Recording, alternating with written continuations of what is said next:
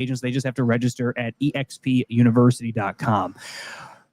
We've had the opportunity to chat with many folks here over the course of our time here at eXpCon here in Miami. Coming up on the show today, we're going to be talking with some of the key leadership here at eXp Realty. We're going to be chatting with the CEO, Leo Pareja. We're going to be chatting with the Chief Marketing Officer, Wendy Forsythe, along with the founder, the man, the myth, the legend himself, Mr. Glenn Sanford. That's going to be coming up in the 11 o'clock hour here on KGCI Real Estate on Air. Also going to be hearing from some of our lauded hosts here on KGCI Real Estate on Air. Jimmy Nelson, he hosts the Elite Real Estate podcast streaming Friday mornings, every Friday morning right here on KGCI Real Estate on Air. He's going to be popping by in that 11 o'clock hour. Also going to be hearing from Carrie Sove, the queen of real estate AI. She'll be popping by in that noon hour. And coming up next hour, we're going to be having a conversation with Brett Sikora. He is a top producing agent here at eXp Realty. He is one of the highest producing team leaders here at eXp Realty. Later this hour, we will be chatting with CEO Leo Pareja, as well as another top producer, Miss Artemisa Brown. You know, one of the things in the conversation I'm hoping to have with Leo Pareja in a little while is, you know, there is this notion, right? There's this notion that is happening here. There's a lot of conversations, right? Well, some of what the agents are actually talking about. It's kind of like this. It's this underground conversation, right? It's that conversation that's all around industry consolidation. That whole Compass Anywhere merger talks around that and making folks kind of rethink where they want their future to be.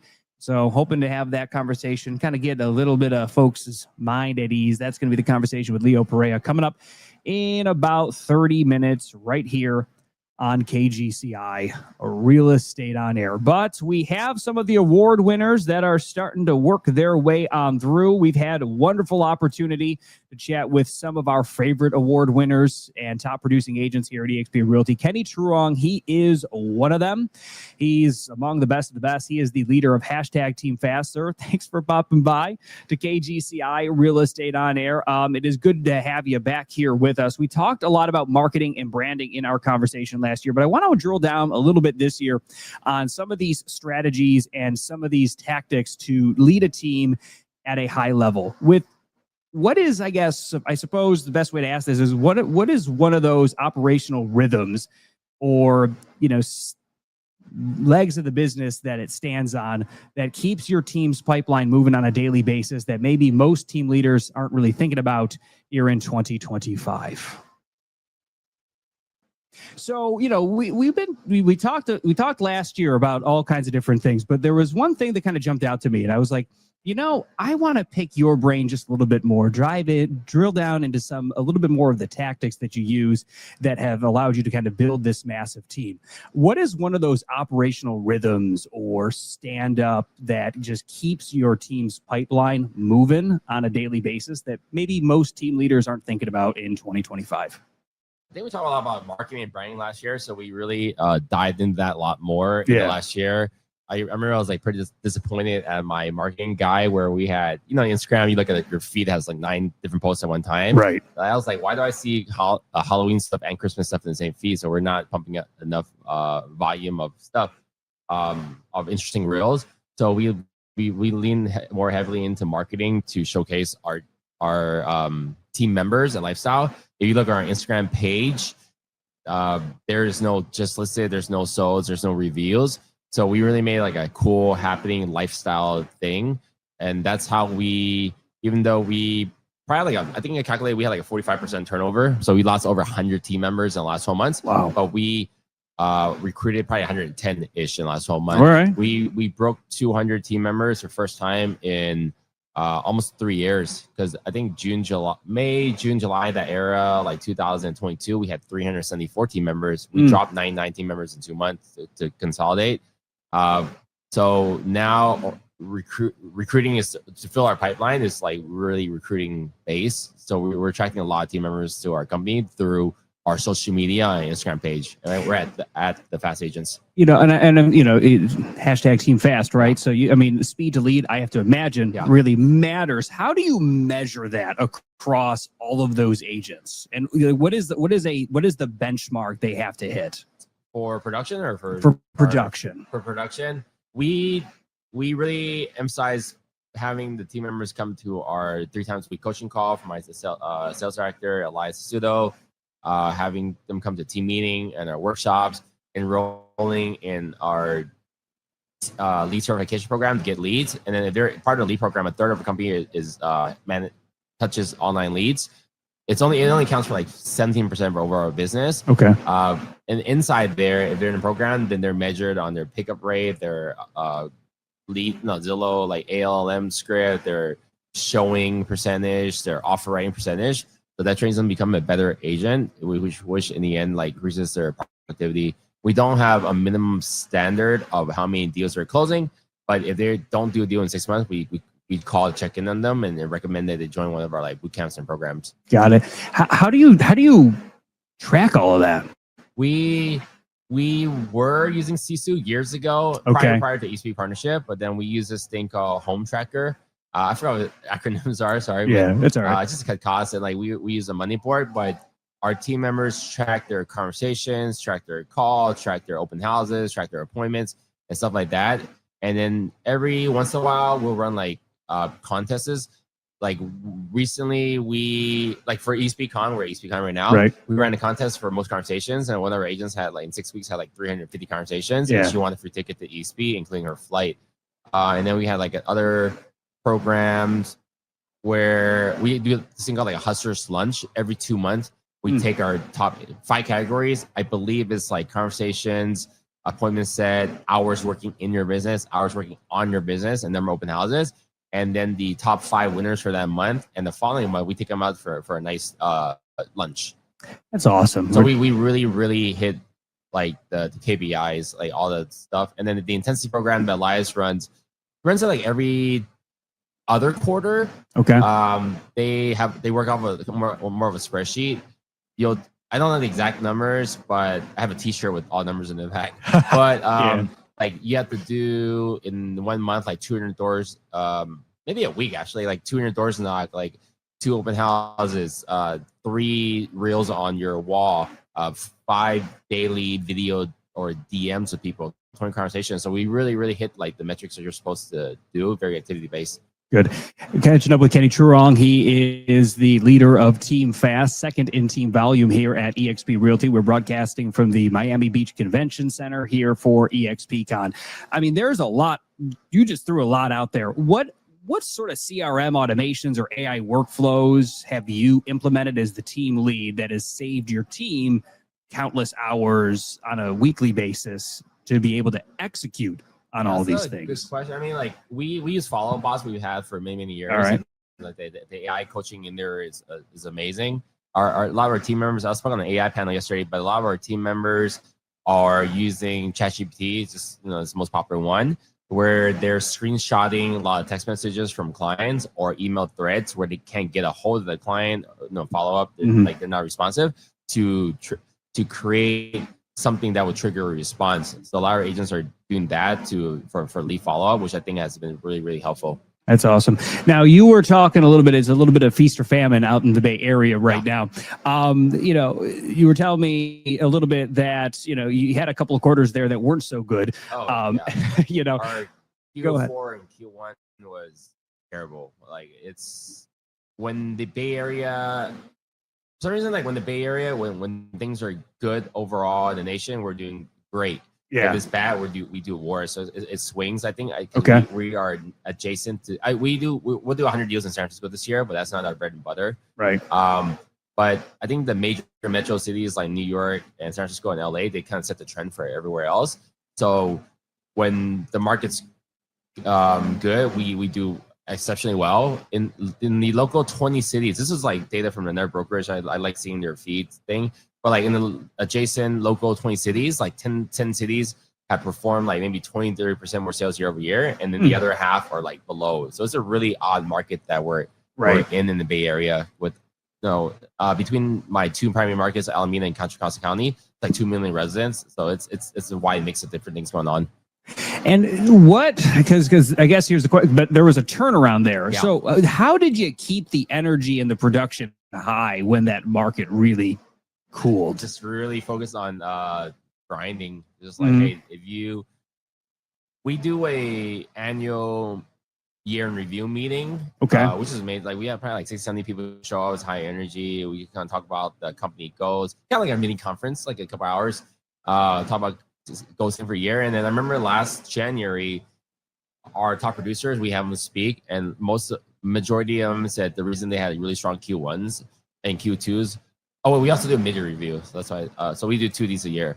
Is the reason why they had such good quarters was just continue to follow up. So really, really hone down on just like activity based. Even though you don't see the results, you're gonna do the things that you need to do and track it, and then you'll do well. So we had one of our worst Q4s and Q1s ever, which is pretty crazy. And then the turnaround was around the summer. We just recently had our best August in company history. Congratulations. Which is crazy. And September was probably like top 2. Yeah. And September was the best month that entire year. And now I thought that was it.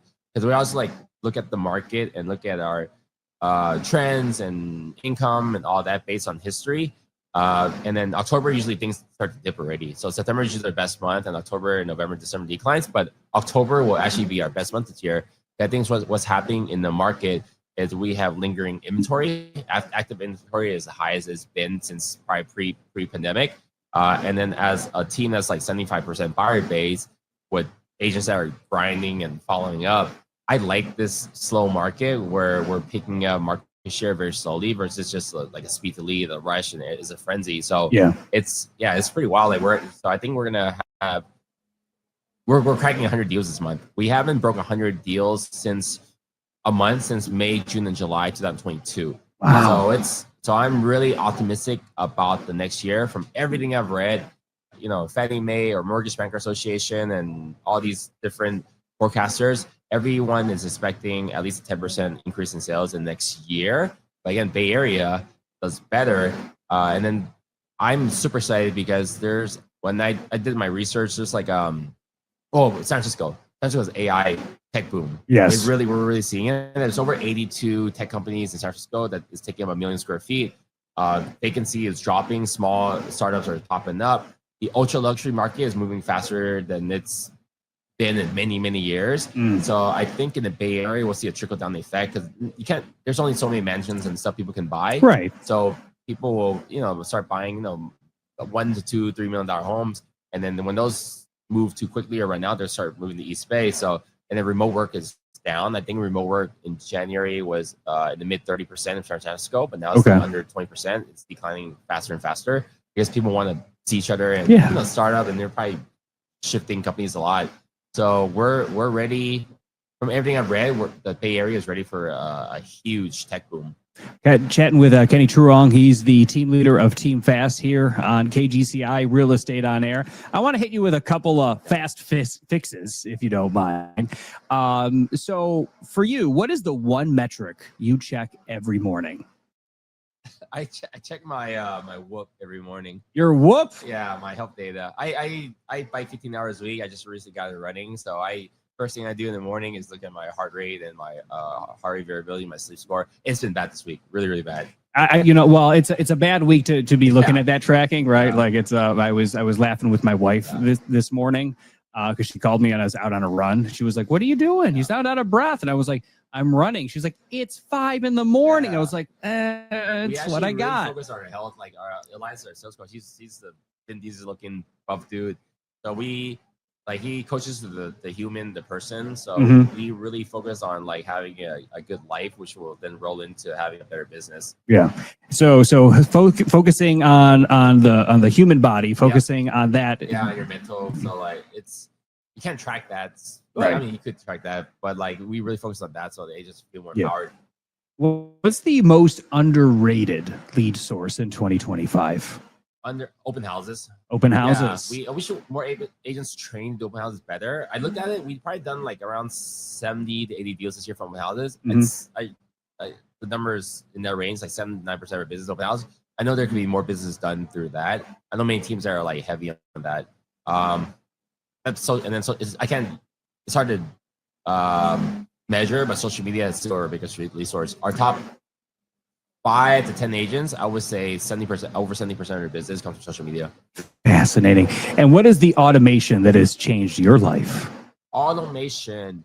I personally don't use a lot of automation. That sounds weird coming from me, but I have a lot of staff. Like Right. all of our local human staff, leadership, all have their own VAs. So the VAs use a lot of automation, but we don't touch it as much. So there's still a ton of leverage in there. Yeah, you got to be like leveraged. semi-automated, because we'll like all of our coaching calls are recorded, all our team meetings are recorded with all their AI, read it, recap, send an email out. Like so in our email newsletters, we love a lot of like Canva and Midjourney and stuff to do animated. So it's like half is tech and half is human. So we're still very staff heavy to create our marketing. Got it. And Kenny, if there was one thing that an agent needed to do, let's just say tomorrow's their day one, what's the first thing they got to do? Just show up. You got to wake up, have a structured schedule to do well. I think real estate is, people say, oh, I'm my own boss, but you've never had a real estate boss. You literally have no experience as a real estate boss, so you suck at it. So you got to show up every day, whether or not you're seeing the results, and just put in the hours. That's awesome. Kenny, thanks for popping by to thank KGCI you. Real Estate on Air. Have a wonderful rest of your trip in Miami. Appreciate that. Thank you. There he is, Kenny Truong, the team leader of hashtag here on KGCI Real Estate on Air. We are broadcasting from the Miami Beach Convention Center. It is the final day here of eXpCon here in Miami. And it's not just theory around here. A lot of talk about execution. I've heard more talk about follow-up calendars, health data, and AI prompts than listing presentations. And it's been a whole heck of a lot of fun here so far at eXpCon in Miami. And one of those, there was so much goodness that Mr. Kenny Truong had to share here on KGCI Real Estate on Air. And number one was he talks about how he's using lifestyle branding and recruitment together, right? Kenny's Team Fast, especially their Instagram, that's a recruiting funnel, not just for customers and clients, but for high-powered agents, right? They're highlighting team culture, they're highlighting fun, energy, not just closings, no just solds, just real full-on vibes. They're also hyper-focused on agent accountability, right? This team tracks literally everything, right? They're tracking calls, they're tracking doors, convos, open houses, and if you haven't done a deal in 6 months, you're not pushed out, right? You're pushed into a productivity boot camp with real KPIs, all right? The other thing that jumped out to me is that physical fitness is what drives business performance, right? Kenny, he's not checking any of those production KPIs is the first thing he does when his head lifts the pillow every morning, right? He starts his day by checking his whoop stats, right? He's looking at his health stats, tracking sleep, heart rate, and recovery, because his belief is that a strong business starts with a strong body, and agents are encouraged to prioritize their health to fuel their consistency and mental clarity. And despite volatility in the Bay market area, Kenny's team has had their best August and October in company history. And the key to it all is this relentless follow-up, daily effort, and outworking the noise, even when the market gets weird. And those are some of my takeaways. I'm going to keep sharing my takeaways from all these conversations that we are here having live from eXpCon here in Miami on KGCI Real Estate on Air. And boy, oh boy, am I a lucky boy right now. I have myself a little visitor, Mr. Russ Lagan. He's a big wig around here. He is the host of the Big Agent Meeting, streaming Friday mornings here on KGCI Real Estate on Air, as well as the eXp Realty YouTube channel. Yes, sir. Mr. Russ, how you doing? Good morning. Good morning, Ian. It's great to see you. I love walking by and having you wave at me and say, come on down and let's chat. Come on down. So how's eXpCon been going for you? Good. It's interesting this year because I said this last year. Last year we had some energy. This year I was standing in the big room watching the people pile in. Right. And when you see 4,500 people going by you and the high fives and the energy and then the sound and then the doors open and the people come rushing in, that's a lot of people, dude. There's a lot of people. Yeah, yeah. I would never want to be in a stampede of human beings, but if it felt like it, right? Well, again, here's the thing, right? We talk about this, right? There's 4,500 agents, nearly 5,000 agents, depending on who exactly we're all counting. Yeah. But there are a lot of people that are here. They're excited. They want to grow their business. They want to get engaged.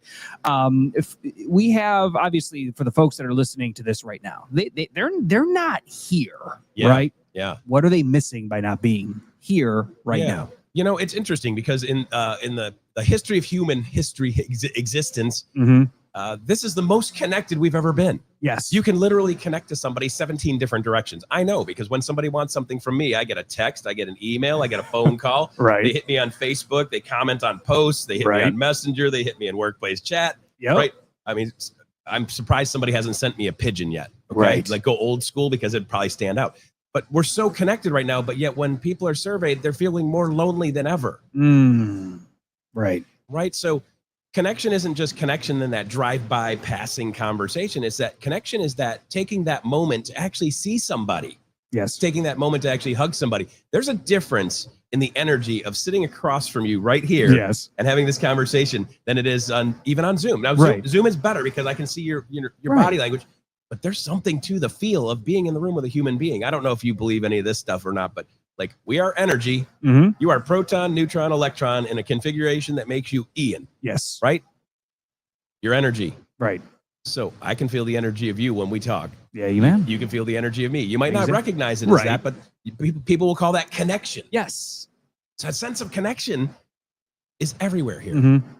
And for these agents that are here, right? What are they gaining by being here, right? We've talked about the agents that aren't here and why they should be here, but for the agents that are here, what are they really getting out of coming to these conferences? Because I asked the question, so I've done a bunch of these breakout intros. I get run around here all the time, and so when I'm talking with these folks, I do the show of hands. All right, so how many of you is this your first time, right? Yes. And then, like, basically half the hands go up.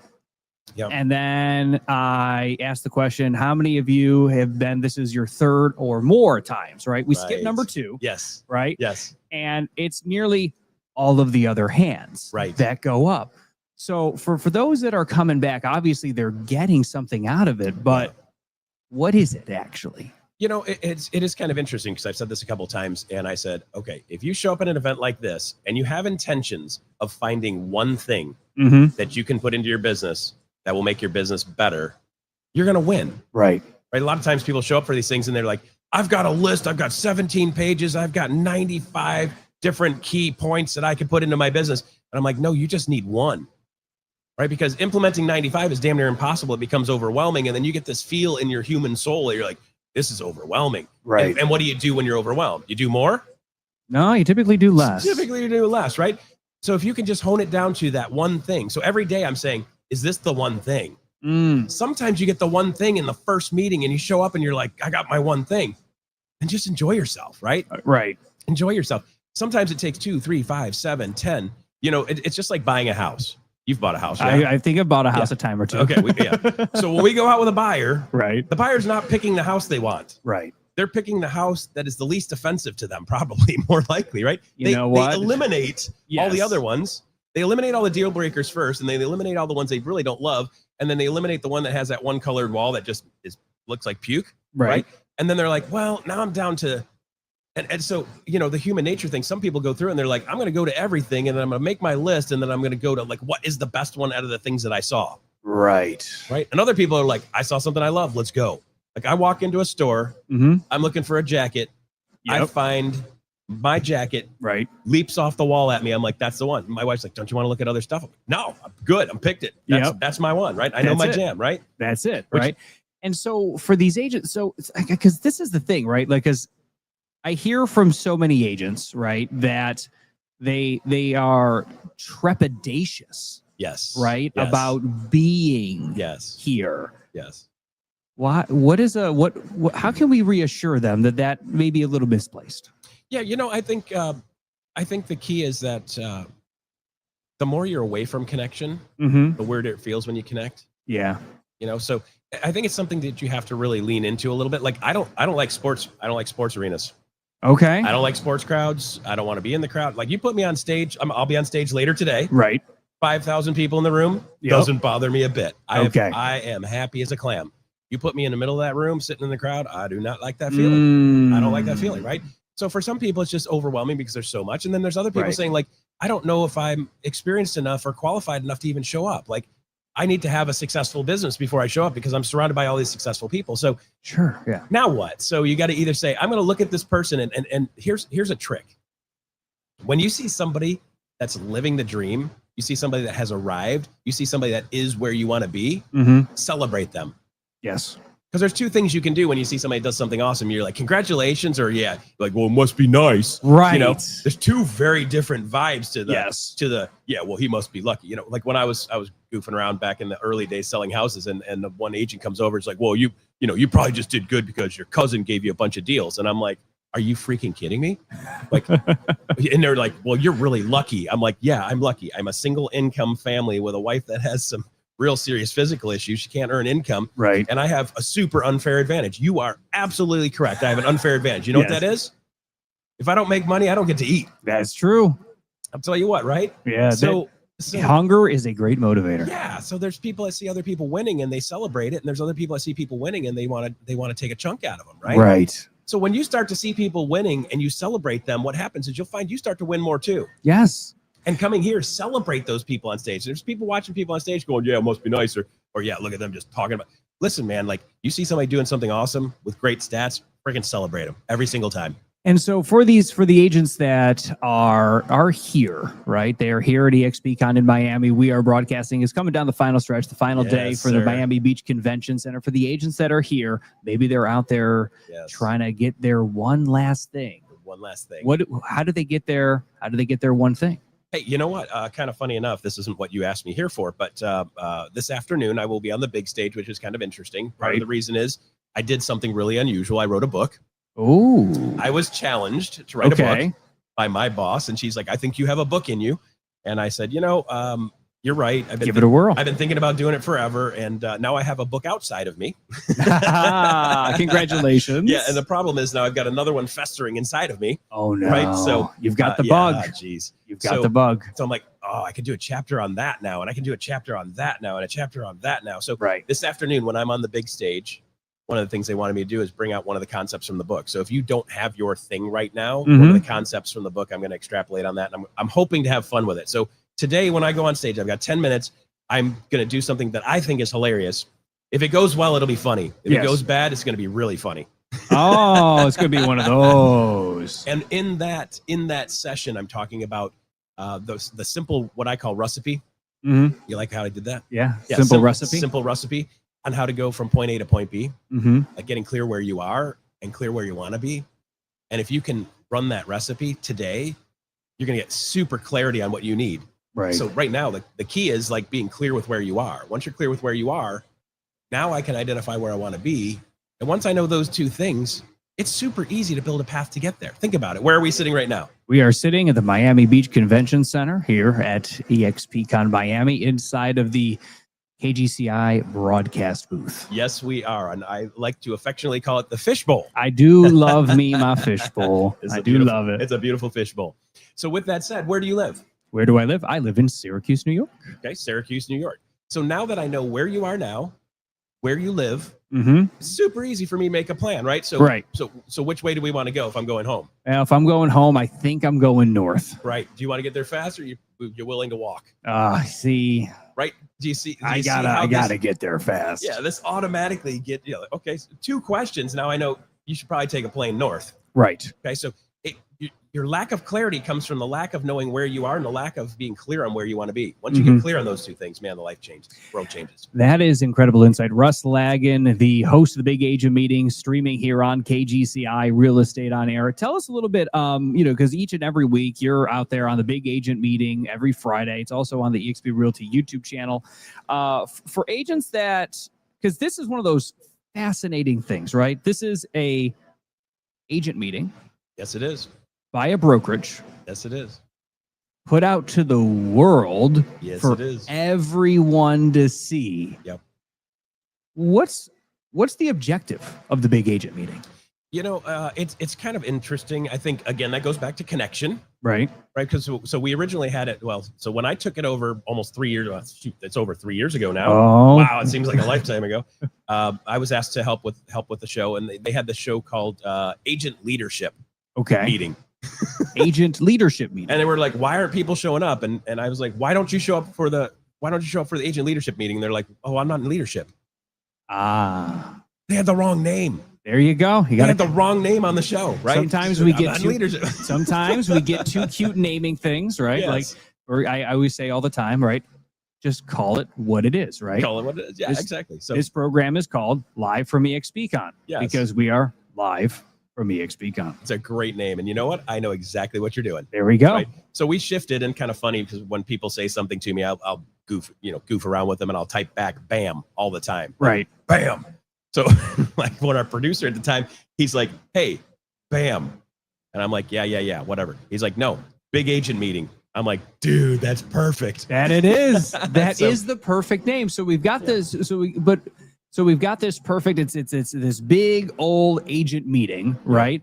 But there's a lot that gets shared each and every week. Like there's more than just this is what's happening inside of eXp University or eXp Realty or all these different facets of the brokerage.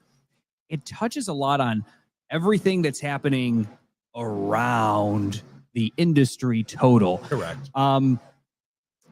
Are you worried that you're giving too much away to other agents, other brokerages, or are we all really just here to collaborate and be one big happy family? So what you're asking me basically is, if we were KFC, yes, you're giving out the secret spices. You are. And you know what? I think the reality is, no, we're not worried about it, right? Mm-hmm. So I think one of the mantras from the leadership team across the board, and you'll see this when NAR started doing the changes, and when the buyer's agreement started changing and the commission agreement started changing and cooperation changed, right? One of the things that eXp leadership sat down in a room and said, okay, we've got two choices. We can actually circle the wagons and make sure we're protecting our people and make sure we are the best of the best of the best, or we can actually open up and open source everything to everybody. And we have the opportunity to actually influence the whole industry to go in the right direction, because we know not all of these brokerages do a great job of keeping their people up to speed. Right. So you can either lead and then help them be successful, which actually makes it a ton easier on us. It does, certainly. So we built out a buyer package. So we built out a buyer toolkit. We built a seller toolkit, and anybody can access our buyer toolkit and use any tool in the toolkit, because we know if I'm on the other side of a transaction with you and you've got our toolkit, you know what you're doing. You know, you got the paperwork, you got the knowledge, you got the information, you got the parts and pieces that you need to be able to. And we.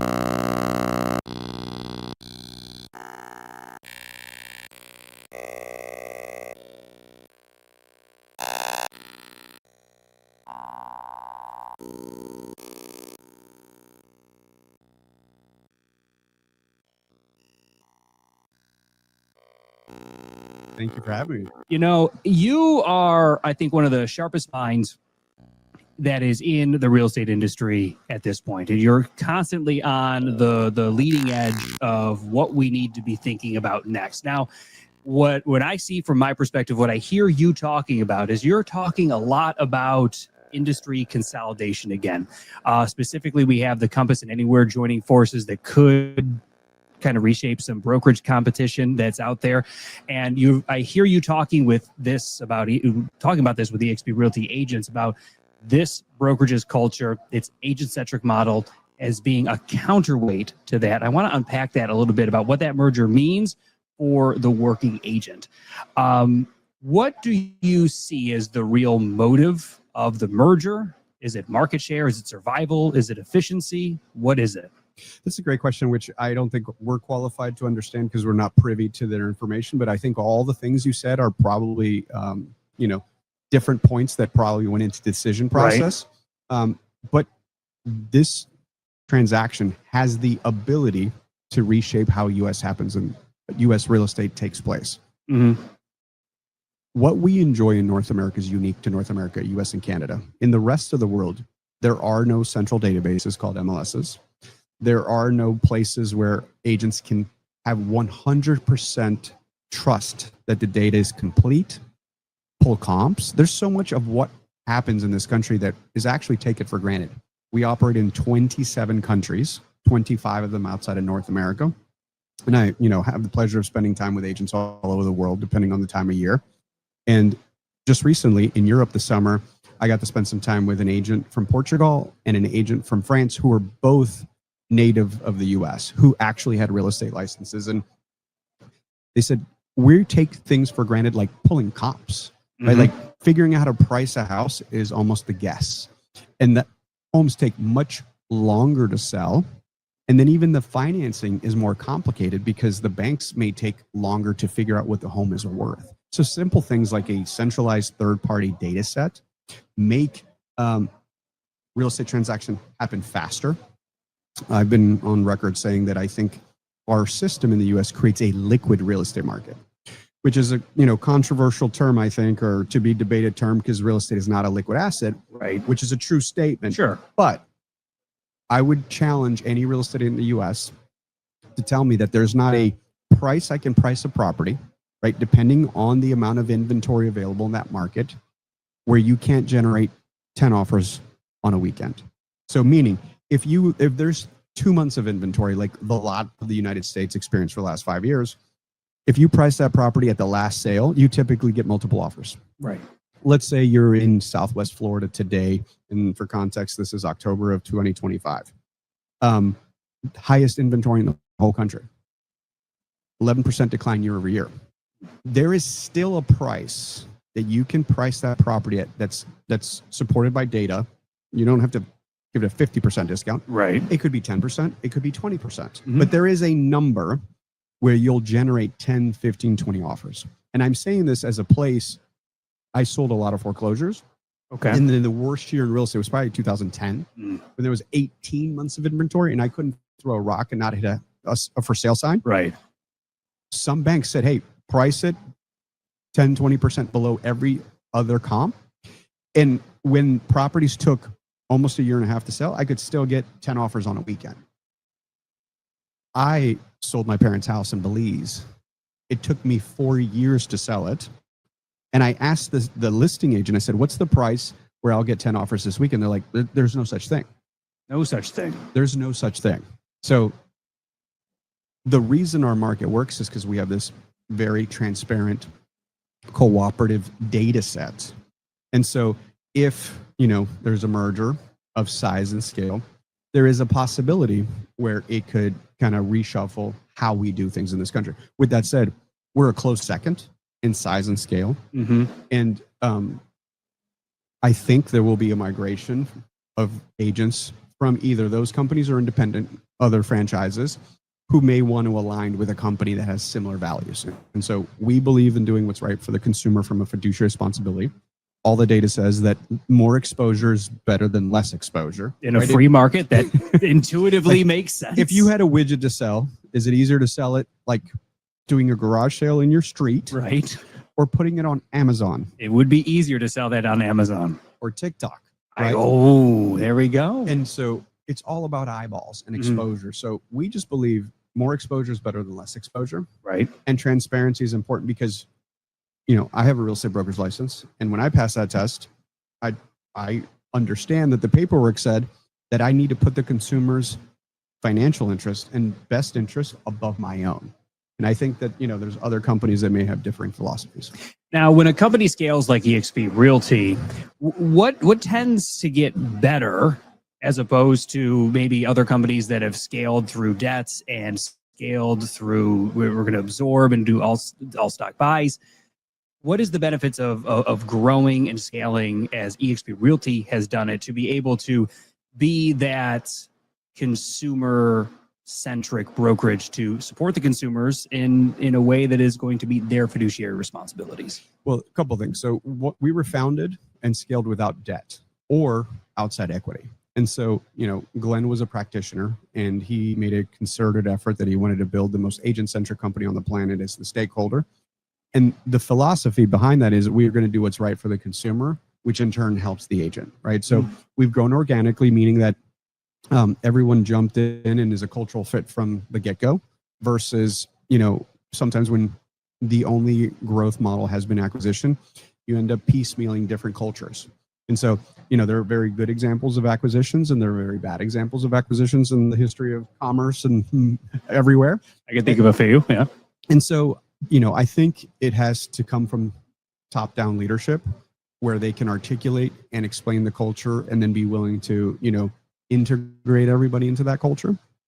And so, a lot of it we'll have to wait and see. Mm-hmm. I can't make predictions. And, you've had me on here before where the settlement, DCP, and there's things we just can't predict. And right. I prescribe to the philosophy of, look, there is information and you have the right to be upset if you disagree with the information, mm-hmm. but I will only allow that for about 24 hours. Okay, fair enough. And then you need to decide, okay, cool. This is new information. I may disagree with it, but mm-hmm. these are now the rules of engagement going forward. Do I still want to be a market participant? Yes or no? And if the answer is yes, then you get to participate. And if you don't get to participate. And it's that simple. And if you don't want to be a market participant in the real estate industry, there's other industries that are out there. There are. Now, as we are wrapping up with Leo Pareja, CEO of eXp Realty, we are here at the Miami Beach Convention Center broadcasting live from eXpCon. What lessons should a leader take from the juxtaposition of the growth of eXp Realty and how it's done it versus what we are anticipating out of this looming merger? And what is the best way to build an agent culture that has lasting impact? Yeah. So one thing I'm super clear about, and again, I think there's some phenomenal companies in that conglomerate, is that no model is perfect. Not a single real estate company has 100% market share. And mm-hmm. so I think there's space for a lot of different models. And I think companies are a collection of people. Mm-hmm. At the end of the day, you can copy tech stacks, splits, bundles of offering. Sure. So at the end of the day, I think people are joining tribes of people that they, have a lot in common with and want to be in relationship with. Mm-hmm. And so I think agents as independent contractors should just find their tribe. And that's, boils down pretty simply for me. And when we're thinking about the risk and consolidation, what is the upshot? Is there an upside to this as, agents are maybe moved further away from the center? Is there a benefit to the consolidation that could be looming as you see it? Yeah, that's a fair question. I think time will tell. Okay. And I think in fairness, again, if you look at the history of America, they're typically an earlier part of a cycle of an industry where there's a lot of participants, like the railroads, to the oil companies. Yeah. And then within a decade or two, they consolidate into 3 to 5 players. We've seen in the airline industry. We've seen it in the hospitality industry. We've seen it in a bunch of industry, like Marriott, Starwood now owns everything, yes. right? And so I would not be surprised if this triggers mass consolidation and over, a 5-year period, there's 3 to 5 emerging very large entities. Mm-hmm. But I think there's going to be an opportunity for, I believe we're the entrepreneurial platform. Yes. Right. It's for the more independently minded, less brand centric, but like agent first. And I think there's going to be an appeal for the, brand first. Here's the, Class A space in the center of town and mm-hmm. have a different economic model than us. And you are a little bit of a prophet there, Leo. Is there anything else that agents need to be keeping an eye on over the next 3, 6, 12 months? Well, in the 3 to 6, 12 month mark, it's pay attention to how quickly technology is moving. Mm-hmm. Play with AI, try AI, don't get scared of it. Because I think we're early on in the cycle, meaning I think we're playing with Napster and MySpace of AI. All right. I don't think Instagram and YouTube have showed up quite yet. Okay. And so that should be good news because you're not late, right? I think I've talked to people who already feel they missed the boat on AI. There's no, MBAs in AI yet or master degrees because no one knows anything about generative AI yet. Right. It's still forming and becoming. So the analogy I give people is like, what if I could tell you that YouTube was going to become YouTube in 2008? Wouldn't you, been the next Mr. Beast? So stay in curiosity. That is awesome. Leo, Mr. Pareja, thanks for popping by to KGCI Real Estate on Air and enjoy the rest of your eXpCon here in Miami. Thank you so much, Ian.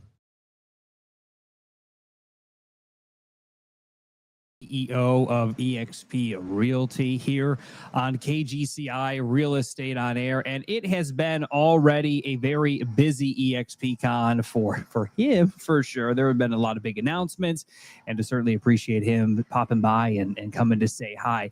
There's a lot that we could unpack in that conversation with Leo. Let's just start with the reality that it's this quiet conversation that has been happening at this conference over the last couple of days, right? It's the conversation on the DL, right? But it's the conversation we probably need to have out loud, which is that we're in a bit of an industry shakeup here in real estate, right? That Compass Anywhere merger, that could start to lead to some major consolidation, right? Leo talked about that there could very well be, not that it's gonna happen, but he could see it realistically happening, 3 to 5 mega brokerages to emerge. And certainly he believes that eXp remains the entrepreneur's platform in it all. He also mentioned that culture at scale really matters, right? eXp Realty's growth, right? Unlike mergers and acquisitions and all stock buys and all of that, eXp Realty's growth has all been done debt-free and culturally aligned, right? Unlike a lot of these Franken brokerages that kind of get pieced together over time, right? And that is, at least for eXp Realty, that has been a strategic mode.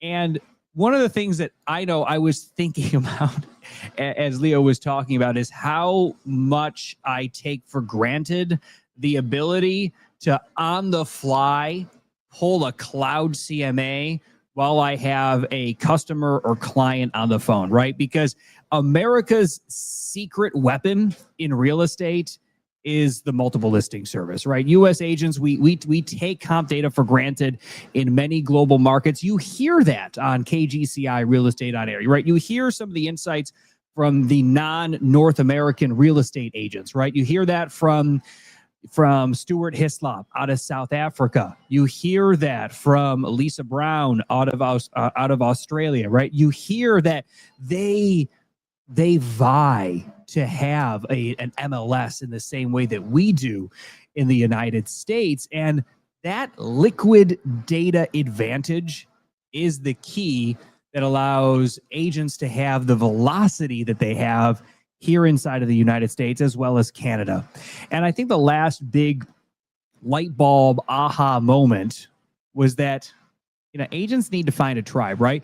There is, at least in real estate, and probably in any business, there is absolutely no perfect model, right? Agents should probably stop chasing logos, and they should really find that platform that aligns with how they want to work, how they want to lead, and how they want to serve their customers and clients. So there's a lot, right? Whenever I get to have a conversation with Leo Pareja, there's always a ton to unpack there. I'm Ian Wheatley. This is KGCI Real Estate on Air Live. We are broadcasting from the Miami Beach Convention Center. It is the final day here at eXpCon in Miami, and it has been an absolute thrill ride. You can't scroll your way away from the momentum that is here, right? There's music, there's movement, there's agents swapping scripts in hallways.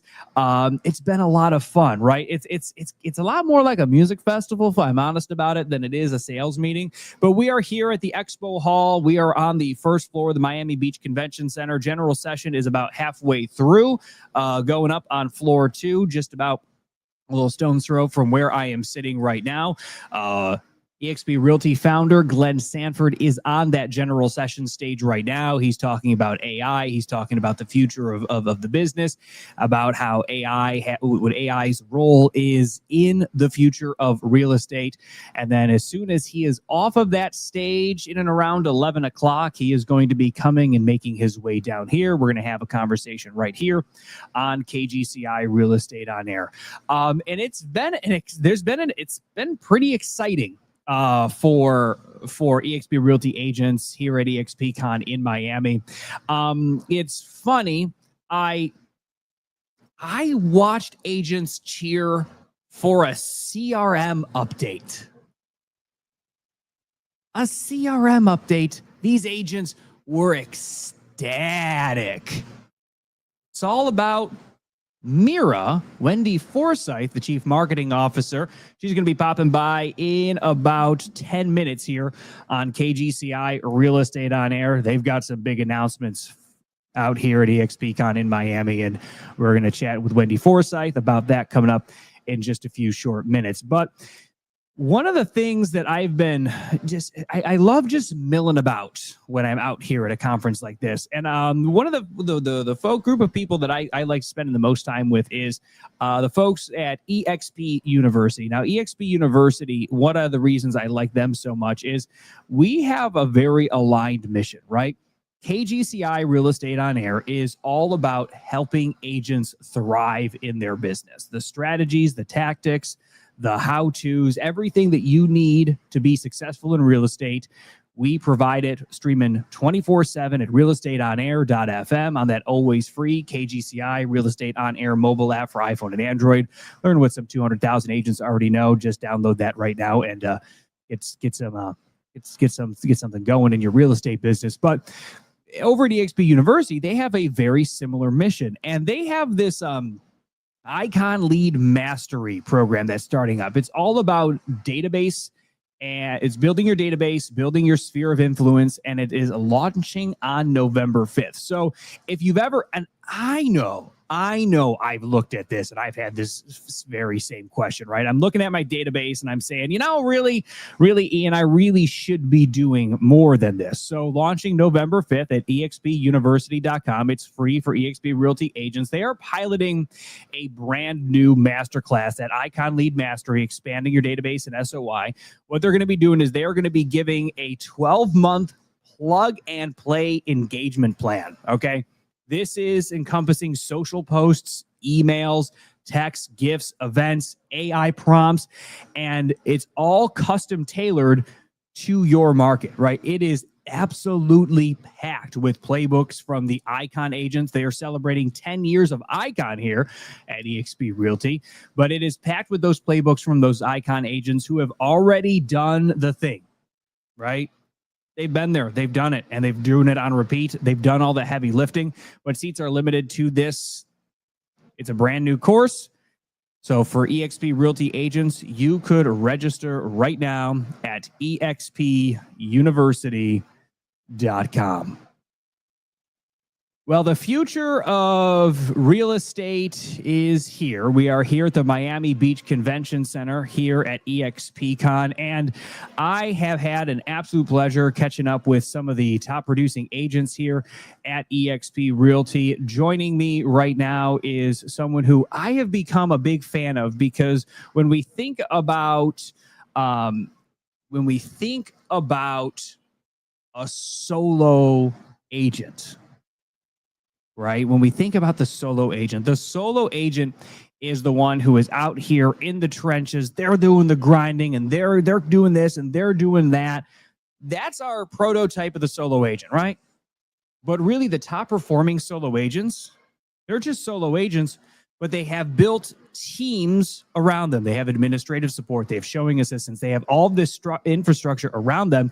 And here at eXpCon, we are surrounded by not just good agents. We are surrounded by absolutely some of the very best in the industry. Artemisa Boston, she is the best solo agent here at eXp Realty in terms of moving units. She has sold more residential properties than anyone else here as a solo agent last year. And she is sitting with us right now here on KGCI Real Estate on Air. Artemisa, thanks for popping by. Thank you so much for the invitation. So happy to be here. The pleasure is mine. So I got to ask, what's it feel like to win a massive production award from your brokerage? Really cool. It feels really cool? Yes, we work hard, and it's having it's a number, but it's the confirmation that you are doing something correct, that you are in the right way. You know, what blows my mind, you sold more homes than most teams do. Right? Walk us through. I want I don't need a minute by minute breakdown, but I do want an hour by hour breakdown. What's your daily schedule look like? I work between 8 to 14 hours every day. Okay. And I have several assistants. I have 7, 8 assistants. And I have a new model. A few years ago, I think I am one of the first people that use that model, that is a solo agent with showing agents. So it is, I have a lot of help, a lot of talented people around me that help me the entire day. But it's still, when you are doing real estate, I'm used to for 25 years working 8 to 14 hours, doing different things. Because every day is different. Yes. Now I got to ask, so when did you start adding showing assistants into, what was that? What volume did you add the showing assistants?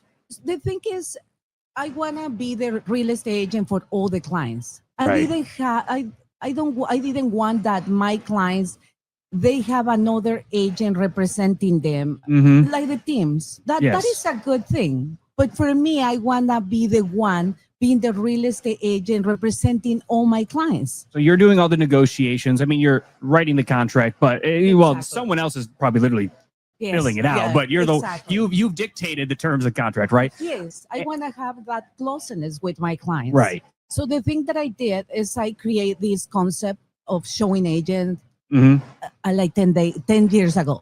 Yeah. So basically it's like an Uber situation. Okay. I have a showing coordinator. Every time that one of my clients want to look at a house, we work between 8 a.m. to 8 p.m. Monday to Sunday. Okay. So this person just look for an agent. And if the agent is available, we like send information for the showing. We set up the showings. So the job of the showing agent is just like being nice and with the client, showing the house. And if the client has questions, want to make an offer or need an advice, they know that they need to contact me directly. Now, for that situation, are these agents that are inside, outside of eXp Realty? Is it up for grabs? They are. Some of them, they are with eXp Realty. Some of them, they are not. Okay. How does the compensation for the other agent, the showing, is per hour? Per hour? Yes. So that's how that works. How do you budget for something? I got to know. How do you budget for that? Oh, so I think is this kind of concept is the one that has more monetary at the end. Yes. Because you don't have to share the commission. Right. Okay, so I start paying, depends of the experience of the agent, $25 per hour since you jump in your car. Right. So I start paying you until you come back to your house. Okay. So it's between $25 to $30. That seems pretty reasonable. What's the one system that you have that kind of overlooks all of that ensures that a lead is never dropped or a customer or client is never dropped? I think it's setting the expectations with your clients. If you are clear that what are you trying to do, and a client is going to be able to look at for a house or like see a house 12 hours every day at the time that they want. Yeah. And you say that you are going to pay another person just because the client is the most important for you. Right. And you are willing to pay someone to be ready when they are ready, and you set the expectations of what is the job of every single one and the people around me. People is not disappointed. They are happy. They understand. Now that's sort of the whole customer intake, getting them under contract, sort of how that involvement of outside support, outside leverage. How have you structured your past client outreach? What does that look like for you? So I would like to, can you like say it in another way? Yes. So your clients so you close, they get to closing. How do you keep in touch with those clients after closing for, perpetuity and forever? With my database. Database. We put the client in the database, and I have a team in Mexico that the only thing that they do the entire day is contacting my clients. Okay. So we send the birthday text or whatever. We call them every 6 months just to be sure that if they need anything, or if, for example, they are clients that are in process, they are going to see if they have the papers that the lender needs. Yeah. So they are awesome. It's a team of 3 there in Mexico. Got it. So are those like inside, basically more or less like an inside sales agent that's kind of, is it an outside agency, or are those employees, VAs? How are they connected in your organization, in your operation? So the person that, are you talking about the database? I'm talking about the database callers. Oh, it's a service that I have. It's just a separate service. Yes, it's a separate service. All right. Mhm. Now, what's your most effective way that you found over the years in prepping like sellers before the first meeting? Because I know a lot of, especially newer agents, right? One of the things, right, they're so buy heavy in their business that they often don't have great access, because even some of those agents, especially if they're younger, they've never walked through the process themselves, right? So what is some of the most effective ways that you've been able to prep sellers before walking into a listing appointment? Oh, okay. So when someone contact me, I have an appointment in my office to do a market analysis and check what is the price that we can sell the house for. After that, the next appointment is in the house. I say, you can sell the house in the way that it is, but if you do what I am suggesting you to do, I think it's going to look better and you are going to sell the house better. So it's a two touch. The first touch is in your office. Yes. So so we call them down and then they come and meet you there. Yes. Right. So then, all of it is, this is sort of, everything is sort of conditioned on, I need to go see it. So then the next, it's very natural to get out to the house and see it. Yes. And then from there. Yes. Is the confirmation of the price. Right. So remember that you told me that your house looks like this? Yes. So now I'm going to your house and see if your house looks like that or better or worse. Right. And I'm going to advise you what is a good way to put the house ready to sell. That makes so much sense. We are chatting with Artemisa Boston. She is the second placed solo agent based on units here at eXp Realty. So needless to say, you're moving some houses, right? Yes. Let's talk about some solo success shortcuts, if we could, please. Think of it like rapid fire. What is your favorite CRM feature that you use for follow-up? I am a really simple person. Okay. I don't need something that is, for some time I was using another platform that is super good for everyone, but for me it didn't work because the names sometimes they are so similar. Yes. For example, Maria Rodriguez, that was mixing the information of one to the other one. So I need something that is so simple. High rise. Okay. They are not in the market anymore. I am grandpa. That's why they are like allowed me to. You're in. You're Yes, so- grandfathered in. Exactly. Yes. All So right. but it's so simple. It Yes. does. You put all the information. They send you the task, but it doesn't. I don't explore more things with that. I have other ways to do stuff. Got it. Now, I think I already know the answer to this one, but I want to ask it again. What is the one thing that you outsourced that changed your business? That changed my business. Yes. The showing agent. The showing agent? Okay, real estate agents, we think that if we don't do the stuff ourselves, it's not going to be done correctly.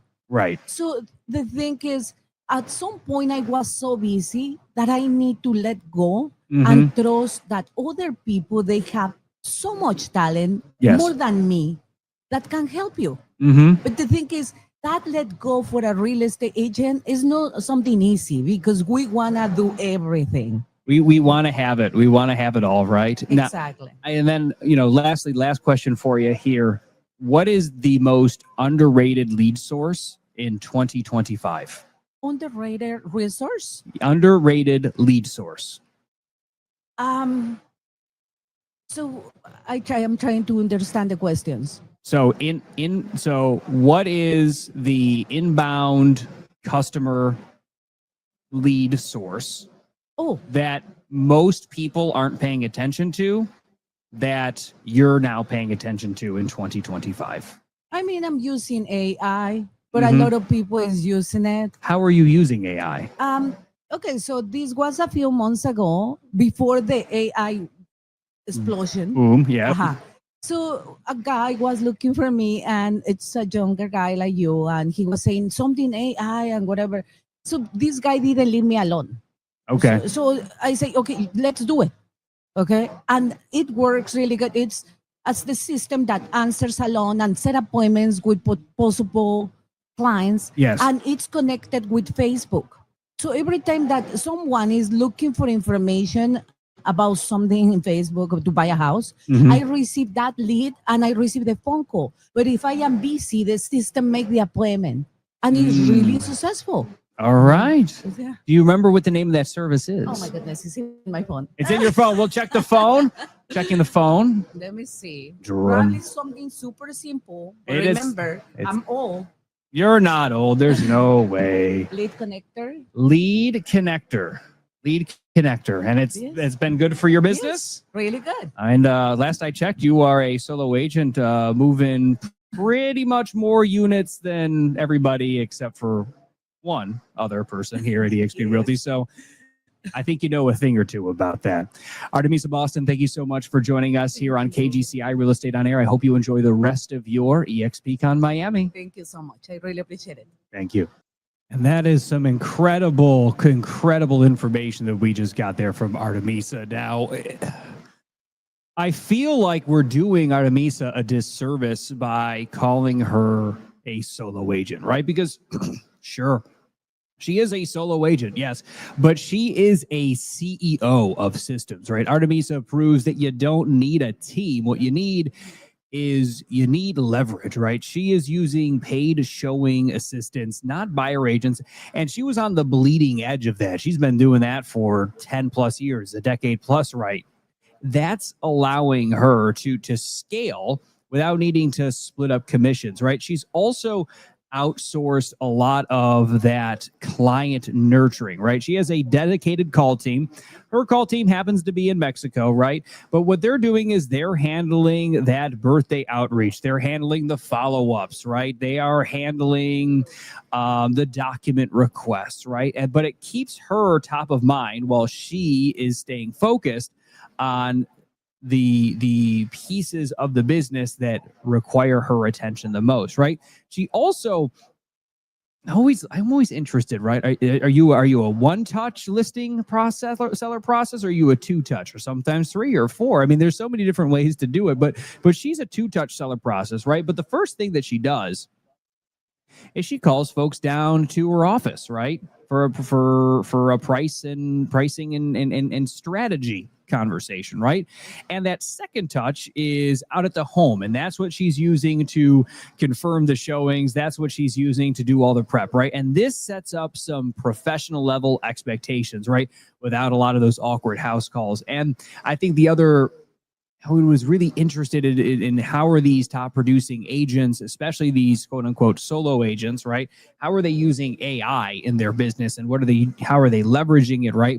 And how she's using it is probably one of the most important ways that you could be using AI, right? That's in AI-driven lead capture, right? She's using a service called Lead Connector, and that's what she's using to book showings from Facebook, and that leads, even if she misses that call, right? And AI confirms it, picks it up, follows up, sets appointments for her automatically. And I just think that having some, like, and again, these things, they're out there, they exist, and they are available to all sorts of agents.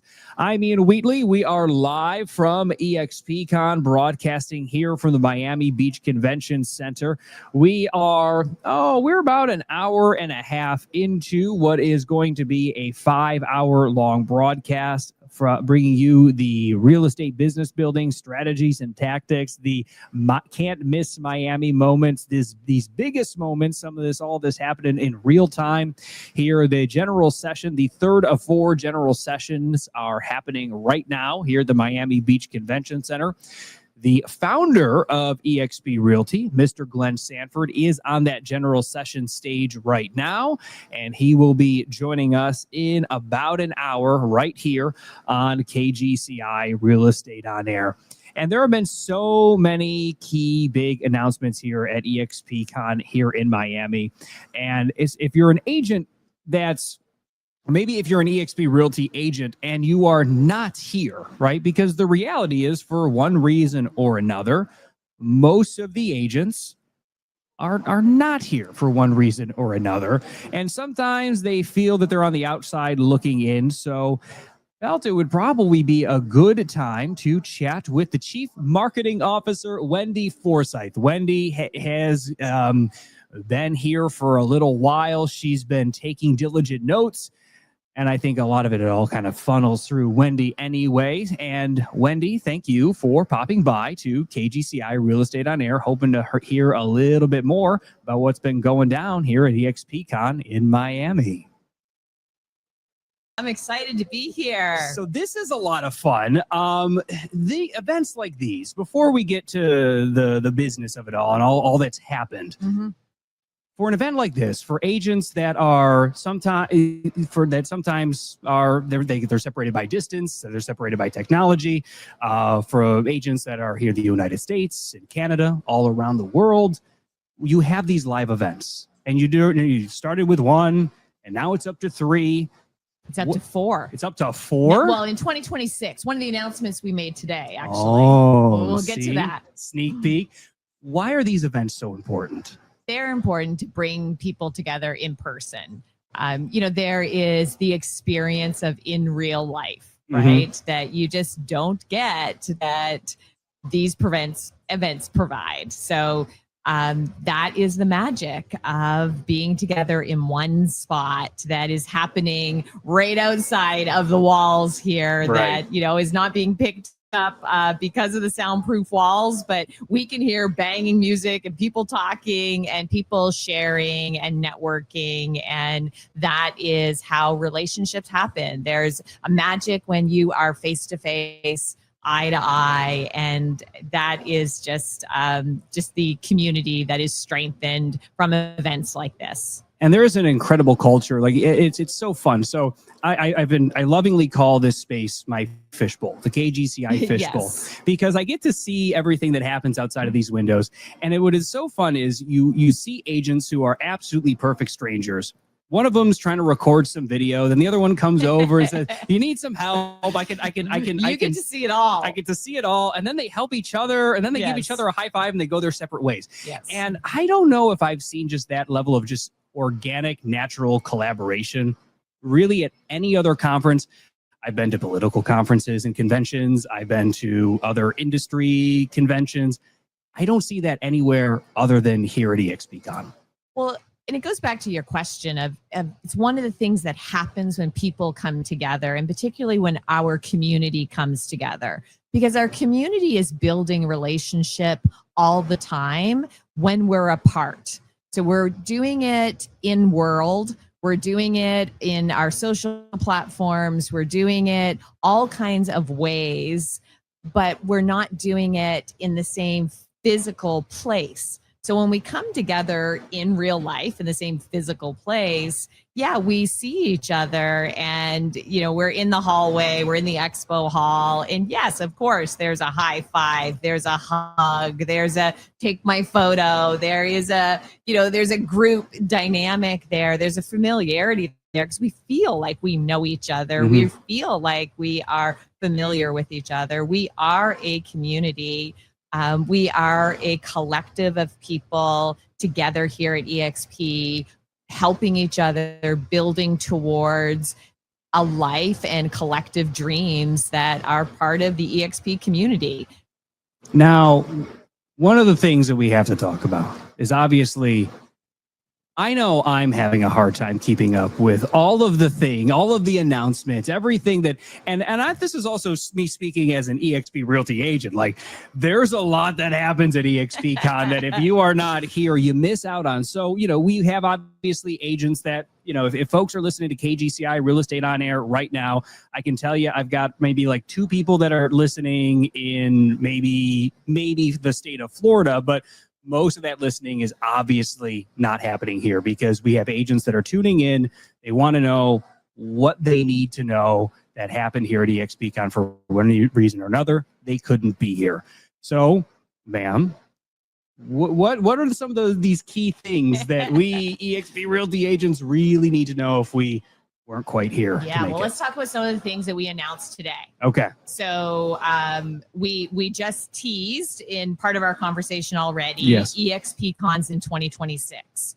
So in 2026, for the first time ever, we are going to have 4 eXpCons across the globe.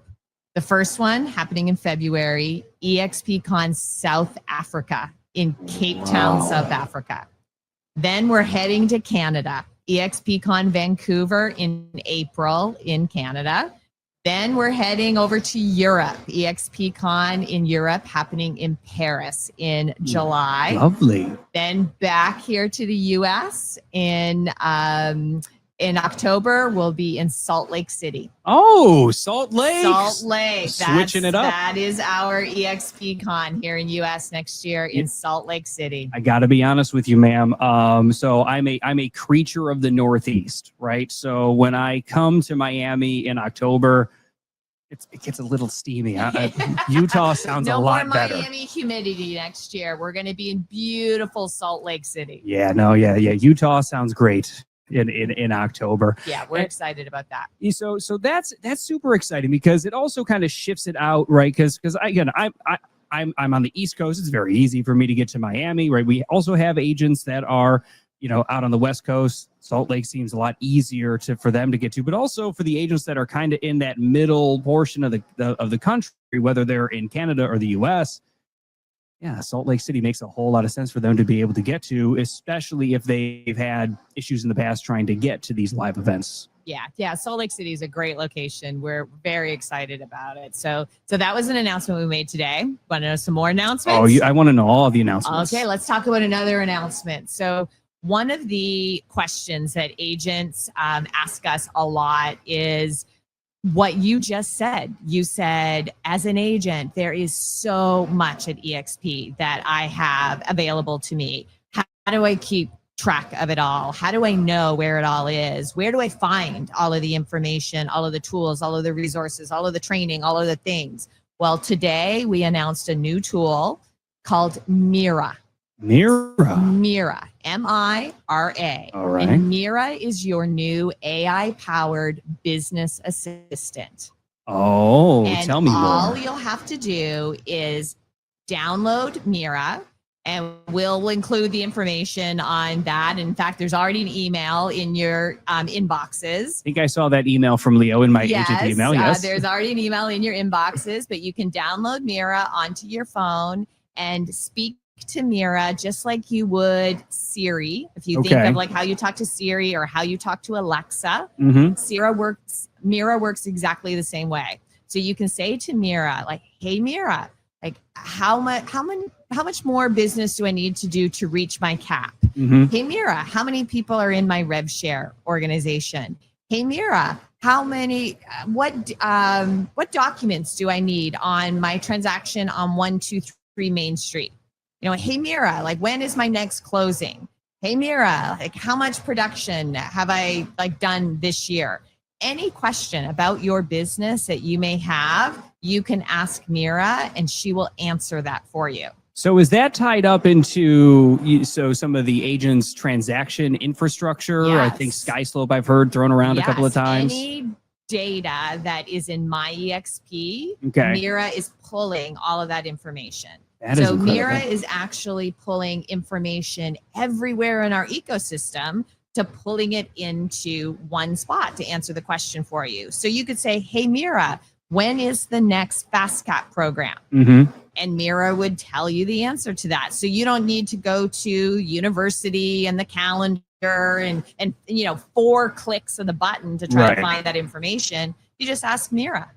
That's incredible. Right? So all in one spot in the palm of your hand. Mira is your AI business assistant. I have so many questions for Mira. I have so many questions for Mira. So we are super excited about Mira. So you guys are all going to want to go download Mira and start using her to help make your business easier and save you time. Is there anything that could possibly top Mira in the announcement? Well, I don't know. I'm pretty excited about Mira. That's why I went to Mira right away. But there is possibly one other announcement that I think might be as exciting as Mira. All righty. And that is the announcement that I'm going to tell you what it is, but let me take you on a journey to get there. I'm all about a good storytelling session.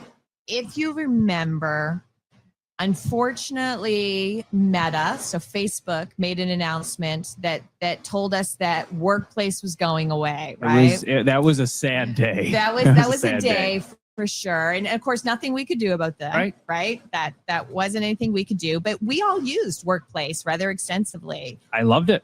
We all did. And, we started off our conversation talking about the importance of community and collaboration and how all across the globe, we as eXp agents, communicate and build relationship with one another. And Workplace was a big part of how we did that.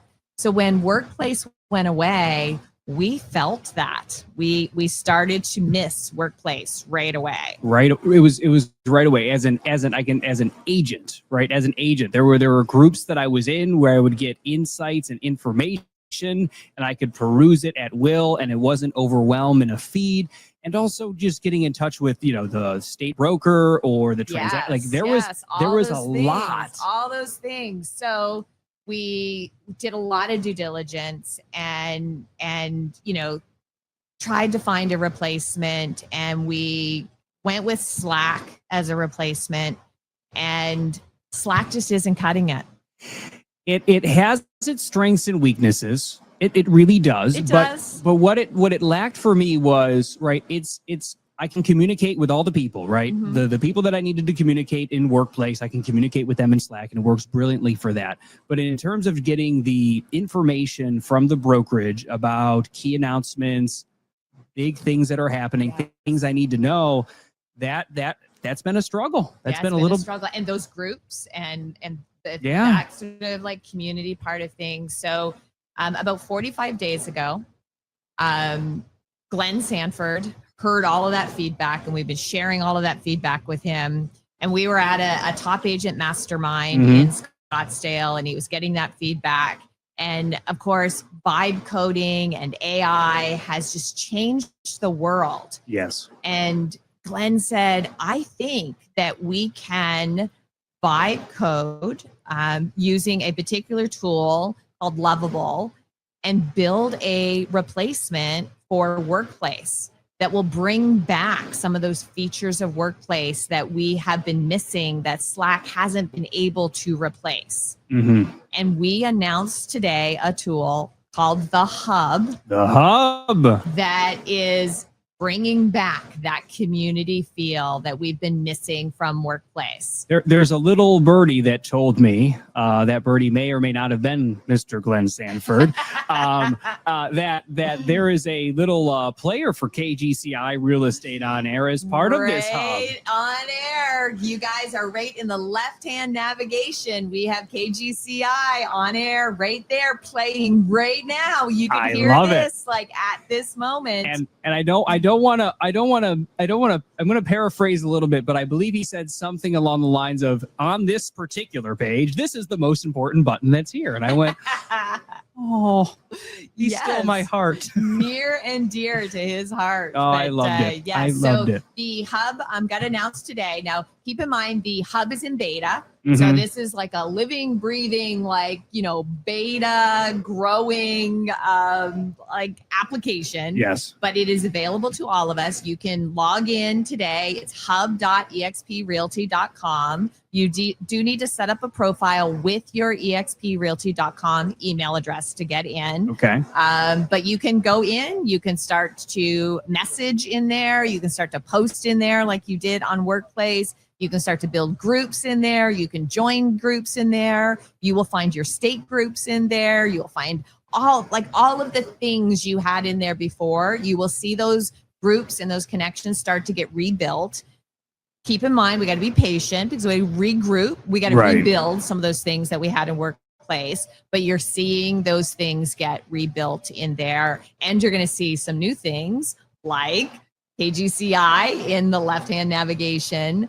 You'll also see that we have languages built for all of our countries across the globe in there. So all of our various countries are hugely excited because global connection is something that we didn't really have through Workplace. Mm-hmm. So instantly from launch and from beta, we're already one-upping what we had in Workplace. So I think between Mira and the Hub, like those are two pretty big announcements from today here at eXpCon. I can't imagine that there's going to be anything else that's going to top that. Is there anything that agents need to be on the lookout for as we move through the rest of eXpCon? I mean, we made some other great announcements today. So for all our luxury agents, we made the announcement of eXp Luxury Sports and Entertainment.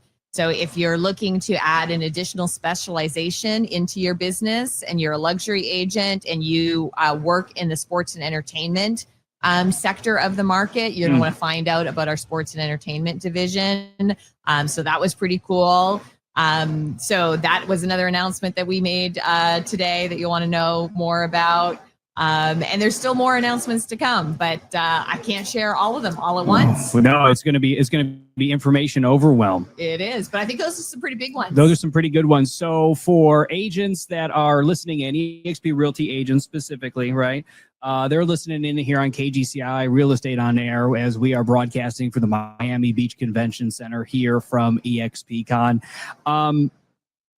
Where should they be checking for all the latest announcements? Is that the new hub? They can go to the new hub. Definitely go to your exp.com emails because we are sending out emails with updates each day from everything that's happening here at eXpCon.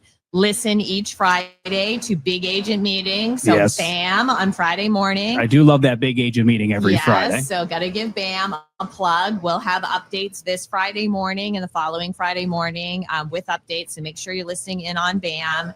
Then make sure you're listening or you're reading your state broker newsletters that get sent out each week. So lots of different ways that you can connect and follow along on social media. Follow along Instagram in particular, our brand Instagram account at eXp Realty, my Instagram account at brand Wendy, and Leo Pareja's Instagram account at Leo Pareja. We're giving you all the kinds of behind the scenes access to what's happening here to follow those 3 Instagram accounts. And it's been fun to have a peek behind the curtain. Wendy Forsythe, the Chief Marketing Officer here at eXp Realty. Thanks for popping by to KGCI Real Estate on Air. Thank you so much for having me.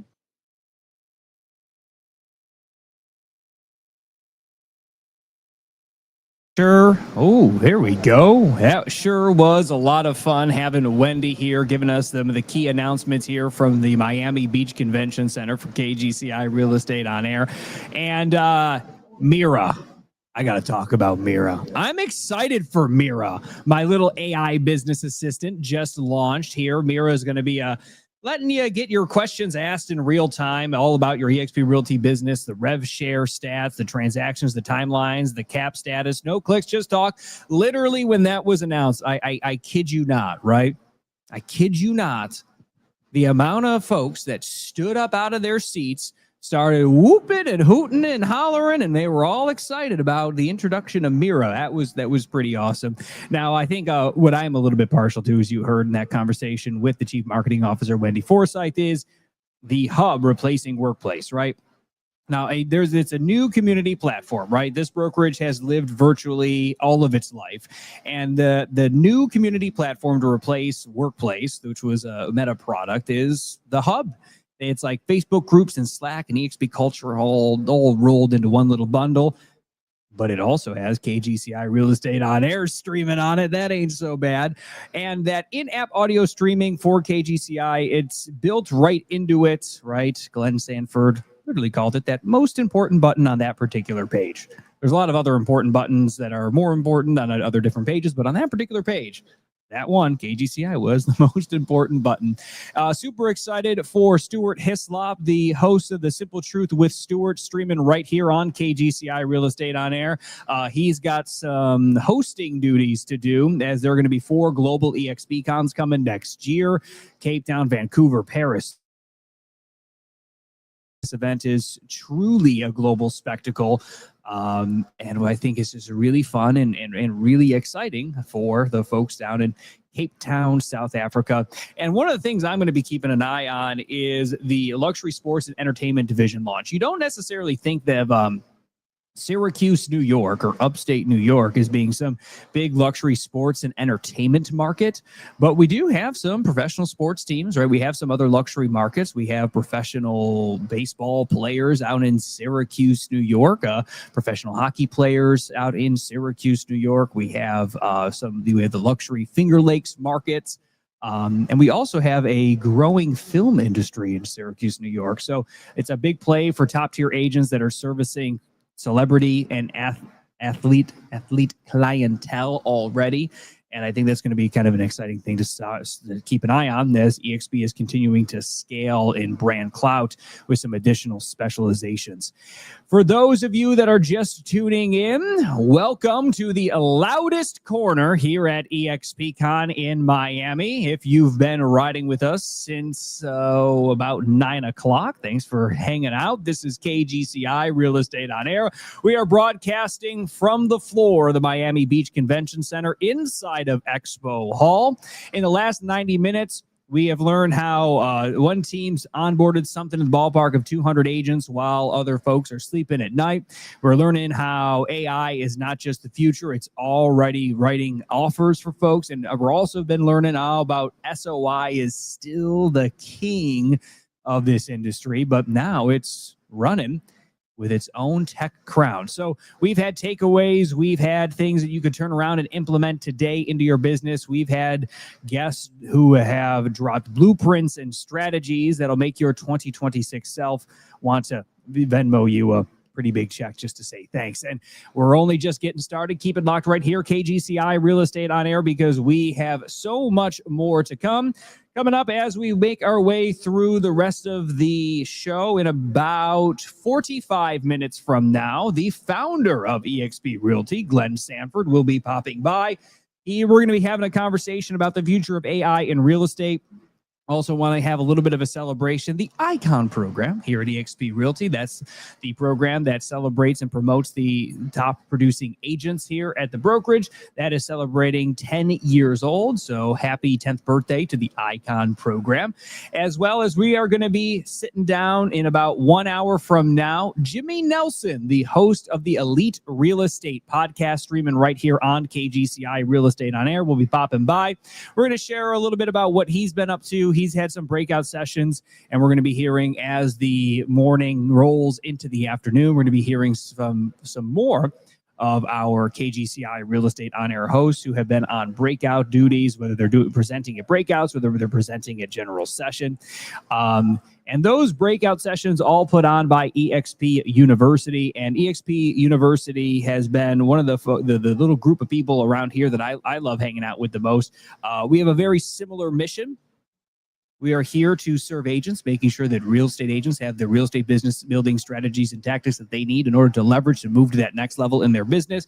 And if you are hosting a recruitment event or a regional rally or even an AHA Club meetup, there's going to be something here for you so you can stop scrambling for speakers. It is called Trainer Connect. eXpUniversity.com has just launched Trainer Connect. It's a totally free tool to help eXp Realty agents find rockstar trainers who can bring some heat onto the stage of their next event. You can search bios, watch preview videos. You can even book someone who actually knows how to engage a room, whether it's virtually or in person. And if you are a trainer and you want to build that profile today so people can help find you, it's all at eXpUniversity.com, because the best stages deserve those best speakers. And we have had some incredible speakers here on KGCI Real Estate on Air, and I've had the absolute pleasure of working alongside some agents who are in the trenches out here with us. And it has been a lot of fun just kind of catching up with them as time has gone along. And one of those is Julie Nelson, the host of the Nelson Project, streaming here on Thursdays here on KGCI Real Estate on Air. Julie, thanks for popping by to KGCI Real Estate on Air. It's good to see you here. Now, I know this is a bit of a trope, but I remember I didn't learn a lot during my pre-licensing, right? And one of the things that I had to do is I had to learn real quick that there's a lot of negotiation in a real estate business, right? There's a lot of negotiation that goes into it if you want to do it as successfully, right? Whether it's customers, clients, vendors, other agents, there's just so much negotiation that happens in this business. Now, you had a breakout presentation, and your podcast hits on this topic often, especially the psychology of a negotiation. So there's a good chance that there is an agent listening right now on KGCI Real Estate On Air that is going to find themselves in a negotiation at some point today. So, Julie, what are some of those things that they really need to be keeping in mind?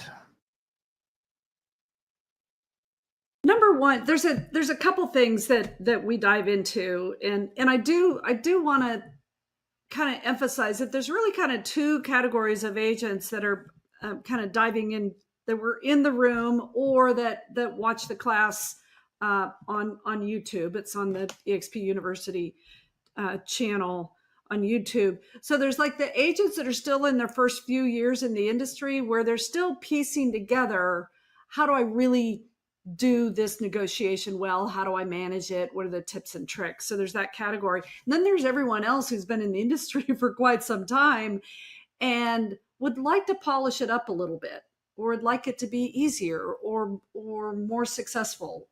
So those are the two groups in the room. But with the psychology of it, there's a couple things. One has to do with, you have to read the room. This is my favorite topic lately, is how well is someone reading the room? So when I say read the room, it's like, how well are you reading where your buyers or sellers are coming from?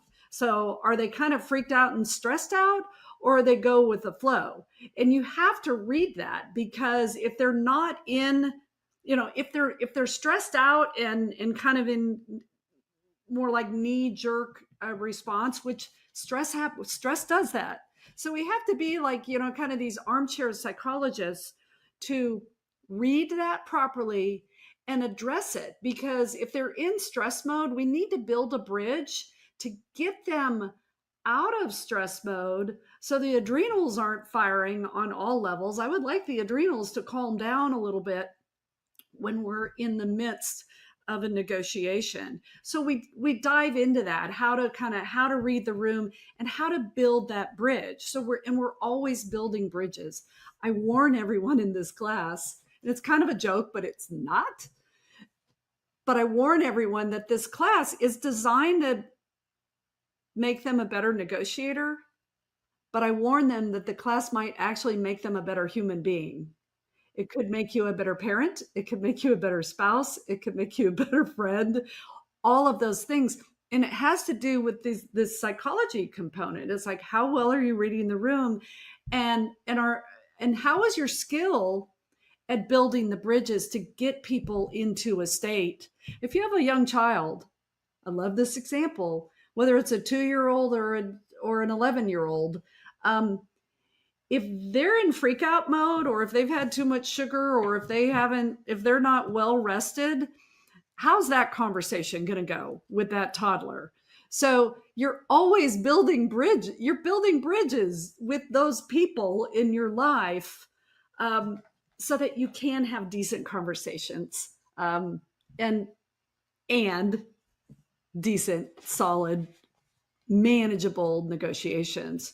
So that's one aspect of the psychology. The other aspect of the psychology is the simple DISC assessment that we talk about. We use that as a tool in the industry all the time. If you're not familiar with it, you need to be familiar with the DISC, because it's like, what is my behavioral style and what's the behavioral style of the person I'm talking to? Now, whether that's my client or whether that's my spouse, it's like, you've got to be, this is part of the reading the room. It's like, what is my style?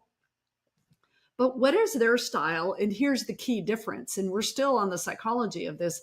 How well do you adapt to that other person's behavioral style? And the best negotiators out there read it well and adapt quickly, because then your communication is going to be more effective. And that's super critical for a successful negotiation. So there's the psychology component in a little tiny box. But we really do, we go it's not just theory in this class. There's a lot of practical applications, scripts, kind of a roadmap, if you will. I try to go practical quickly in the class. Right. And I think for me, learning about DISC, learning who I am, right? And also learning how do I individually react to stress, Yes. right? Having a handle on yourself is essential in any negotiation, especially as you start dealing with, how do I address where this person that I'm negotiating with, where are they at? What are their feelings? What are their thoughts? How are they reacting? I may be saying the right thing in quotes, but how are they receiving it, right? Do I need to change this tone? Do I need to change the language that I'm using? What's going on, and being able to address all of that in real time is absolutely critical. Julie, I do want to kind of drill down a little bit because there was so much good that you do share, right? There's the psychology of it, but then there's also, how does this, as an agent, how does this practically apply to my business, right? I'm a real estate agent. I am not a psychologist. What's one negotiation that at least one of those moves that you can make that you're breaking down in the session that directly improved your real estate business? Okay, that's a great question. Now, whether it's for a buyer or a seller, you're always prepping them for what's next or what to expect. So something as simple as, and if we, as realtors, we get in a hurry often. And so yeah, slowing the roll can be our friend, right? So slowing the roll means, hey, I'm going to take the time. And before we actually get the inspection report back from the inspector, I'm going to prep the buyer for what they look like, how long they are, because they're long, and they get longer all the time. And what is what to expect, and how we're going to address it, and how so I've coached them. There's a lot of coaching, right? So I've coached them a little bit on what to expect. And again, this taps into the psychology because it helps the adrenals calm down. I don't want cortisol levels off the chain. So the more people know what to expect, they've been informed, they've been coached, it's a game changer. So same thing with the seller, what to expect. It's like, hey, here's what the inspector is going to do. This is their job. This is how long the report is. We may not even see the report, but this is a normal part of the process, and here's how we're going to address it. So that coaching, all the time coaching. It doesn't have to take a lot of time, but this needs to be just part of who you are in the business. It's like, no, I'm constantly coaching my client 1 or 2 steps ahead of the process. That seems like such a simple thing to do, but the impact of that, I have to imagine, is absolutely profound. You've kind of walked us through these kind of moments where you're using that.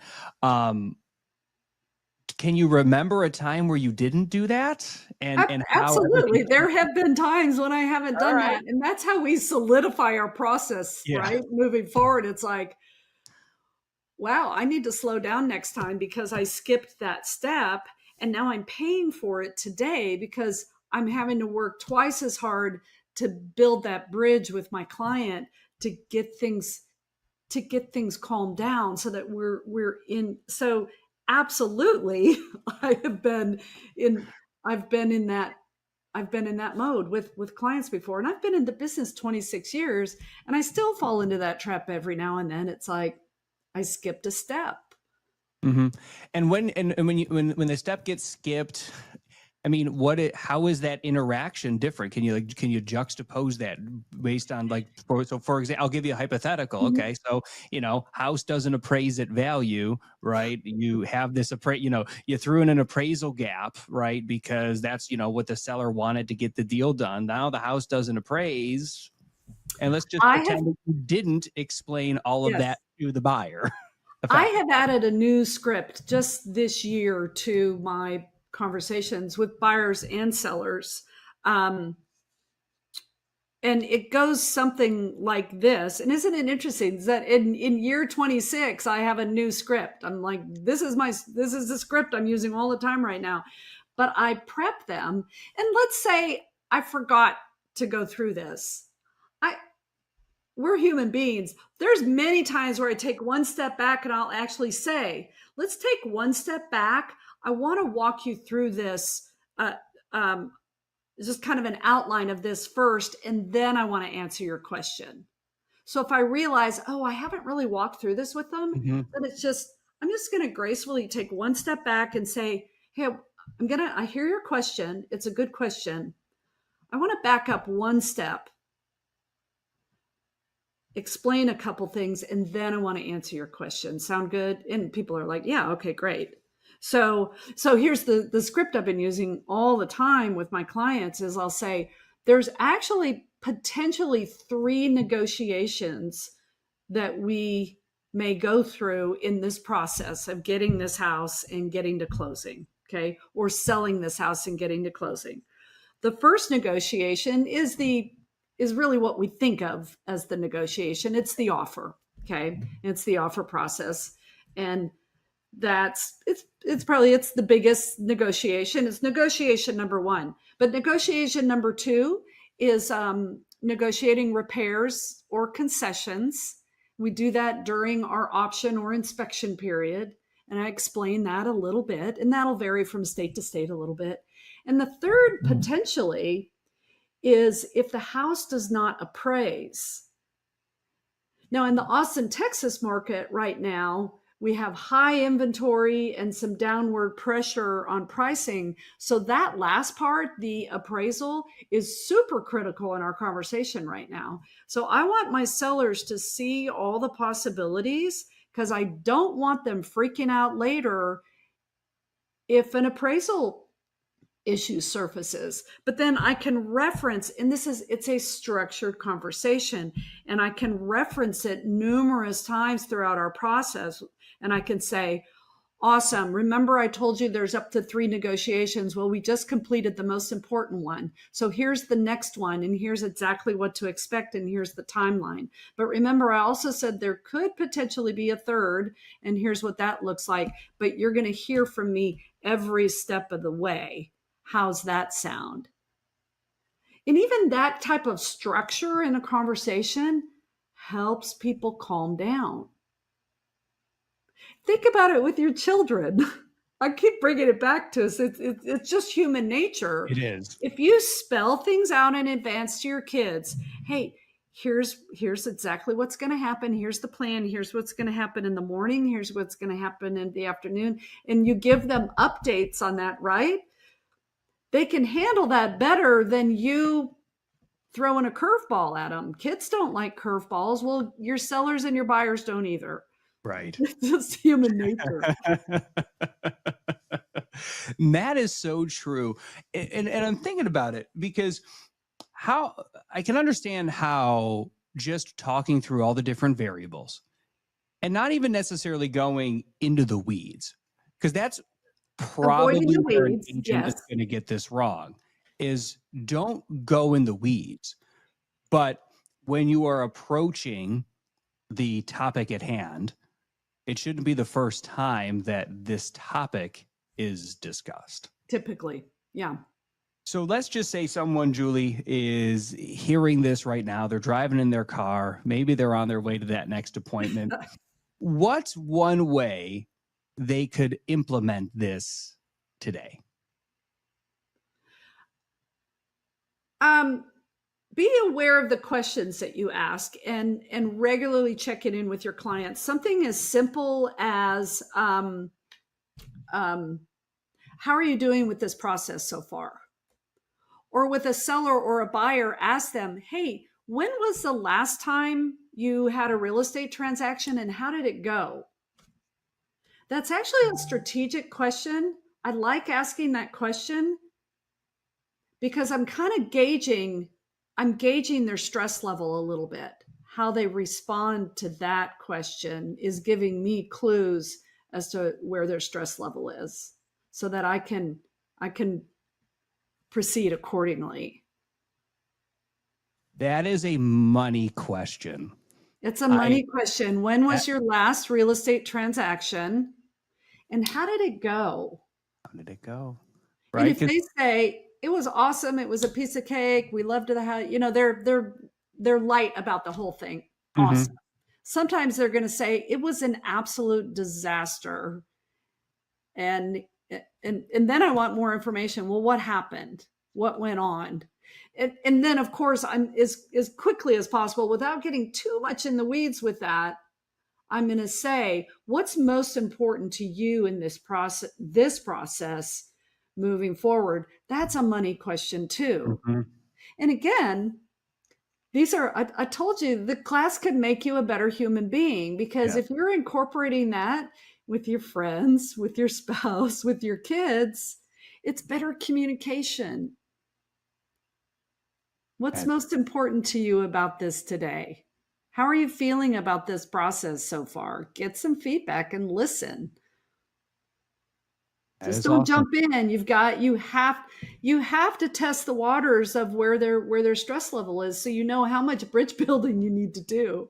Do you need to do just a little bit of bridge building, or do you need to build a massive bridge? Yeah. Do we need? Are we spanning the English Channel, or what are we doing? Exactly.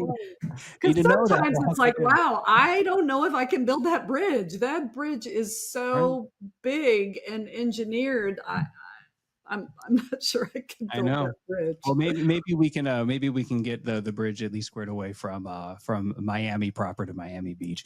Julie Nelson, thanks for joining us here at KGCI Real Estate on Air. Hope you enjoy the rest of your eXpCon.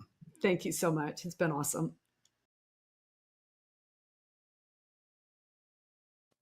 And it's been a lot of fun here for the Miami Beach Convention Center, KGCI Real Estate on Air. We are live entering the 11 o'clock hour. We are 2 hours in, 3 hours still to go in the final day of our live broadcast, the final day here from eXpCon in Miami. Coming up later this hour, you're going to hear from the man who has built the platform that changed the game, eXp Realty founder Glenn Sanford. Not in a keynote, not behind the podium. He's going to be popping by right here to KGCI Real Estate on Air in about 15 or 20 or so minutes. We also got the full roster of the KGCI Real Estate on Air hosts in the mix, agents who have lived in the trenches, built businesses, and are bringing the real each and every week. One of them is right in front of me right now, the great Bill Gross of Probate Weekly fame. Bill, thanks for popping by to KGCI Real Estate on Air. My pleasure. Thanks so much for having me by. It's always great to chat. Yeah. And so we're thinking about, there's so many agents that are out here. They're learning all about niches and different things. And you have been in this probate niche for a while. I got to ask the simple question. Yeah. What's probate?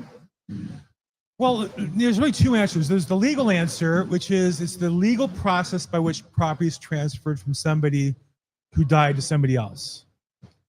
Now, to a realtor, it is a motivated seller that got created. Because the person who's living loved their house, lived in their house, occupied their house, but when they pass, 95% of the time, the people who inherit it don't want the house. They live somewhere else.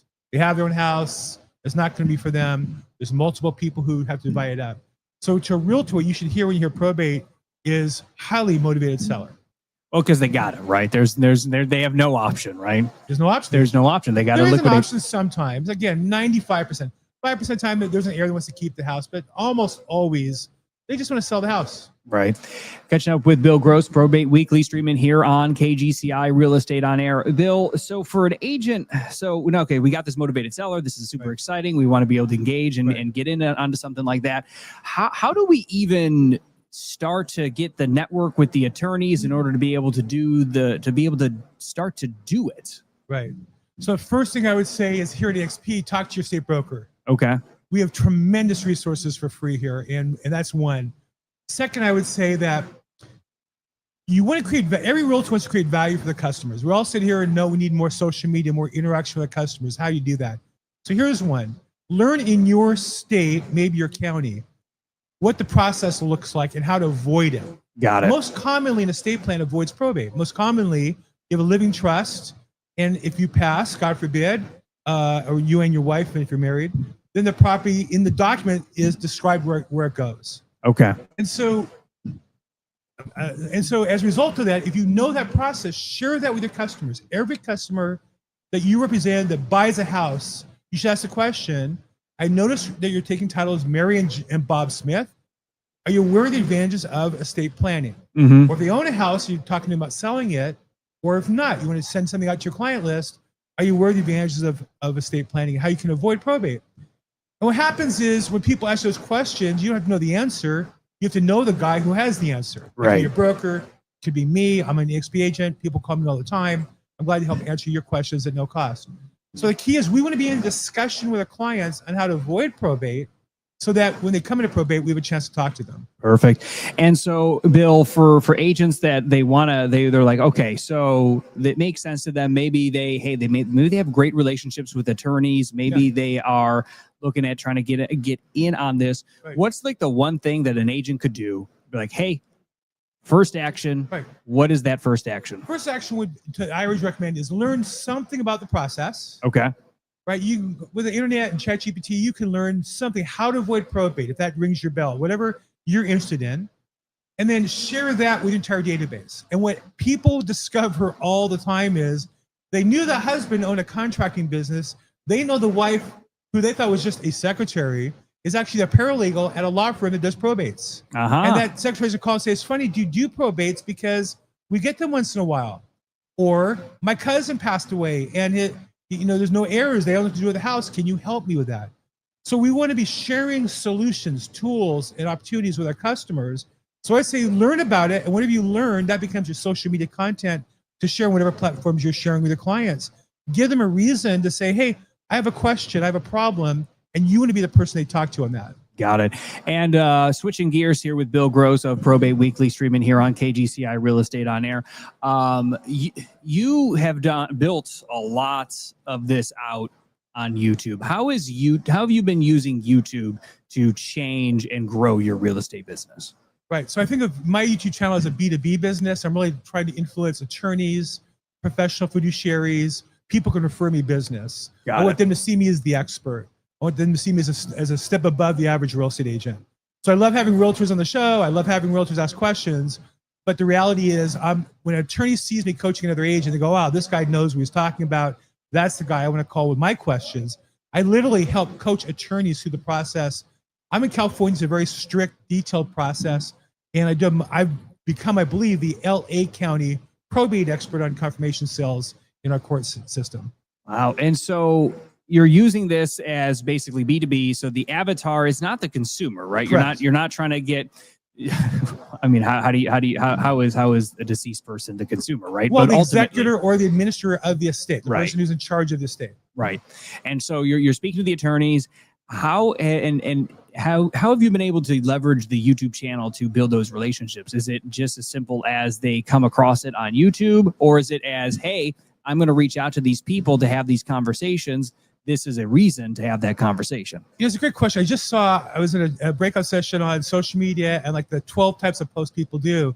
The one they don't have, I think, is the most important one, which is interview the people you want to do business with. Mm-hmm. Because if you're, whatever business you're in, if you're just a regular realtor doing listings in your county and you have a local accountant, right? Why not interview him to promote his business, talk about what he does? He has the same business concerns that your other customers have. Right. And so for me, it's all about interviewing and educating my consumer base. I'm educating attorneys, but for a real estate agent, why not interview the people that you want referrals from? Could be accountants, attorneys in my case, could be wealth managers, could be gardeners, air conditioning contractors, whatever type of person you want to do business with. I would say interview them on your YouTube channel and long form video, and then from there you create your short-term content. That seems like a great place to start. Bill Gross, host of the Probate Weekly podcast, streaming here on KGCI Real Estate on Air. Find it on YouTube. Just search Bill Gross, search Probate Weekly. And if folks need to get in touch with Bill Gross because they want to learn more about probate, how do they do it? At Bill Gross Probate on social media, at Bill Gross Probate.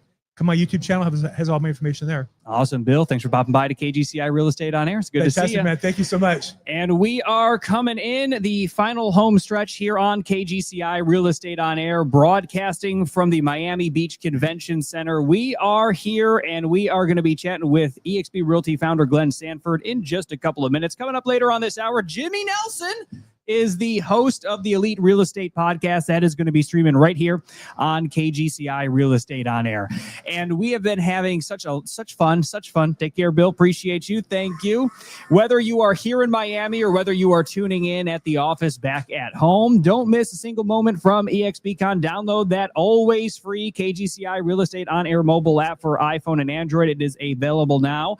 And you can catch every interview, recap, behind the scenes moments, all streaming for free 24/7 because, well, real estate doesn't wait. Neither should you. And it looks like the general session is out. The agents have been pouring through the expo hall in front of what we are lovingly calling the fishbowl here from the Miami Beach Convention Center. You heard Russ Lagan kind of mention that little loving phrase. It is a little bit of a fishbowl, folks looking in, me looking out.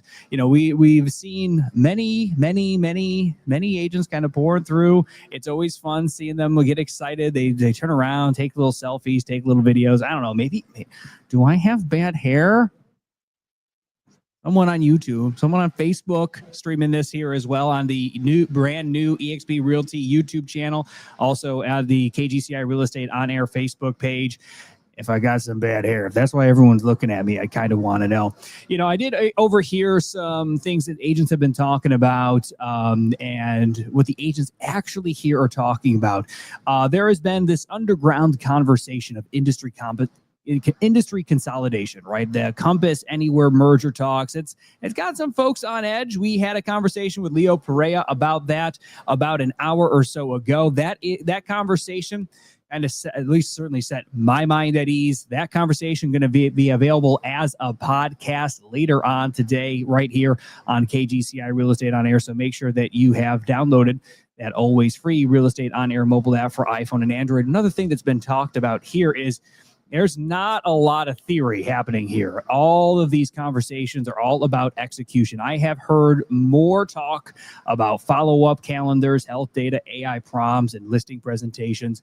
And these agents that are out here, they are out here looking to get the exact strategies and tactics to build their real estate business. And I have been thoroughly impressed by how many of them have been getting engaged into the services that eXp University has been building, right? Because they have an AI accelerator series coming on up. It is called AI Accelerator Series, kicking off free at eXpUniversity.com. It's where they are going to be making sure that agents that are overwhelmed by all of things that have to do with AI, myself included, I kind of need to take this course too. It runs 8 weeks. You learn from 11 of the top trainers in the industry, from automating your CRM, building smarter marketing, getting in touch, getting found in search, right? Because as AI is evolving and advancing, it is becoming the new Google. But this is a hands-on training. It's no tech theory. Get custom GPTs and learn how to build your own. You can register now at eXpUniversity.com and stop guessing what to post, stop guessing what to write. You can help use AI to help you build it even faster here.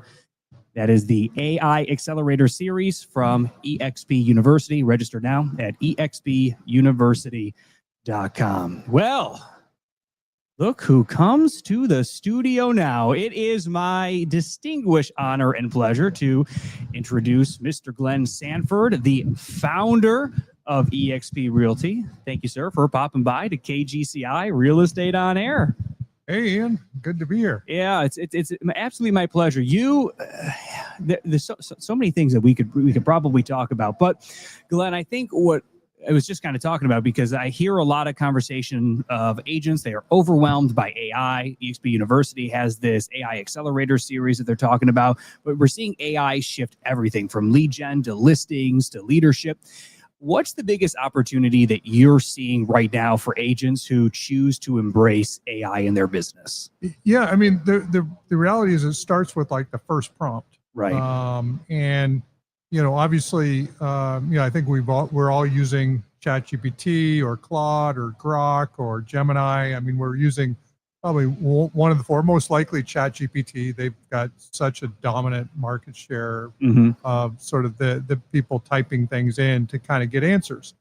And the reality is the questions that you would ask another person, you can now ask AI. Right. So, the question is like, how do I get started with incorporating AI into my real estate business? Well, that's a perfect prompt. Like that's a prompt that you could ask your ChatGPT. Now, and all of these models are getting more and more aware of everything else that you've done. In fact, just yesterday, ChatGPT released the new Atlas browser.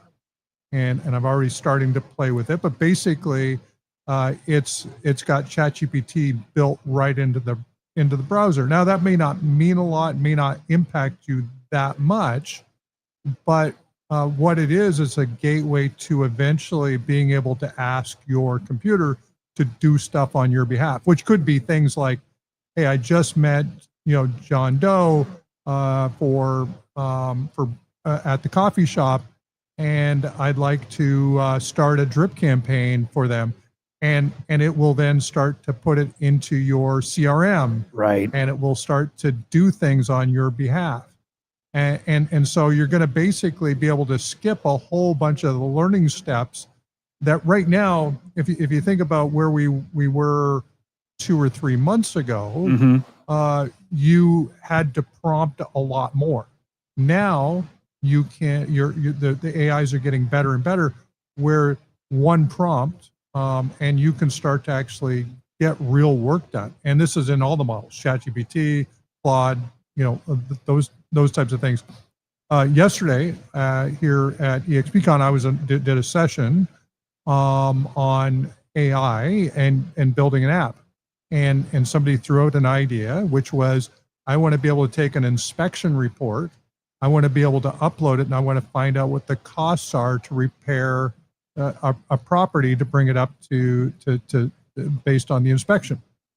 And I was like, well, could you have asked me to build something easier? Sure. Anyway, in 30 minutes later, 8 prompts in Lovable, we had a platform built that would read a inspection report from any place in the country. It would actually take that inspection report, break it down to its component parts, broke down the prices of each of them, and gave a total cost of what it would take to do the inspection repairs to bring the property back up to where the inspector would have been happy. And here I was thinking that I was real cute, just taking a report and dropping it into just a mainline chat and saying, help me make an email to the other agent about the repairs or the credits that need to be done. That just changes the whole game, the whole dynamic, because it can be optimized for different markets and different regions and different areas, right? So, if I'm sitting over in Syracuse, New York, and you're sitting in, Washington State, right? The cost for some of these services, generally speaking, the cost of lumber is generally the cost of lumber, but the cost of labor may be different. Some of the materials may be harder to source, right?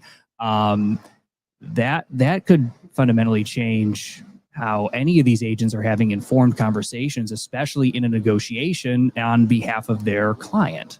Right. Yeah. Because, they're, going through and getting bids on all this stuff. It takes a while. Yeah. And AI has a pretty good understanding of a lot of things. And so it can come up with, what does it take to fix the driveway of some concrete cracks? Well, It's seen a lot of data. It kind of knows. Yeah. And so it can say, well, it's going to generally cost around this to fix that. Especially in your area. We're catching up with the founder of eXp Realty, Mr. Glenn Sanford, here on KGCI Real Estate on Air. We are in the final day from the Miami Beach Convention Center for eXpCon. Where are we in the development of AI? I hear from a lot of agents, especially as I'm just kind of milling around, they seem disheartened about AI. They're discouraged on it. They feel like they haven't gotten started yet. And so they must have missed the boat. Where are we in AI's development, like related to content streaming? Are we still in like the music Napster era? Or are we even at Napster? Are we at dial-up? So the interesting thing about AI is that if you go back to ChatGPT, 2023, 2024, and you look at 3.5, like, so that was kind of like, oh, this is kind of novel. It'll compose me some tweets. It'll write me a little essay, whatever. Give me a poem. Then we went 4.0, and then it's like, oh, this actually starts to become a bit of a thought partner. And now we're at GPT-5, and it's a bit of a beast, meaning it can do a lot. And but each time the model is improved, it's shortened the time for the next new person to figure it out. Because the ability for somebody to say, I need a inspection app to be able to read an inspection and give me the costs. Like, if I would have tried to do that a year and a half ago, it would have taken me a ton of prompts, probably wouldn't even worked. Right. And now I can just do it. And so within a fairly short period of time, let's say it's the next 6 months, you'll be able to say to an AI, build me a real estate CRM attached to a real estate website for my community that captures leads, and then for grins and giggles, I'm going to ask you, AI, what else should we build? Right. And the AI is going to say, well, you should add an events calendar, and you should do this because I think it'll increase engagement, and we should add a social component, and where we tie it into your social component. And you'll go, that sounds good, and it'll do, because it'll be agentic. It will go and connect to your social media, connect to your things, and it'll start to kind of operate as you. And again, people might be disheartened because they're not super techie, which is sort of that bleeding edge. Yeah. But within a few months, 6 months or so, you're not going to need any tech. Right. So for the agents that maybe they tried to hop on ChatGPT back in 3.0, 3.5 era, and they had a hard time with it, what I hear you saying is let not their heart be troubled, because it's gotten actually not harder, but it's gotten simpler. It's gotten more intelligent. Now, I say that we actually put the intelligence in AI. Right. So it's artificial intelligence. We actually can sort of ferret out what's good information, what's good feedback, what from a brainstorming partner perspective, what's good, whatever. But it learns from more and more people saying that's good, that's bad, that's good, that's bad, and so it kind of figures out what's a better user outcome each time somebody prompts it. So even though you may not have got a great response 6 months ago or a year ago, and you might have said, this is frustrating, right. AI is dumb as a doorknob, which, by the way, AI is still dumb as a doorknob. It is. Yes. It surprises me when I spar with it. I'm like, oh, great. And then I turn around, I try it again. And then it's like, no, you're not following along. Well, it will agree with you. It'll tell you every idea you have is a good idea. Yes, yeah, that's the worst. That's the worst part of it. I always have to tell my little my custom GPTs, I need you to dissent very hard, and they go, and right. It does it right. It becomes the devil's advocate. But every now and again, it's like, well, what if I had a good idea, But we're catching up with Glenn Sanford, the founder of eXp Realty here. We're talking about AI. We're talking about the future of its integration into the future of real estate here from the Miami Beach Convention Center on KGCI Real Estate on Air. And let me know if I don't want to blow your ears out on those, because those can get a little loud. That one right there, sir. You've built one of the most scalable real estate platforms on the planet. How is AI now helping you scale this whole thing smarter, not just faster? Yeah, well, the reality is that there's a lot of things around eXp that used to take a lot of developers, and developers cost a lot of money. I mean, they're 125, 150, 200,000 a year. A good developer, 250, 300,000 a year. And they only have so much capacity to build in the traditional sense. And so, you know, even if you got 100 people, you think about 100 people times, you know, say $200,000 a year, that's, what is that? That's a big overhead. Yeah, that's a lot of money. Right. So, so now, like one of our big pain points was our community. We lost Workplace by Meta. Mm-hmm. We went over to Slack. I was suspect of Slack, but you know, I wanted to give it the support it deserved as a new platform that we were using a year ago, like coming up 6 months ago or so. Mm-hmm. But it turned out that it doesn't match up with the persona of real estate agents. It's fine for staff and developers, but it's not good for community. That resonates because, you know, as an agent, right? There was when work as an eXp Realty agent, when Workplace went away, there was this information that I could get out of Workplace. I could check it at will. If I ever had a question about a key announcement, I knew exactly where to go. There was these networks and groups, and as that went away, right, Slack was a brilliant tool for me to communicate with state broker leaders. It was a great tool for me to communicate with other eXp Realty agents, to communicate with eXp Realty staff. But that community component, I didn't know how much I wanted it and liked it until it wasn't there. Right. Yeah. And a lot of times that's the way it is. You don't actually know how much something is important until it's taken away. Yeah. And so over the last month, I built, using AI, a replacement for Workplace. Okay. Tell me all about this. So it's hub.exprealty.com. Wonderful. And in it, it has groups, it has posts. You can follow people, you can follow groups, you can join groups.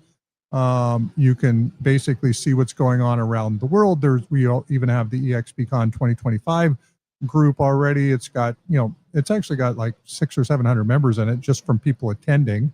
And people are posting and people are following it, and people are like, we found our home again. Yeah, I did it without looking at a single line of code. AI built the whole thing. All right. So, and I did it as a bit of an experiment to see if I could do it. Mm-hmm. One, but two, we needed it. Yes. And I figured if I could build it, then a bunch of people that would say, well, you can't build with that with the AI. I can go, well, I built that. There you go. And a little birdie tells me there is a beautiful plugin for KGCI Real Estate on Air built right into it. So agents that are diving into it can stream this station right there, and they don't have to go to a separate website. Don't have to go to a separate app. It's all right there too. My guess is that your listenership on KGCI is going to go up exponentially. That's my hope. That's the dream. Glenn Sanford, founder of eXp Realty. Thanks for popping by to KGCI Real Estate on Air. I have one more question for you, just to kind of set the minds at ease of eXp Realty agents across the nation, right? You are a thought leader in this industry. Agents outside eXp Realty, they look to you. Some agents nervous that AI is going to replace them. What's your take on that? No, well, AI is not going to replace them. The way I think about it is that human beings are looking for experiences. I mean, they're looking for homes. They want the homes to create a certain sort of ambiance, and they're always looking for the next experience. And so there's always going to be a market for people who are creating experiences. Mm-hmm. And AI can create novel sort of things that can show up, but they're not human experiences. And so I don't actually feel like we're going to be in this mode where jobs are going to go away. Now, for those who don't choose to adapt, they will be impacted a lot, because they will not be able to create the experiences for their customer, for other agents, for people that they're engaged with. They're going to be, to some extent, dependent on what other people bring to them. They become the consumer. So it kind of goes back to the concept of what's the product of Facebook? Is Facebook the product, or are the people using Facebook the product? The users of the product always. The users are the product. And what AI gives us is the ability to create something that becomes a product that we can sort of take to the marketplace. So my little app that I built yesterday to take an inspection, like you can spit those out very quickly with a few prompts. So you have to think, what does your customer need? What doesn't exist in the marketplace right now for them at this very moment that I could add value to them? And then you can prompt it out and deliver it during your listing presentation, online, via your website, what have you. And so it's the person who continually builds and continually creates new experiences that will be employed. Those who don't will be basically pitching products and services that were built 2, 3, 4, 5 years ago as if they're cutting edge, and they won't be, because the next agent they're competing with just created a very bespoke experience for the consumer that they're going on competing for a listing appointment for. So the mindset shift here for agents is, it's not so much this is something they can't engage with and they need to be afraid of. It's how can they work with it to help them meet their customers and clients' needs. It seems pretty straightforward, but an embracing of this is going to probably be a whole heck of a lot better for their business in 2026 and beyond than a fearful avoidance. Yeah, well, you can't, if you avoid it, you will be out of business. That, I mean, I can't say it any. It's plain and simple. Yeah, right. I mean, what AI won't do is, if you're a big door knocker, AI is not going to go knock on doors for you. No, it won't. And chances are is it will be illegal. I think it is basically illegal for AI to cold call on your behalf. So there are a few things that have to be done, as a human being. So if you're a door knocker, you got a great persona, people like you, you're gonna still be in business. But if you're kind of geeky like me and you don't really like knocking on doors, AI gives me huge advantages because I can market to the masses. Right. That is some incredible insights. Glenn Sanford, the founder of eXp Realty. Thank you for this reassuring conversation about the future of AI in real estate right here on KGCI Real Estate on Air. Appreciate you so much. Awesome. Thanks, Ian. Thank you, sir. And we are here. It is coming up about 11:30 Miami time here on KGCI Real Estate on Air. I am Ian Wheatley, and we are here for the Miami Beach Convention Center. It has been an absolute blast. We've been catching up with so many of eXp Realty's best and brightest. Some of the leaders, Mr. Glenn Sanford himself, CEO Leo Pareja has been with us as well. And we've also been having all sorts of wonderful conversations with the Chief Marketing Officer, Wendy Forsythe. Those are the leadership of eXp Realty. But we've also been catching up so often with a lot of these agents, right? There's so many different agents here, right? Whether they're the top producing, award-winning agents. We're going to be hearing from a couple of other of these top producing real estate agents in just a little while here on KGCI Real Estate on Air. We got Brett Sikora coming up. We're going to be hearing from some other KGCI hosts, including Chris Craddock as well. But sitting right down in front of me, a little turn of the stage is the great Jimmy Nelson, the host of the Elite Real Estate Podcast, streaming every Friday morning right here on KGCI Real Estate on Air. You can also catch that on Facebook and on YouTube. Jimmy, thanks for popping by. Oh, man, thanks for having me. This booth is fantastic, by the way. Here's the thing. I love my fishbowl. My fishbowl, it's fun because I get to see a lot, right? So your back is to it, right? But it's so funny. I'll see a bunch of people, they'll be running by and then they'll be like, oh, the radio guy, he's talking right now. So then they go and they shoot little videos. So then often I'll even pretend like I'm doing something like erratic or eccentric, and they're like, oh, this is great. So it's kind of fun to kind of have that interaction and have that play. But what it also does is it allows us, it's a central spot where I can do what we're doing, right? Been right now we're in stacked up land. It's one after another after another, just kind of it's like little rotating chairs. So I love this spot. I love this space. But it's a bit of a fishbowl. and everyone's staring at me. I feel like a zoo exhibit. Like I said, like you are in a fishbowl, right? Right. So everybody walking by just videoing everything, right? And then Yes. of course you have Glenn in here a minute ago. So there was more people coming by, Right. Because Yeah. you had Glenn Yeah. in here. So So you didn't tell me I was backing up Glenn. So see that one slipped in a little. I was like, Jimmy at like 11:30. Oh yeah, we're gonna be good. And then and it was like, hey, Glenn 11. I was like, I can't bump Jimmy, so it's got to be this time. First come, first serve. First come, first serve. That's right. So you tell me a little bit, because I'm always interested to kind of hear this from agents, because some of us are crazy people out here. We've got to put ourselves out there, right? I'm a radio guy first and foremost, and so I kind of, I don't want to say live to perform, but there's a part of that that's like that's deep in there somewhere, right? I'm sure if I went to a therapist, they'd tell me all about it, right? But I love the performance, right? You got into real estate to be a real estate agent, and then you kind of got the performance bug with the podcast. How does one get inspired to start a podcast and start a live stream? It's funny you say that, because there's so many now, right? Like, and every realtor is like, oh, I've got a podcast, and and I actually have taught a couple agents how to start it, what to do equipment wise, what you should get, but it always goes back to the consistency part, right? But for me, it goes back to, I coached high school basketball for 20 years, right? So I perform 2 nights a week as a coach in front of, hundreds, sometimes thousands of people. Right.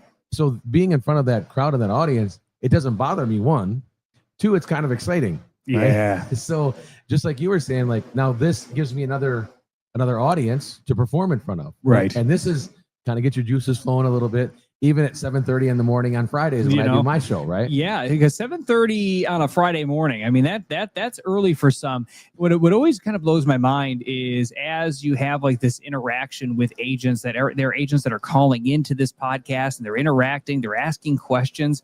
How did your podcast develop over time? Yeah, it's a great question. So we do a coaching call every day, Monday through Friday. Okay. At 7:30 in the morning. It's the same number.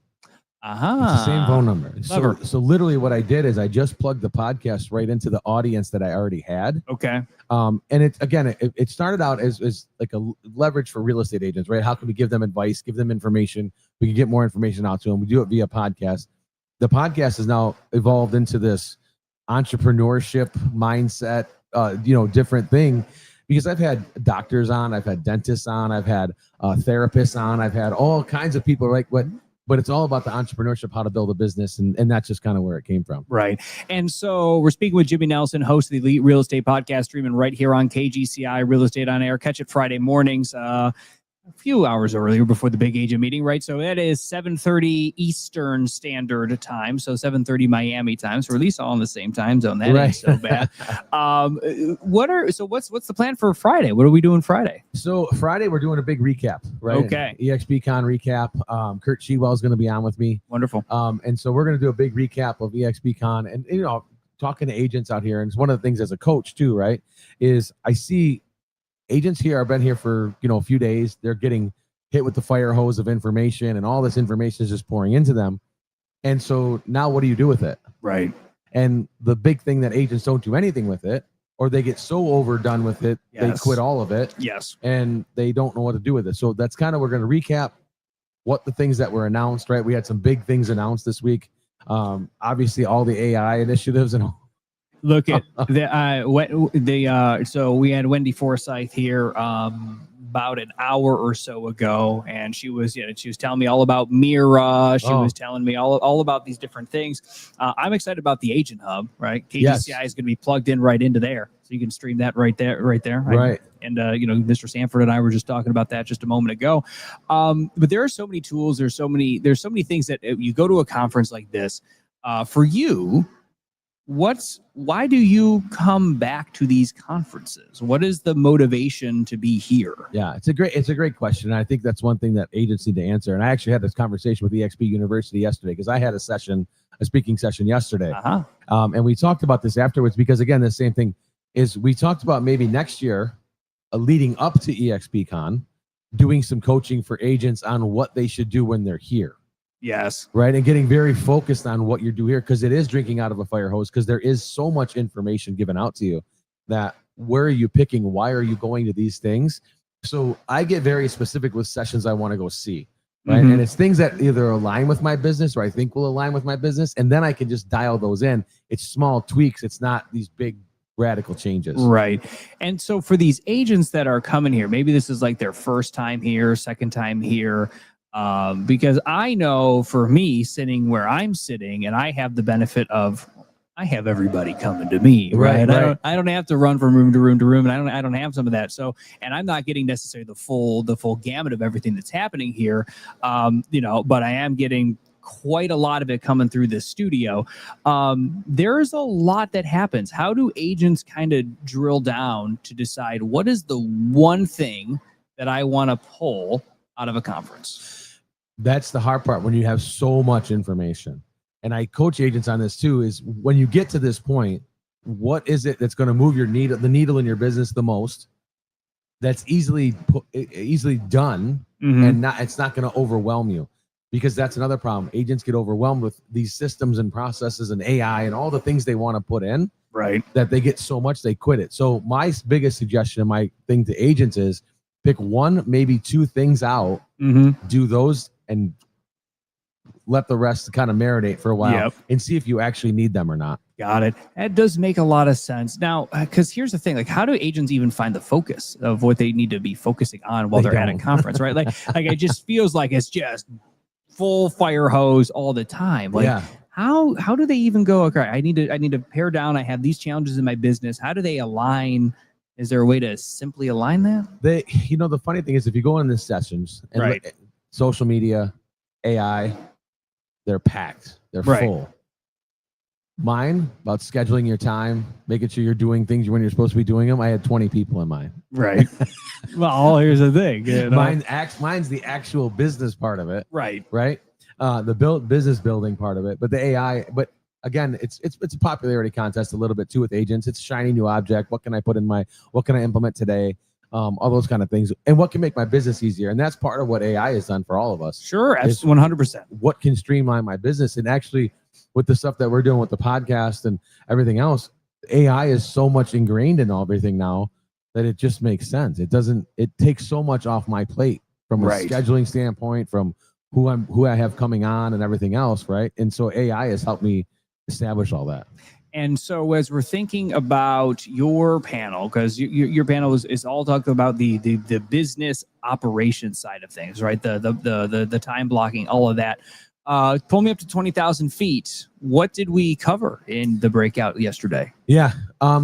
We covered, so the other thing that we put into this is like emotional intelligence with artificial intelligence. Yes. And combine these two things, because we talk about be, show, do, have. You can't have until you be, show, and do. And then you get to have.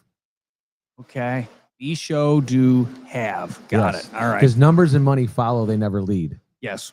Right? So numbers and money follow, they never lead. And if you start with numbers and money, the other stuff all crashes. So it just doesn't work out that way. So it's one of the biggest things that I try to teach on is like, you have to get your schedule straight. You have to do all the things the right way to then get to have all the things. And it really just comes down to taking care of your clients at a high level, and everything else will fall into place. Well, there you go. So how do we take care of, how do we make the time to, because, here's the thing, I've got to make all these prospecting calls. I got to dive into the CRM. I got to get distracted by this whiz bang squirrel thing. Right. Like, how do we make time for these customers, especially those past clients? Yeah. AI.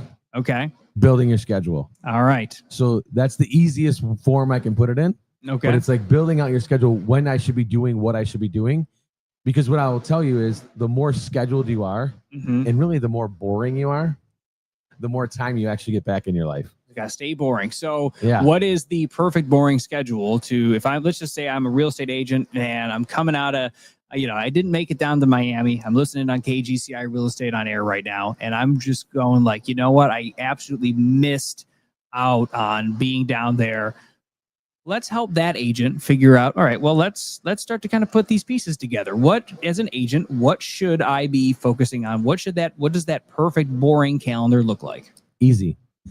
9 to 12. Okay. So 9 a.m. to 12 p.m.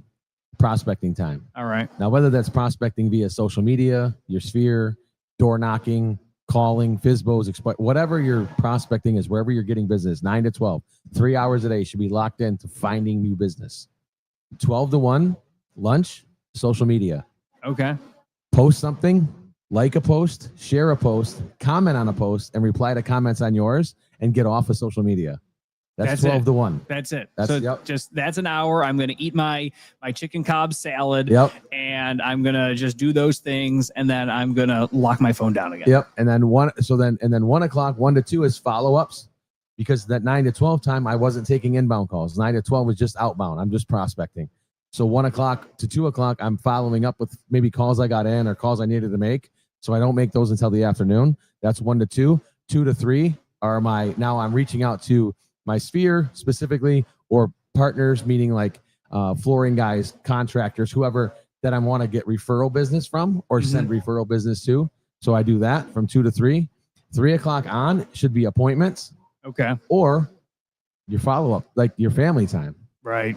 Because I was thinking about this, because I know I even still struggle with this, right? So I'm, in a morning call session, and I'm making all my outbound calls, and I'm having a bunch of missed calls, and then somebody calls me back during this time, and I go, "What am I supposed to do? What am I supposed to do?" I answer the call. I'm not supposed to be answering these calls, but I literally just called them. Are they gonna call me back if I don't answer them? What is that dilemma? How do we agents resolve that crisis? Because that is always like plagues me. It's another easy one. Yeah, it's another easy one. Okay. So record your voicemail message. Okay.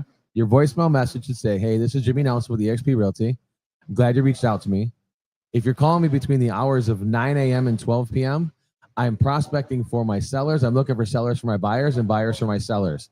I will return your call after 1 o'clock in the afternoon. If it's after 1 o'clock in the afternoon, I'm probably helping a client right now. I'll get back to you as soon as I possibly can." That's the message. That's the message. So you just tell them straight up. That's my voicemail message. This is what I'm doing. This is what I'm working on. Yep. This is what's happening, right? So if I didn't answer you, it's because I'm doing one of these two things, and I will call you back. Yeah. And I'm looking for buyers for my sellers, sellers for my buyers. I return your call. I return all my calls after 1 p.m. If you're reaching me after 1 p.m., I'm probably assisting a different client, and I'll be right back with you. Got it. That's it. That's it. And again, it lays that groundwork for your clients to know not to expect a call from you between 9 or 12. So it saves you time in the long run. Right. But you tell them you're saving them their time. There you go. That is brilliant. That is brilliant. Jimmy Nelson hosted the Elite Real Estate Podcast, streaming right here Friday mornings on KGCI Real Estate on Air. Airs 7:30 a.m. Eastern. How many folks listen to that podcast in California? There is a group out of California that's on that every Friday. There's about 5 or 6 agents. So it's 4:30 in the morning. Right. And I always say, I've always been honest with myself on this. I don't know if anything I say is important enough for 4:30 in the morning. No, I know. I know. I don't know that anything I say is important enough for 4:30 in the morning, but apparently it is. Look at. Here's the thing, right? So I laugh, right? So when I was in morning radio, right, I was the news guy, right? So the news is important at 5 o'clock in the morning. Right. It's important at 4 o'clock in the morning. It's important at that time, right? So that justifies waking up. I don't know. Like they are up early. Are they up early? Maybe they're staying up late. Who knows? I mean, we're in Miami. They're in Miami. Last night at 4:30, I know where some of them were. Yeah, we all know where some of them were. Jimmy, for real estate agents that are looking to try to maybe turn a corner in their real estate business, you also, in addition, you were on the breakout stage earlier yesterday. You have this podcast. You help coach agents. We're thinking about 2025 into 2026. Right, the deals that are being put together right now are the deals that are going to be closing in January. For agents that want to really start ramping up their business, what is the 1 or 2 key areas of focus that demand their attention for them to break through the plateau that they're currently stuck at? Yeah. It goes back to that same thing we kind of have been speaking about. It goes back to your scheduling and getting really disciplined on your scheduling. That's actually what my breakout session, we covered that too, right? Being super disciplined with your calendar. And really we worked on typically I do a 90-day success sprint, right? Okay. But for this breakout session, I did a 60-day sprint because we don't have 90 days left in this year. No, we do not. No, we do not. I did a 60-day sprint because now if you sprint now, your business in January and February will skyrocket. If you sprint now, if you're putting people in your pipeline, if you're searching for buyers, think about this. If I make calls every day, and every day I pick up one buyer, okay, and this is just somebody that says yes, I want to buy. We know there's going to be fallout. We know that they're not going to qualify for a mortgage. We know that they're going to ghost us. We know that. But if you put 4 in a week, because one day you have a bad day, right? Yeah, so let's say you pick up 4 a week. Well, that's 16 a month, right? That you're putting in your pipeline that are going to be ready to buy at some point. Now, they may not all be tomorrow. They may not all be next month, but they're in there. So now it's a matter of staying in front of them. It's a matter of farming them, right? Staying in front of them, dripping on them, making sure that they're staying with you. If there's some, and you may have some that ramp it up a little bit faster. You may have some that slow it down a little bit. But if you're putting 16 people a month in your pipeline and your pipeline just keeps filling up, you'll start to find January, you're going to have 2 closings. February, you'll have 4 closings. March, you'll have 6 closings, right? And then it starts to pick up because now we're back into the spring market already. Mm-hmm. Now, if they're forecasting rates dropping, which that's what everybody's forecasting. Yes. So if you're putting these buyers in your pipeline now, as soon as those rates dip a little bit, some people are going to speed up the process. Right. But if you're just getting 4 people a week to say yes, that they are thinking about buying, Mm-hmm. it's perfect, because now at least they're in your pipeline. You know they're interested.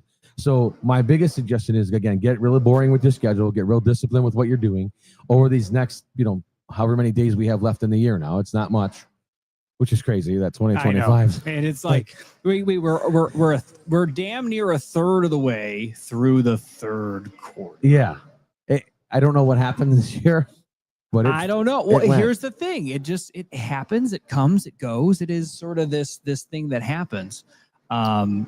I wish it was warmer though. We're here in Miami though. For us Northerners, this ain't so bad. No, and I already had messages. I talked to my wife at home. Yeah.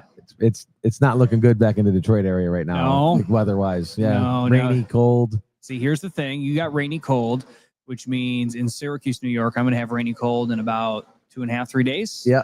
So, oh boy. Just in time for you to get back home, like unpack. I brought put the shorts away. Yeah. You can put your shorts away. I brought the crummy weather with me. Jimmy, we're talking about like these things that agents can kind of do to kind of implement in. What is the what's interest? I've had so many conversations with so many different agents just kind of putzing around the floor here. Geographic farming. Yep. And open houses. Oh. Seem to be like this is like these are new concepts. They've never been done. It is crazy to me that agents aren't doing them more. And so because that seems to be a common thread that I'm hearing, right? Like some people don't want to work with investors, farm and ranch. Maybe that's tough for them. For those that are looking like, okay, I need to be able to do something to prospect, right? Because maybe I'm not the best on the phone. Maybe my conversion rates aren't Sure. quite there. But maybe if I'm belly to belly, maybe I can have a little bit more progress, right? Geographic farming as a means of prospecting. Yep. And open houses, because those two kind of go hand in hand often when they're moving. How do agents get started on that? It's real. I mean, it's real. Open houses are one. Like you see a lot of top agents. They don't want to do open houses anymore. Mm-hmm. They have the listings. They have a majority of the listings. Right. But they don't really want to do the open house. They don't want to go sit there. So reach out to agents in your area. Right. If you're not on a team, if you're just a solo agent, but reach out to agents in your area. Typically, agents let you host the open house, right? Yeah. I know a ton of eXp agents in the Detroit area that you want to do an open house, go to the open. Like, it's great. You get to keep all those clients. Agents tell me all the time, well, I'm better face to face. I'm not good on the phone. I'm better face to face. Great. Go do open houses, mm-hmm. right? We know Chuck Fazio. Chuck and Angela built their entire business on open houses. Right. Right. They would do 4 a weekend. 2 on Saturday or 2 or 3 on Sunday, and 4 to 5 open houses every weekend, and just start cultivating their business that way. Mm-hmm. It's an incredible way to do it. The key to that is the follow-up piece. Right. Because now you got to follow up with them. Yeah. They came through an open house. You got their information, but now then what's the follow-up plan with them, right? What's the process? The same thing with geo farming, right? If I have a listing, or if I find a listing and I just call the neighborhood, right? You can find the numbers, whatever. We have so many places to get phone numbers from. A million different ways now, right? Yeah. Or door knock. Yeah. Right. If you're good face to face, a good old fashioned way. Go door knock. Right. I just talked to an agent out of Georgia yesterday, Tristan. He was on the show about a year ago, but he was a FSBO guy, so he dialed FSBOs and he was doing really well. He's now switched as a business and he's a door knocker. All right. And that's he just and he's doing really good at door knocking. He's like, I'm just doing it a little bit different. And so, there's different ways to do it. But here's a pro script for everybody. All righty. I want it. So if you're a FSBO dialer, okay, right, or if you're if you're not a FSBO dialer, this one works too. Good. So I would call a FSBO and say, hey, I recently sold a home in your neighborhood, and I don't know if you know what's going on in your neighborhood, what's going on with the market in your neighborhood. Do you know what's going on recently? No, I don't tell them that they're a FSBO. I'm not calling about their for sale by owner. I'm not calling about the house. I'm calling them with information that says, hey, I'm calling your neighborhood because I sold a house recently in your neighborhood. Do you know what's going on with the real estate market? And they go, well, sometimes they say, well, my house was for sale. Oh my gosh. I didn't even know your house was for sale. Yeah. It's crazy that I didn't see it. I'm a real estate agent and I didn't even know your house was for sale. Right. And they're like, well, it's on Zillow, right? That's what they're going to. Yeah. It's on Zillow. That's where it goes. It's like, yeah, but for an agent like myself, I live in the MLS. I don't look at Zillow for things, right? Like all of us agents do. So now I'm reversing this osmosis and I've let their guard down now because FSBOs immediately have their guard up with real estate agents. Yes. But if I just call and go, oh my gosh, I didn't even know your house was for sale. Right. They're like, oh, now they're like, oh, what do you mean you didn't know it was for sale? It's on Zillow, right? Right. They think it's on the list. They think it's listed. Right. It's not. It's on Zillow. It's not listed. So that's a little tip I use for circle prospecting technically. Yeah. But it's a circle prospecting of FSBO, but just not letting them know that they're a FSBO. Right. And here's the thing, right? Is there's I have so many thoughts and I have so many questions, right? So and how effective has that been? It's great. Really? Yeah. So because there's always the concern, like, the FSBO seller, they're mean and nasty and all. They can be. And then, but you're over here like, it's like, man, like he's kind of putting that the probably the mirror, hold the mirror back to him, like, hey, I have no idea, right? So that is fascinating. And they're receptive. Then you have the conversation, obviously, from there, right? And then that is interesting. And again, typically FSBOs are more of a nurture anyway. Right. Right. They're not gonna list with you right away. Right. They want to try it on their own. They do. Right. So then one of my questions always back to FSBOs is like, well, how long are you going to have this up before you decide to sell it with someone? Right. Give them a time frame. And if they tell you, though, they're going to wait 2 weeks, call them in a week. If they tell you they're going to wait 4, call them in 2. Cut it in half, call them back. Right. Try to stay in front of them. But at the same point, typically don't drive them crazy. Right. Because a lot of agents burn bridges that way. They do. But I always cut that in half. If they say, I'm going to wait a month, 2 weeks later, I'll call them. Hey, how are things going? And offer some value. How are things going? Are you getting a lot of showings? What's going on with it? And if they tell you like, hey, why don't I stop over 10, 15 minutes? I'll give you a couple tips and tricks on how to sell this on your own and see if it makes sense for you. Yeah. And I'll give away some stuff, right? Like, because now I'm providing value to them and it's perceived value, right? They're going to see it. Do they have seller's disclosures? Do they have a lead-based paint disclosure? Give them to them. Right. I mean, those are easy. Yeah. Those are easy, right? Yeah. And they're probably gonna have to fill them out anyway, right? They do, and a lot of times they don't know that. Right. Unless they, I just sold a house for a client. They've never used a realtor before. They've always bought and sold on their own. So they've lived in this house for 20 years. So 20 years ago, times have changed. Right. So when I had this conversation and sat down with him, he's like, I've never used a real estate agent. I'm like, not even to buy this house 20 years ago? He goes, no, because I've bought and sold everything on my own. I've never used a real estate agent before. So when we went down that path of what my value was, he was like, oh, this makes sense. Like, you're going to put it on these web pages. You're going to have an open house. You're going to drive traffic through it. We're going to price it. I go over my pricing strategy, how we're going to price this a little bit lower than market value. Right. Because we want to drive the price up, right, where we're going to get to. And once I explained all that and went through my listing presentation, he was like, oh, no realtor's ever told me all this before. Right? Like, nobody's ever gone through this before.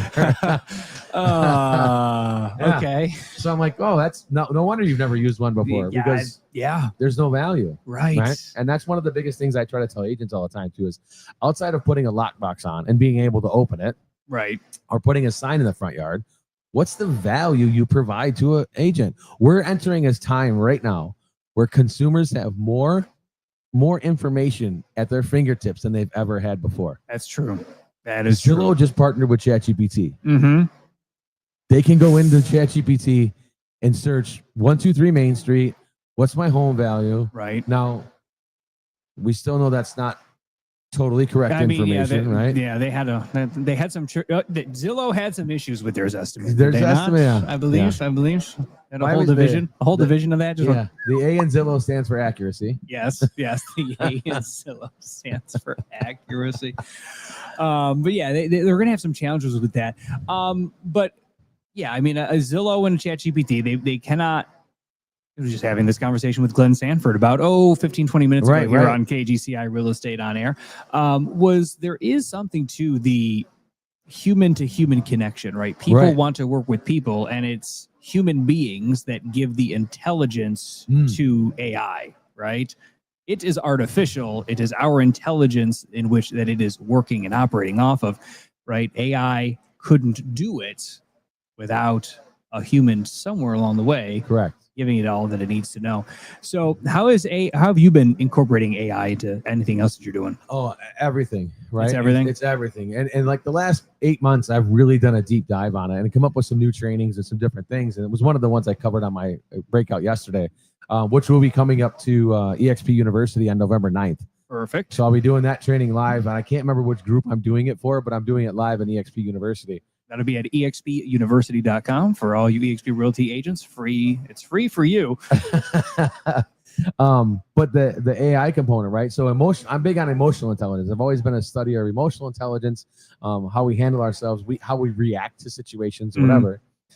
But I've started combining that with artificial intelligence. Got it. So how do I take my emotions and what do I want to be? How do I want to feel? What I want to do? And how can AI help me kind of come up with my game plan, how I want to do this, right? And if I put in the right prompt, right? If I put in the right prompt into ChatGPT, it will help me come up with my schedule, come up with my calendar, come up with all those things. Now, this is where the human part comes in. We have to actually then do it. Right? We have to actually then do the thing. That's when we need our boring calendar. Correct. All right. And ChatGPT will help you build your boring calendar. Right. You actually have to then follow your calendar. You have to do it. You have to do it. And again, it goes back to scripts, right? ChatGPT can help you with scripts, help you overcome objections, how to negotiate. It will give you all. You still have to go negotiate. You still have to go talk to people. Right. Right. You still have to go do the thing. It's never going to replace this. Amen. Right. It's never going to replace this. And that's what I think this is going to be more important in the next 5 years to learn than even AI. Because everybody's leaning so much on AI right now that it's taking some of this away. And the people that can actually have emotional intelligence and be able to negotiate and talk to people and create relationships, because that technology can never replace the relationship. That is true. So people who can cultivate relationships and really build communities and everything else, those are going to be the people that win over the next 5 years. See, everybody's kind of distracted by the AI thing. Yes. But if you can't do this, and if you can't go out there and talk to people, right, AI is not even going to matter for you. That is true. That is true. Jimmy Nelson, host of the Elite Real Estate Podcast. For those that want to connect with you, how do they do it? Instagram, Jimmy Nelson Real Estate. Facebook, Jimmy Nelson Real Estate. LinkedIn, Jimmy Nelson. TikTok, Jimmy Nelson Real Estate. All righty. So it's all righty. All the places, man. All the places. And failing that, they can just tune in Friday morning, 7:30. That's right. And they'll hear it all again. Yep. And if you the Elite Real Estate Podcast, it's everywhere you find podcasts, KGCI Radio. But it's on Facebook, YouTube, the Spotify, Elite, Apple Podcasts. Yeah, it's on all. Yeah, that's why I wore the. I got you. Today, right? I got you. I got to send you a shirt. You should. You should send me a shirt. I'll rock it. I'm a medium. Yeah, I gotta send you a shirt. But yeah, man, with KGCI, it's incredible. I tell everybody, it's funny. We need to get it out more. Yes. One of the things I always do is, because I often have conversations with agents, whether it's just like agents like in situations like this, scenarios like this, or just even if I'm on the other side of a transaction having conversation. Eventually, us agents, we all start to kind of commiserate about our business, right? And yeah, I mean, I will routinely go, oh, you had this problem. I happen to know a thing or two about this radio station, right? But yeah, I will routinely go, I'm going to, that's a good Jimmy Nelson podcast, or, here's another good podcast from one of other hosts. And I'll just zip them over to that agent and say, here's 2 or 3 podcasts that I know I've liked along the way. Yeah. And I mean, there's a lot of positive feedback, right? So for agents that are having these conversations with other agents that, give some value to these agents, for whatever reason you want to give that value, it's entirely up to you. But, you can help an agent out just by simply sharing a podcast with them from KGCI Real Estate on Air. That's it. Show them what we have, right? We talk about attraction. Right. Here's another tool. Yes. That we have that we need to get out to people. And we have so many tools. That is perfect. Well, Jimmy Nelson, thanks for popping by to KGCI Real Estate on Air. I appreciate you. It has been an absolute. I will see everybody Friday morning. Every Friday morning, 7:30 a.m. Eastern Standard Time. That is Miami Standard Time here on KGCI Real Estate on Air. I'm Ian Wheatley, broadcasting from the Miami Beach Convention Center.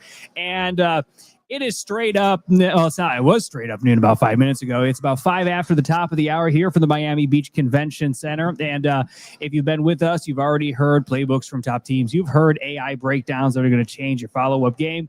And some one-on-one with a guy who started it all, Mr. Glenn Sanford here just about 30 minutes ago here on KGCI Real Estate on Air. But listen, we're only about halfway through this massive 5-hour-long broadcast. Coming up, we have more KGCI Real Estate on Air hosts dropping in. We've got confessions, we've got leadership strategies, and we've got one thing that every agent should be thinking about this week, so that way they can really catapult themselves into 2026. Sitting down in front of me right now is the great Allie the agent, Allie Garced. Thanks for popping by to KGCI Real Estate on Air. Ian, thank you so much for having me. I'm excited to be here. This is such a cool studio booth. I love it. This is one of my little favorite spots, and this is my favorite time of the program because it's one after another. It's round robin style. What the heck were you and Ruben Garcia doing up on a stage yesterday? Well, so far, I have been on stage twice. You've been on stage twice? Yep. So I was on the first day talking a little bit about YouTube. Okay. As a beginner. So YouTube for, I don't want to say dummies, but yeah, YouTube for beginners. Yes, YouTube for beginners. Yesterday. I think YouTube for dummies is trademarked. Yeah. There might be a cease and desist. Let's not say that again. Okay, maybe. Well, we can delete that. So this is on air. Yeah, we're live. And then yesterday, Ruben Garcia and I, who is in my family tree, we shared the stage talking specifically about how to create a winning offer.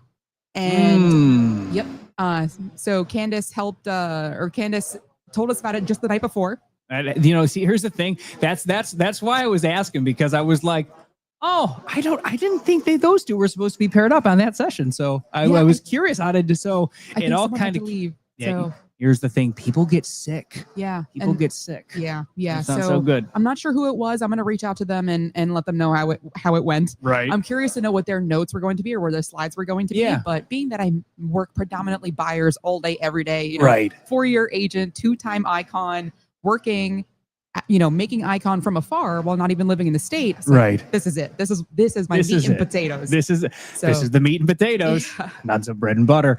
Catching up with Allie Garced, host of the Allie the Agent podcast, streaming right here on KGCI Real Estate on Air. So when we're thinking about winning offers, let's start there, right? I'm an agent, and I've got these buyers, and they're like, maybe they can do that 5% down conventional. Maybe they can't. They don't have the 20%. They really are married to having a home inspection. They have these preferences. How do you start to work with something like that? Because in a competitive market, as rates are going to start dropping, we're going to have that competition again.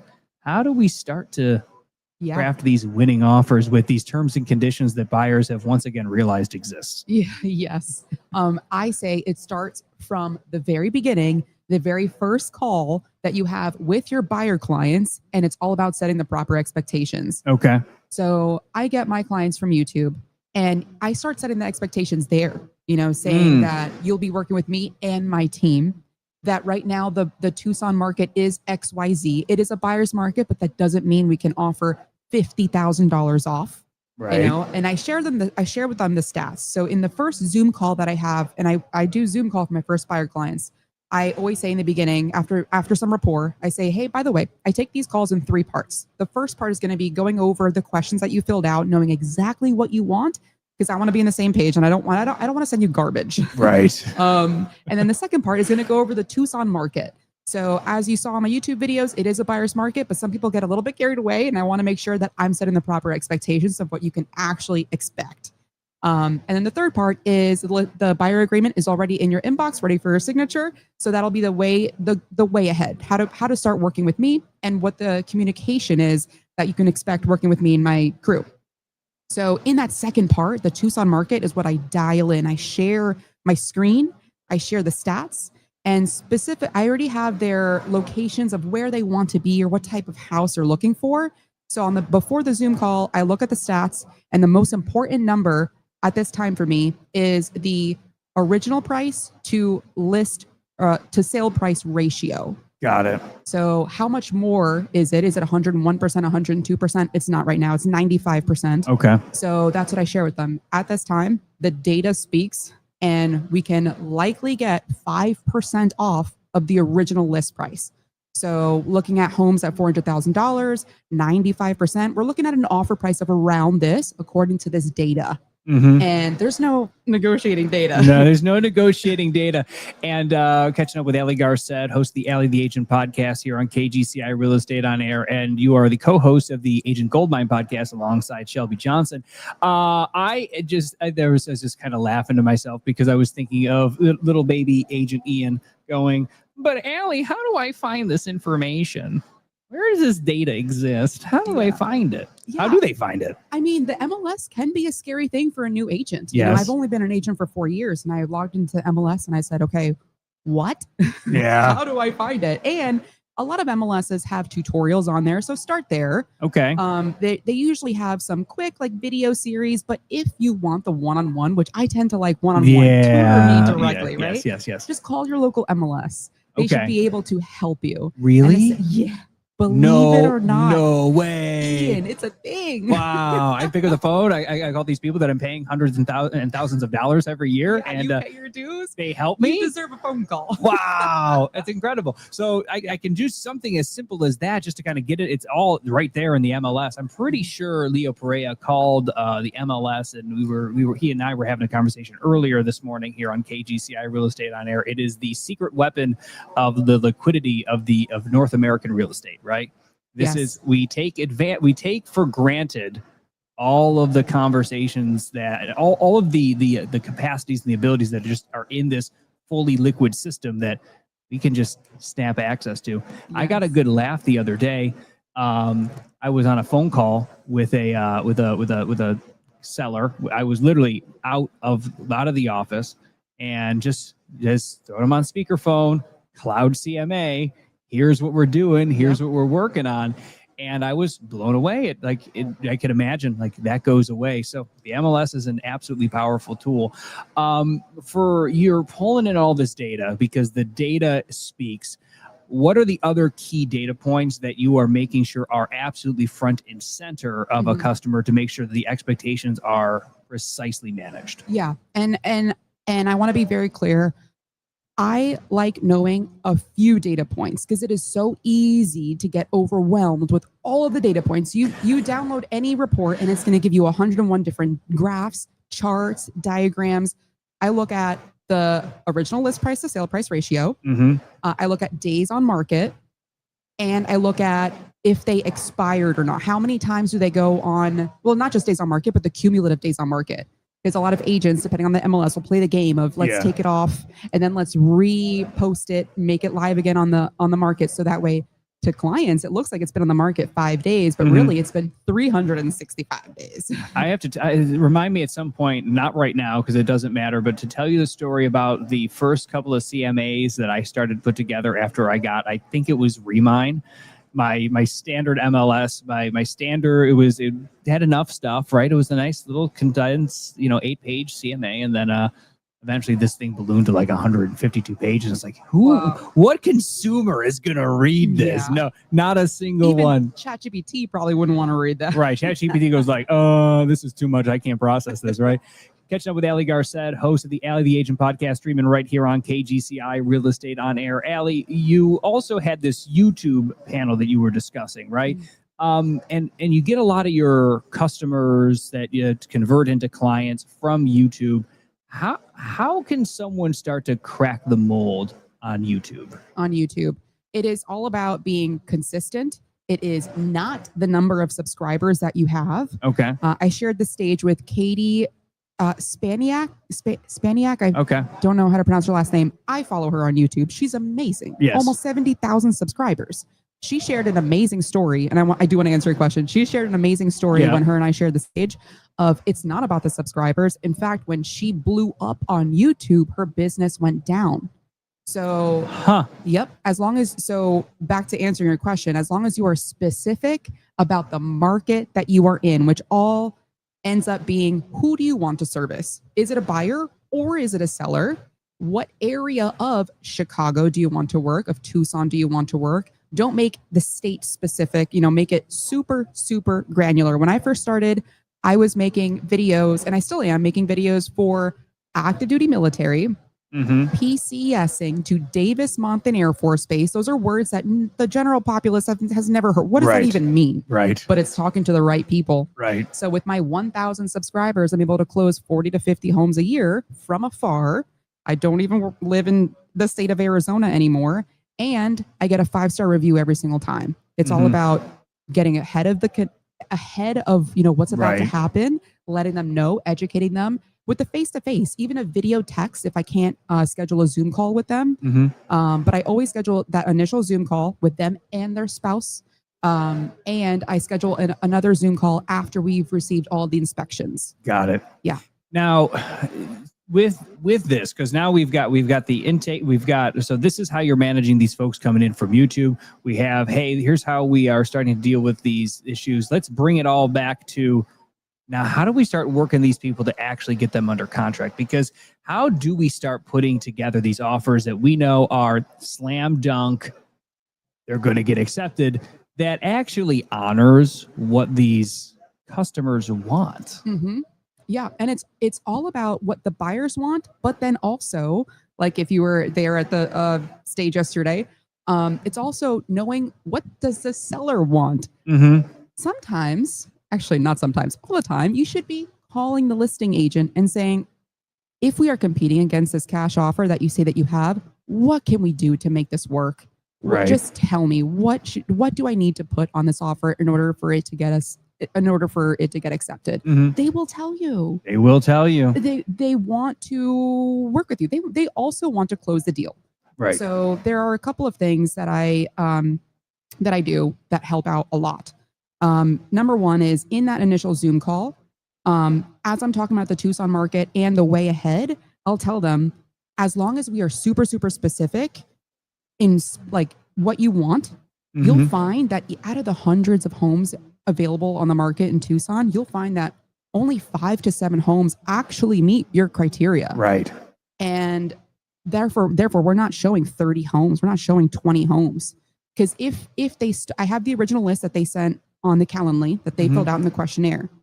As they start sending homes in the group chat that I have with me, their spouse, the lender, my TC, if it starts straying, then I want to call a timeout. And because I'm curious as to, if you said that you wanted a 1-story home in this zip code, why are we looking at 2-story homes at a different price point in this other area? Right. So I call, hey, timeout. I want to regroup because I want to know, at this point, I no longer know what you want. So let's all reconvene again. Right. Sometimes that's enough for the buyers to say, okay, never mind. Yeah. You know what? Let's go back to the original plan A. Right. But then sometimes they're like, you know what? We thought about it and we actually want that extra bedroom. We actually want this. Then perfect. Let's just have another Zoom call. Both spouses on there, all buying parties in that all Zoom buying call. parties all the time, right? Yep. And then let's start over. So when did you have to learn the hard way that you had to have all the buying parties at the same time? Or is there a good story there? There is a good story. You know what? Yeah, and it ends up as a happy ending. But good. But my second client ever. Okay. Buyer client, military. I spoke to the husband. The husband told me, oh yeah, my wife is on board. Like she'll just agree to what I say. And I believed it. I mean, I thought spouses communicated. No. And I said, okay, great. So we saw a property. We wrote an offer. We were about to go under contract when the buyer, the husband that I'm talking to, says, actually, my wife just saw the property now and she's not happy. said, what do you mean she's not happy? I don't want to be known as the agent that writes offers right and then has to retract. You're like, I don't want you to ruin my reputation Right. here. And I tell my clients this. I'm very transparent. And they appreciate it. They're like, Yeah. oh, I didn't think about it from your end. So we pulled out. Long story short, we found a property that they both enjoyed. I added her to the group chat. Right. And actually now the wife joined EXP. She was like, I love the way that you do business. I want to become a real estate agent. Wow. And now she's a killer listing agent in Tucson, Arizona. Well, there you go. You got some support over there. So that's how, because I think of like, it's always funny kind of how we learn our systems and how we test them a little bit. And I'm thinking about, you're obviously got a lot of leads coming in through YouTube. You have obviously referrals that come inbound, outbound referrals. You deal with a lot of that. But as agents are starting to put together these winning deals in 2025 and into 2026, right? The things we put in contract today probably aren't closing until January of 2026 anyway. Yeah. So what's the one thing that agents are sleeping on right now that they're not paying attention to, whether it's a strategy, a tactic, a system, a lead source? What do agents need to be doing right now to really drive their business forward in 2026? I will leave you with my favorite tactic. Okay. And it is what I use to get my offers accepted over others when there is a competitive property. Mm-hmm. We don't see too much bidding wars or multiple offers, but on the right property, you do. Anywhere. So what I do is in the state of Arizona, earnest money only goes hard, only becomes non-refundable after the inspection period. So it's in Arizona, it's very buyer friendly. If the buyers want to pull out at any point before the end of the inspection period, they get all their earnest money back, no questions asked. It leaves the seller high and dry. And then therefore they have to go back on the market. It sours the relationship between the buyer agent and the listing agent. The listing agent looks at you as the buyer's agent saying, okay, that's the agent that didn't really do their expectation properly with their clients to make sure, do they like the property enough to actually go through with it? Of course, things happen sometimes. Right. But what I like doing is I like making a portion of the earnest money non-refundable from day one. Okay. No matter whatever happens, if the buyers decide to cancel, at least you, Mr. and Mrs. Seller, get to keep a portion just for allowing us to take your property off the market. That wins it every time. Say that back to me one more time. Or let me say it back to you. You make a portion of the earnest money deposit non-refundable, right? Regardless of whatever happens, whatever comes up, it is just basically this is just in effect a gift if this falls apart to you, the seller, because you allowed us to take your property off the market where it could otherwise have been marketed. And it also acknowledges to the seller that, hey, by the way, you could have lost out on another potential buyer by this property having been under contract. Mm-hmm. That's brilliant. It gets it accepted every time. That's like one of those, that's like being the first person to realize that you could use an escalation clause, or that's the first person. That's like the first time you're like, oh man, like the appraisal gap. Like I remember when that was like, I was one of the first guys gals using an appraisal gap in our Syracuse market. Yeah. And I had to explain every single time I had explained what it is, to these agents that have been around for 20, 30 years. Yeah. And that's another one of those. Mm-hmm. That's another one of those where I get in a room with people that are much smarter than me, and I go, oh, yeah, that one right there. And some states have this. Yeah. Similar. Like North Carolina has their what they call due diligence money. It's non-refundable from the start. Okay. It protects it. It's a little bit more seller friendly in North Carolina, but a lot of other states don't do it. So if you're in a state that already has it, then increase it. Mm-hmm. Make yours different than any other's due diligence. But in mine, we typically do about $2,000 earnest money. And I asked the buyers, again, going back to the client expectations. Right. If we go into a multiple offer, on a scale of 1 to 10, you cannot choose 5. How bad do you want this property? Because if you were saying 10 out of 10, I will get your offer accepted. We're going to be aggressive. If you don't actually want it, if it's below a 6, then I ask them to rethink why we're even making an offer. Right. So, and if it's a 7, if it's anything like 7, 8, then at that point, we're not going to, maybe we won't make the earnest money hard day one. Maybe we will order the appraisal day one or do something else. But it really depends on them. You tell me, how bad do you want me to to get your offer accepted? Right. Is it 10 out of 10? Because I will get it. 10 out of 10. I always, and that's it. I ask a very similar direction. I ask, is it a must have or a want to have? Right. And so they rarely tell me must have, but by must haves offers, right? When they tell me, yeah, we got to have it. Those are the ones that always get accepted, right? Yeah. When they make that decision, like this is it, because they're a little bit more willing to, give some more aggressive terms and conditions, but having all of these different tools, whether they're escalation clauses, appraisal gaps, this non-refundable EMD magic that you just, that, because there's always, because eventually agents catch on, right? Like you're the cool kid on the block if you know how to do the escalation clause when no one else can. You're the cool kid on the block when you can do the appraisal gap when nobody else can. So this one's going to be how much more time when this thing goes far and wide? I think we got like 6 months, 12 months. A lot of agents are so old school, Yeah. and they don't want to change their minds around it. So if I present that as their listing, if they're the listing agent, they're so happy. Right. But then when I'm the listing agent, I'm saying, hey, let's put a little bit more skin in the game because I got 3 other offers I'm dealing with, or even 1 other offer I'm dealing with. I would like to see skin in the game. They're very, very hesitant because they've never had that conversation with their buyer clients saying on a scale of 1 to 10, how bad do you want this? We're actually competing with another offer. So yeah, hopefully that helps. One more thing. I got a question as I did this panel yesterday saying tactically, how does this happen? Yeah.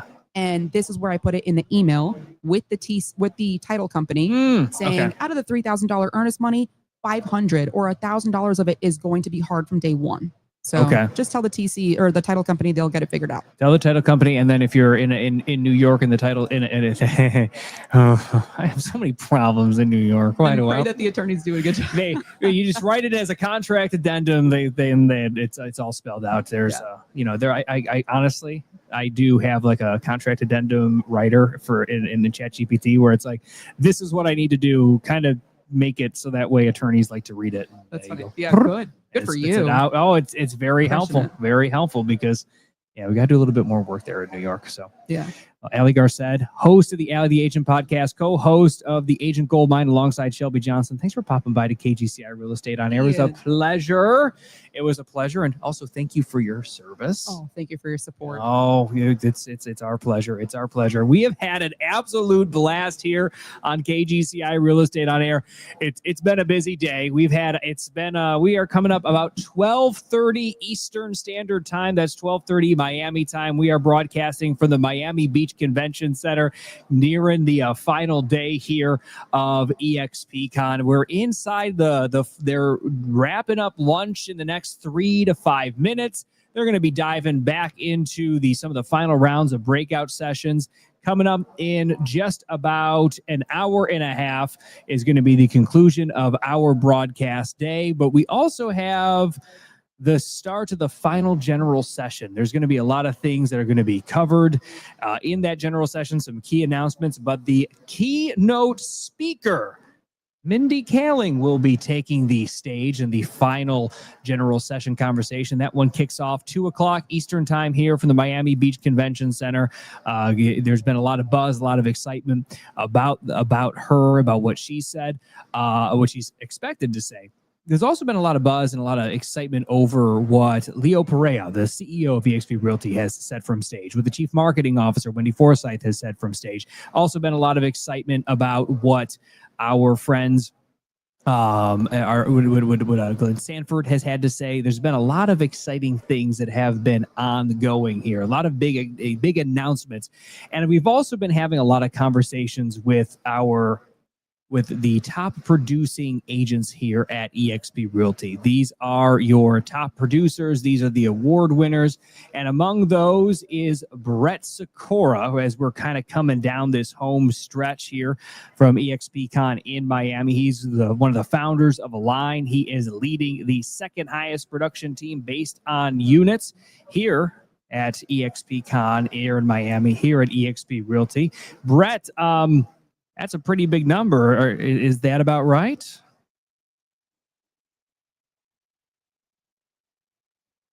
You got to be thinking big. And a lot of folks have come up to me already today, or not, I don't want to say a lot. 2 people have come up to me today, and they've asked about how to have a ton of scale fall into 2026. And I start with, what are your units right now? What's your average price point? What's your volume? Like, A, you need to know that.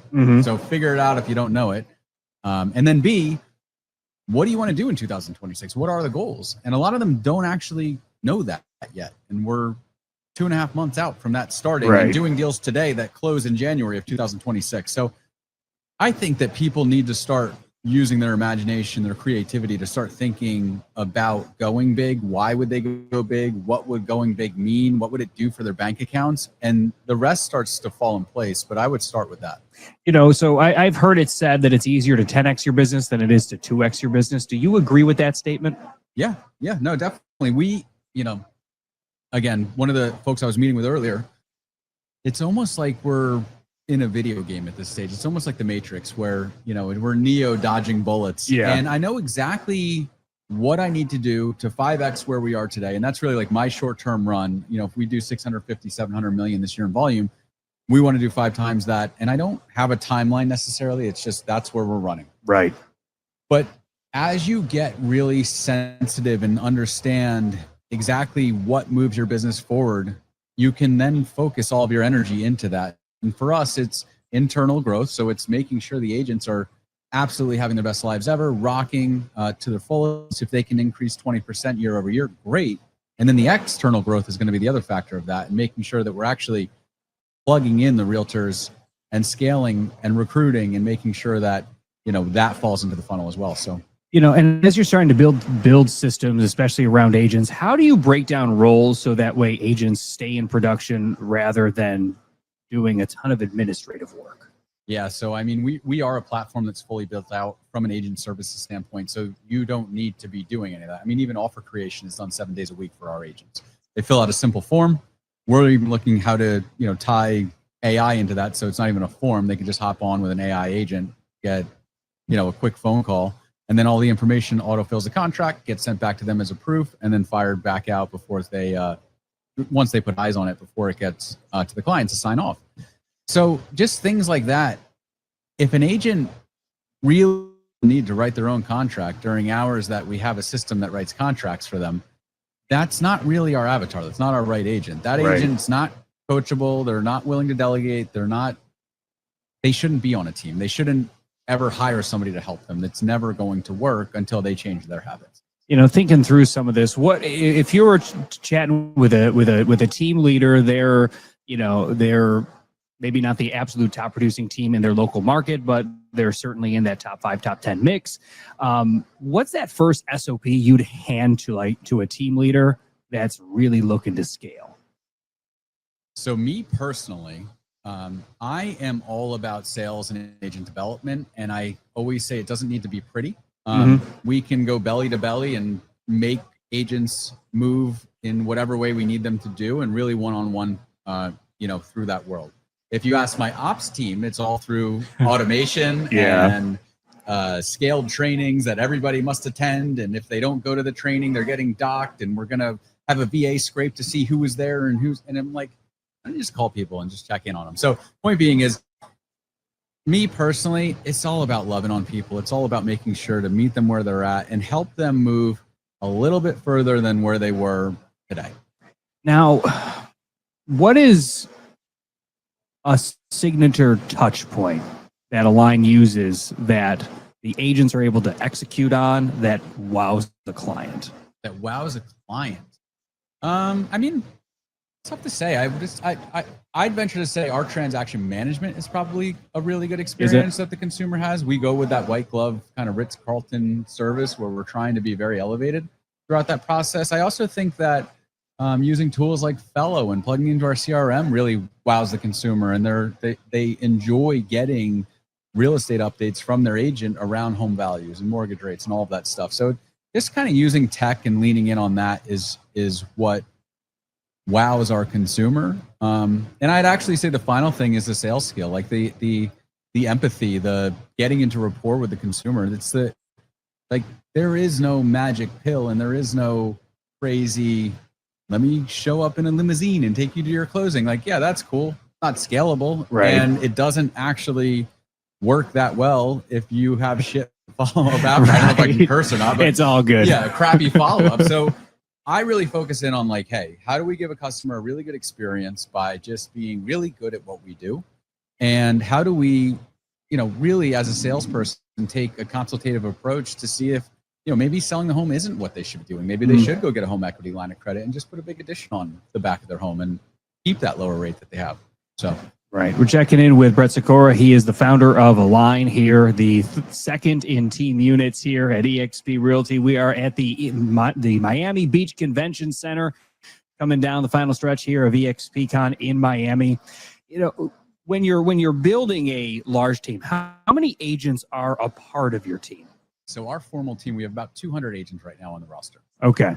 And then how many administrative staff supporting them? So there are 28 folks US based on staff or in sales leadership. Okay. And then from there, they have about 8 or 9 VAs that support them. And how much is AI and all that infrastructure started to be integrated into those systems with all those people, between the administrative, between the agents? How much of that is now at play?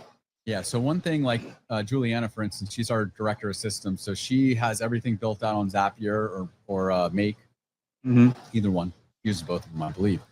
But she is going through all of the workflow automations and figuring out how do you make that as efficient, as effective as possible.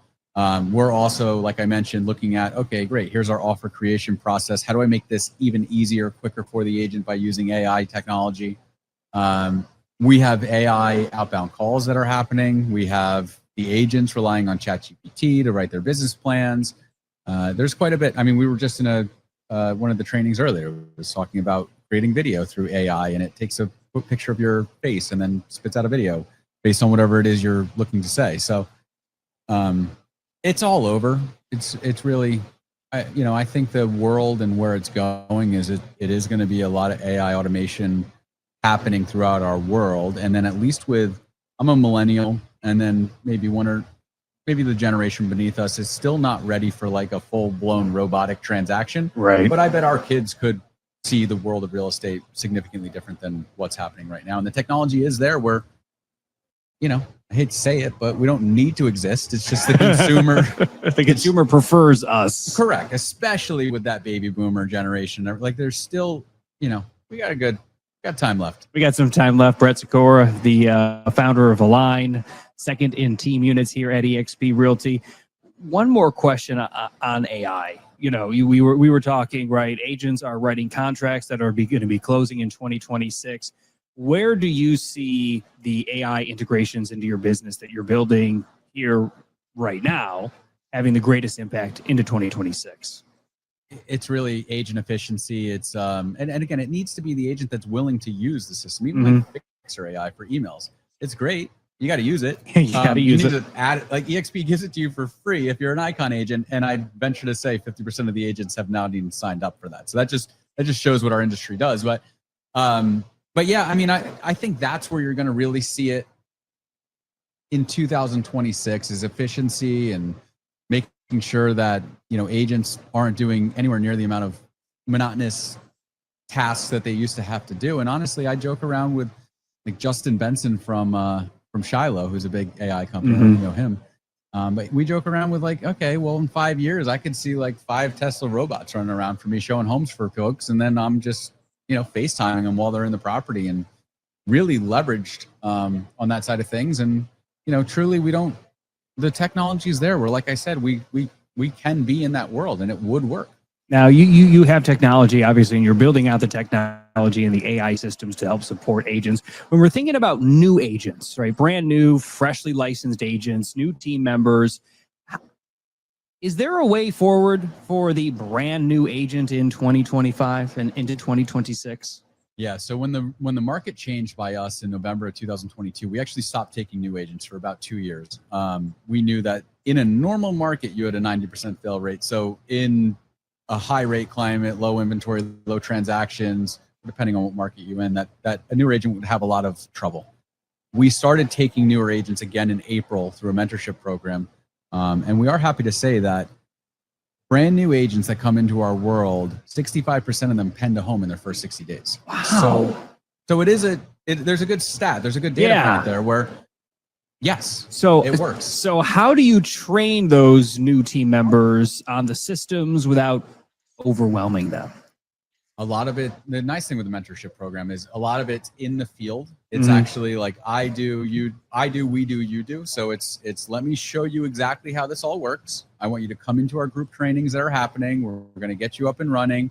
I need you to, a new agent, I need you to come to the trainings. Like I need you to come and be here with us. And what we say too from the mentors, they get paid when the mentee actually closes transactions. So I tell the mentors, if you don't think this person's going to work, or if you haven't made it crystal clear that they don't make $1 for every, minute they put into them, unless they sell a home, that agent probably shouldn't be in the business. So it is a two-way communication. That's like, hey, I'm not on a salary.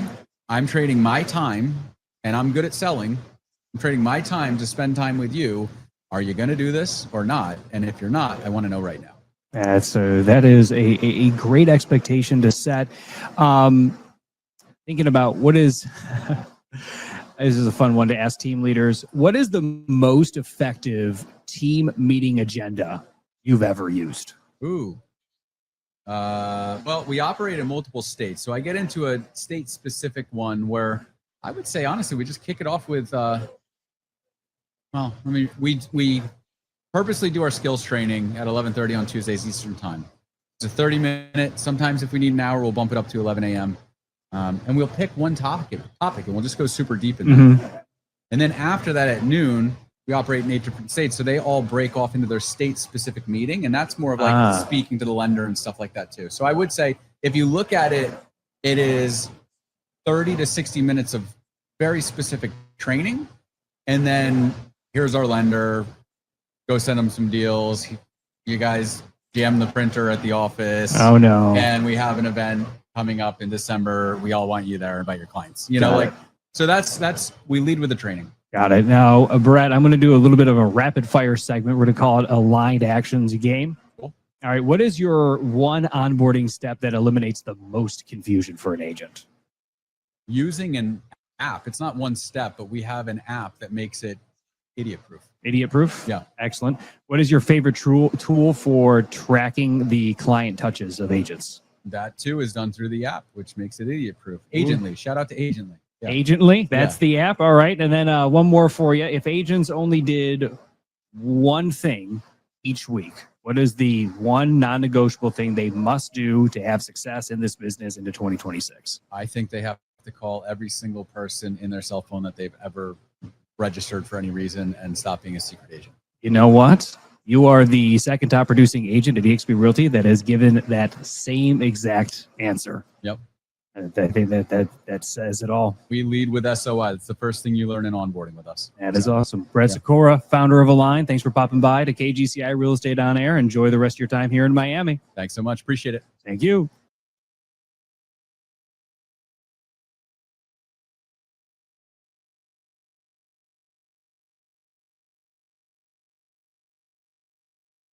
KGCI Real Estate On Air. I'm Ian Wheatley. We are broadcasting from the Miami Beach Convention Center. We are having an absolute blast here.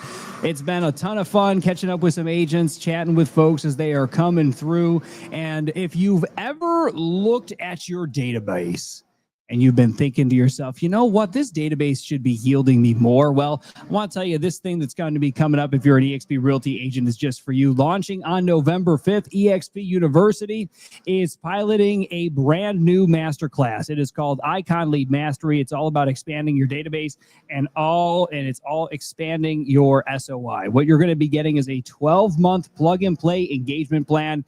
It is chock full of social posts, emails, texts, gifts, events, even AI prompts that are all custom tailored to your market. It is packed with playbooks from icon agents who've already done all of the heavy lifting, but the seats are limited. This is a pilot program. So eXp Realty agents, head on over to eXpUniversity.com and register your spot right now.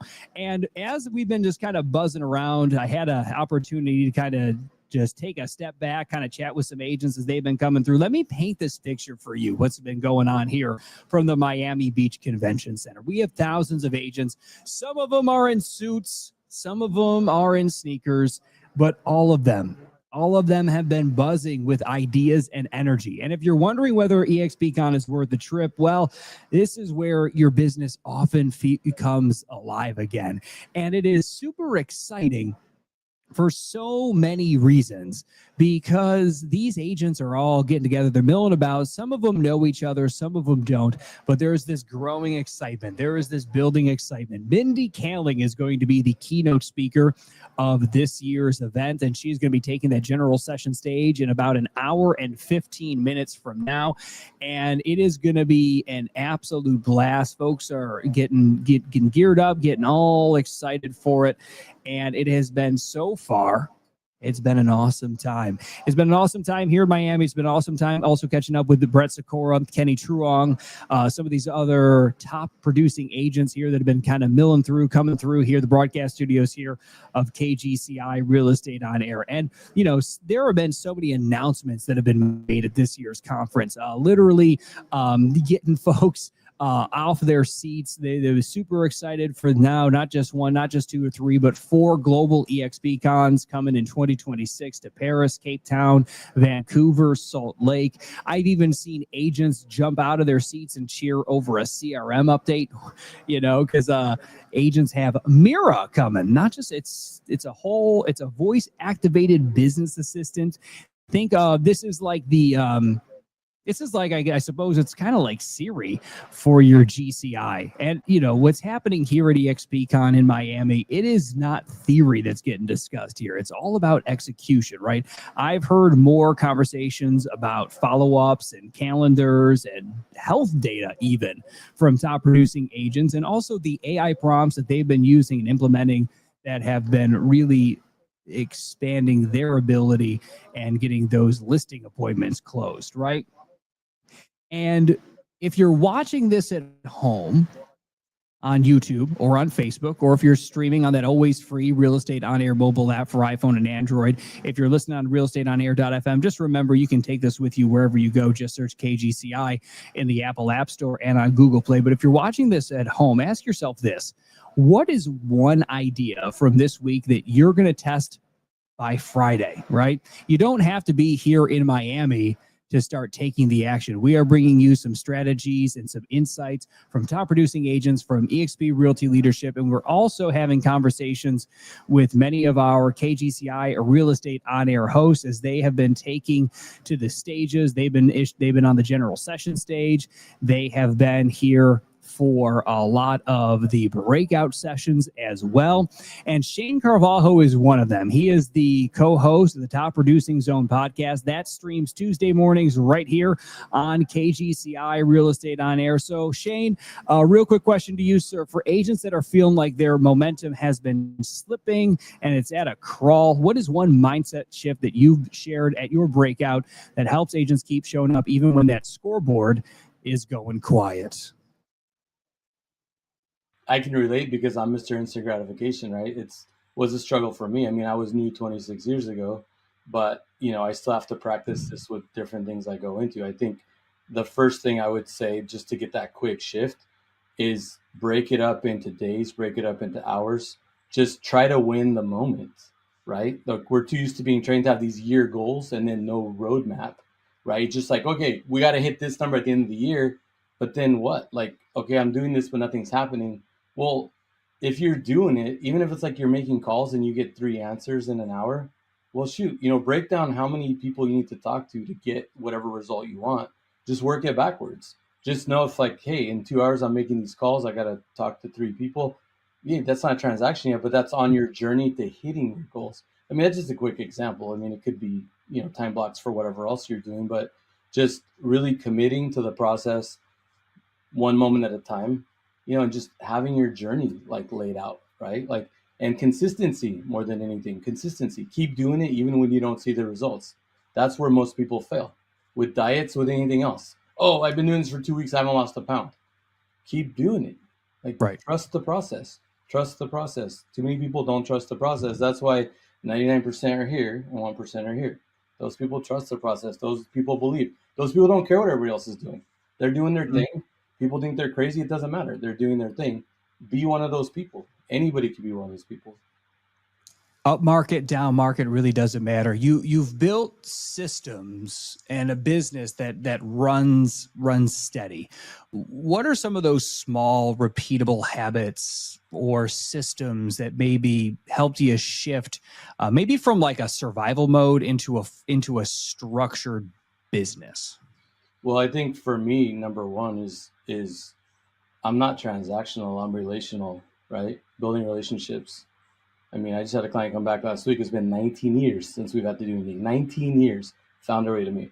One of my friend's moms, I helped her buy a house a while back. She wants to buy another property, but it's just relational. Like, I have a system set up where I stay in touch with clients. Sometimes life gets busy, or sometimes my systems are not quite on top of as much as I should be, but I've built the relationships and I nurture the relationships. And that's like an important staple to have success and to have a long-standing career. Being transactional, no judgment, because some people are transactional. If you want to throw a bunch of money at leads, if you want to throw a bunch of money at mailers, if you want to just turn and burn, hey, if that's your business model, that's fine. But then you got to be consistent with that. And that puts you in a whole nother situation where you're starting over every day. We all know in real estate, when the transaction closes, you're unemployed again in general. But think about if you built a relationship with that client. Maybe they're not going to do more than one or two in their lifetime, but then how about their whole circle? Like, if you start plugging in where you're already trusted and known and you don't have to sell yourself, then all of a sudden it's no longer I'm unemployed after each transaction and someone new has to get to know me. Now you're just getting plugged in.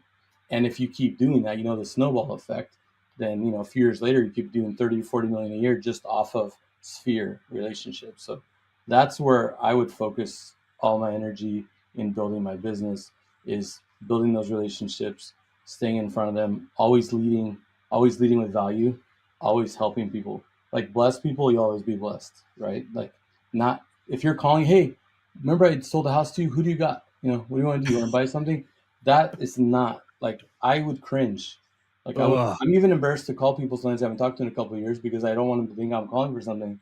Yeah. I'm not. A lot of people I generally like and I haven't been able to keep up with, Mm-hmm. And you kind of allude to it, but what is that common trap that agents maybe fall into when things are slow, and what would you do instead?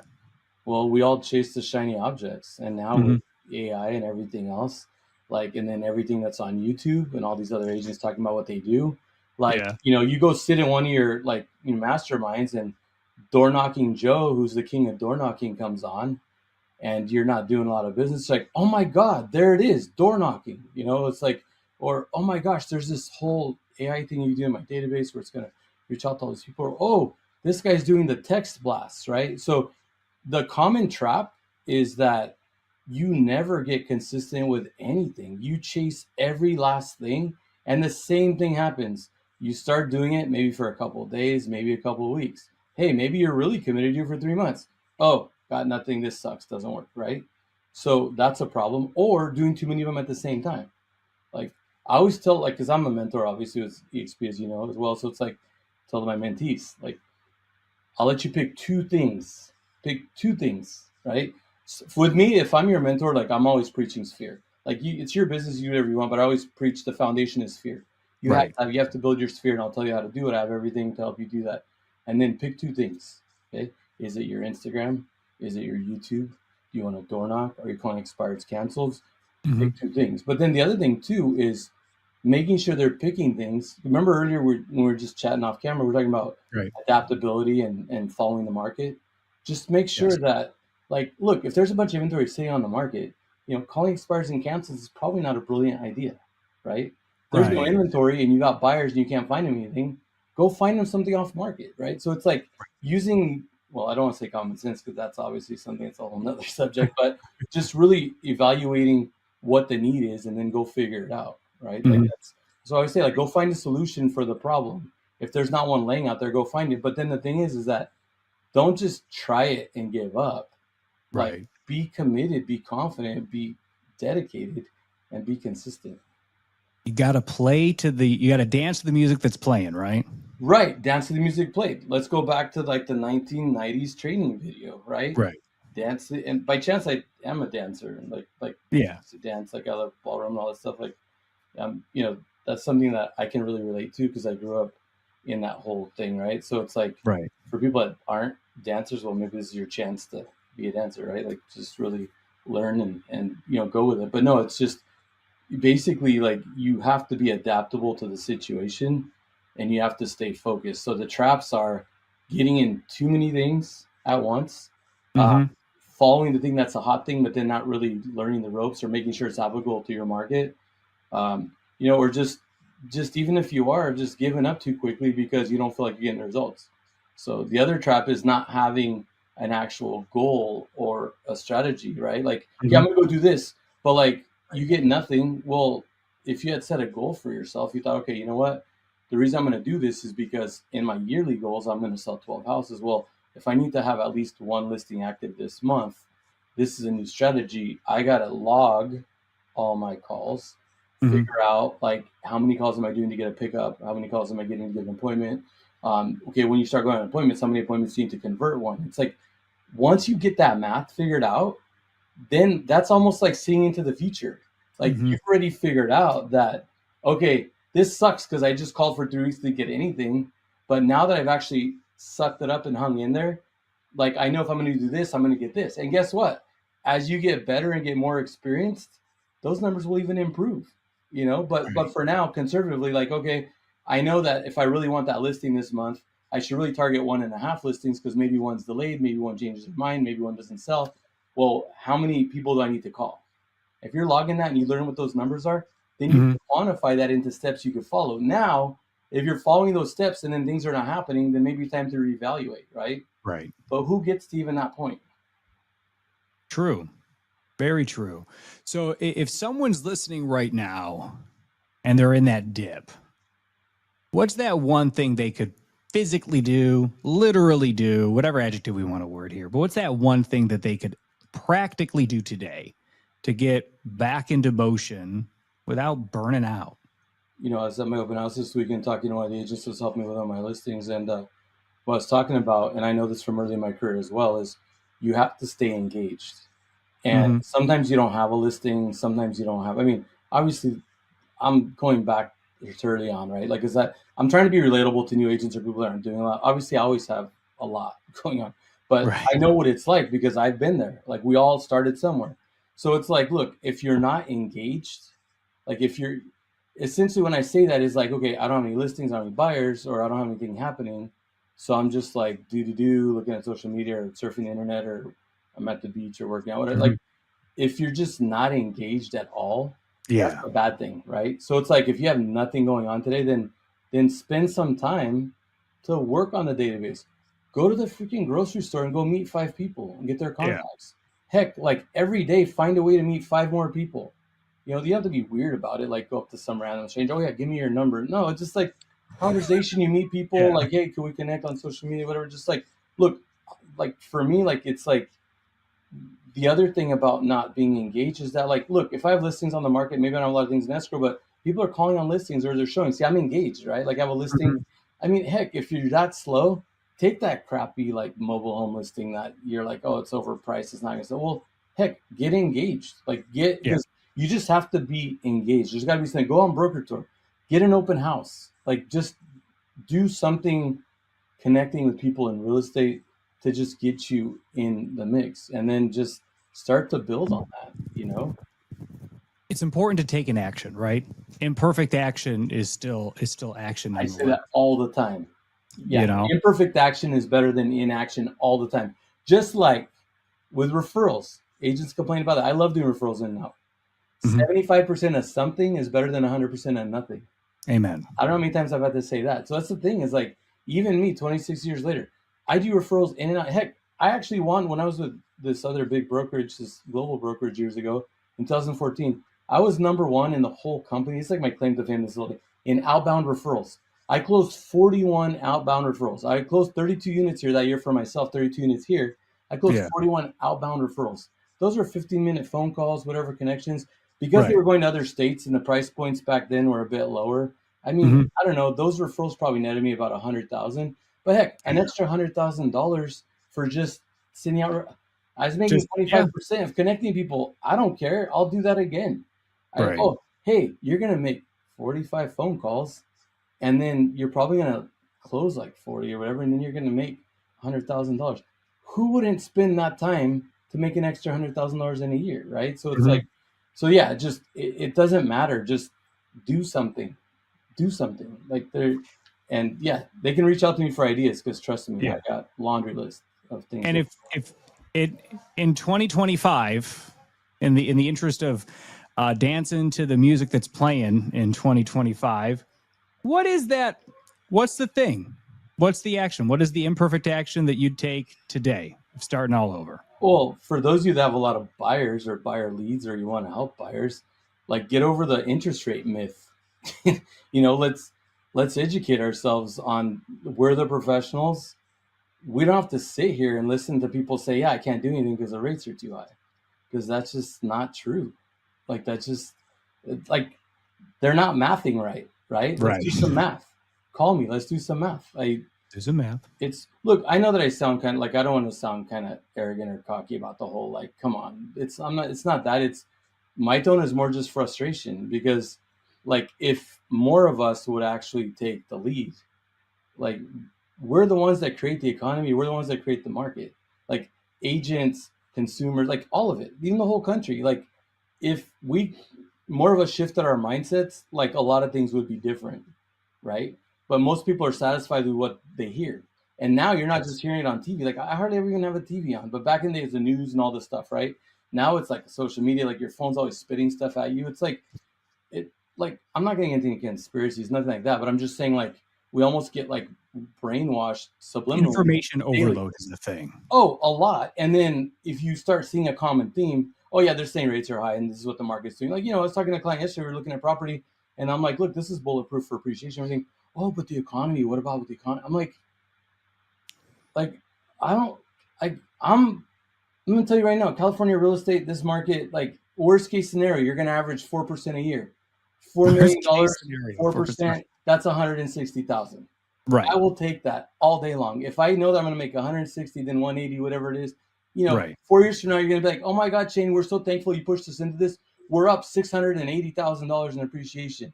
And that's if it's flatline. You're going to get those years that pop, it's like, so it's like, there's just like, dispelling those myths, right? Like all day long, right? And if you have that extra money sitting in investments in the bank, if you can control a $4 million asset with even $800,000, do the math in your head at the end of 4 years. You just control the $4 million asset with $800,000 and you're literally up $500,000 4 years later. Where the hell are you going to do that without taking risk? Anyway, I know I'm getting off subject, but no, this is why I get frustrated because clients that I'm helping are buying things under market. They're walking into equity. To deal with the rates, we're able to negotiate in buy downs. Like there's so much strategy and there's not a lot of competition on a lot of these listings. What for an agent that's sitting here, they're missing out at they're listening in, right? Because they're not here at eXpCon in Miami. What's a single action that they could take that's going to actually get them some momentum building? That's a good question. I mean, look, it's tough to say. I think that if they're in a market where, properties can turn fairly quickly, I think that, a lot of times they're wanting a paycheck sooner than later. As much as I'm a listing agent 80% of the time, like I'm very big on, go get a couple buyers, go problem solve, go find them what they need, go get a couple buyers into contract, get a couple transactions closed, start building up that capital so you can market yourself and do a little more. I think if you want to build momentum and get engaged quickly is go get something in contract. As far as like, buyers like, oh, well, I don't have any buyers right now, or I'm not sure what to do. Okay, well, go out and meet people, but then call like 2 or 3 lenders. Just say, hey, newer agent, really would love to build a relationship. Like, could we do this? Could I maybe meet with you, see what you offer, what you do, and have somebody that, like, maybe you get somebody that never thought about buying, but it's like, oh, guess what? My lender partner, doesn't cost you anything. Talk to them. There's these cool programs. Buy your house for the first time. Like, just like start engaging from a buyer perspective, and then build relationships with a lender. Like, hey, oh shoot, I forgot I had this attorney or this CPA, or I had this person that does a lot of construction and new stuff. Like, just like, I always go back to Sphere, right? Go hit people. And the other thing I've done, which it's not really something we're going to get into today, but I've built relationships with local vendors. I've made this whole gifting program where I do these co-branded gift cards with small businesses in my community. And so, like, go talk to them, build a relationship. Hey, I'm going to put a credit card on file. I'm going to start giving out these co-branded cards. I'm going to send people to your business. When they come in with one of these, just charge this credit card on file. And then basically you're collaborating now. You're meeting the public, meeting clients. You're supporting small business. Small business says, hey, I had this guy come in today that, to get coffee. He's been talking about wanting to buy a house. So I thought about you here. It's like, you see what I'm saying? There's like, and the thing is like, once you start paying for coffee or something, you're paying for stuff, but everything else is free. Like, you could do a lot of free stuff, even like the YouTube stuff. Obviously, like, I started doing YouTube later in life. Like, it wasn't something that, I'm such a, like, in person, such a people person, like, in people's face, that I never really started doing all this video stuff. I'm always out there. But yeah, just, I would say engaging with people and ASAP and trying to get a buyer or two going, because that's going to be your fastest way to build traction. And then, of course, once you start getting your feet wet there, focus on getting some listings too. But listings take money, they take time. And the other option too is, if you do want to get in the listing game, then come to someone like myself, like a seasoned agent, say, you know what, I have an opportunity to get this listing. I'm new at this game. I know you have all these resources. You do a lot of listings. Would you possibly be willing to co-partner with me? Could we go 50-50 on my first listing? Like, would you be willing to help me use your resources, back me up? Could you go to this appointment with me? I've done that. I've gone to people's listing appointments or help them get the listing, and then we'll just split everything at the end. I'm fine with that. So that's just these. I know you said one step. That's obviously second step, but that's how you build a momentum.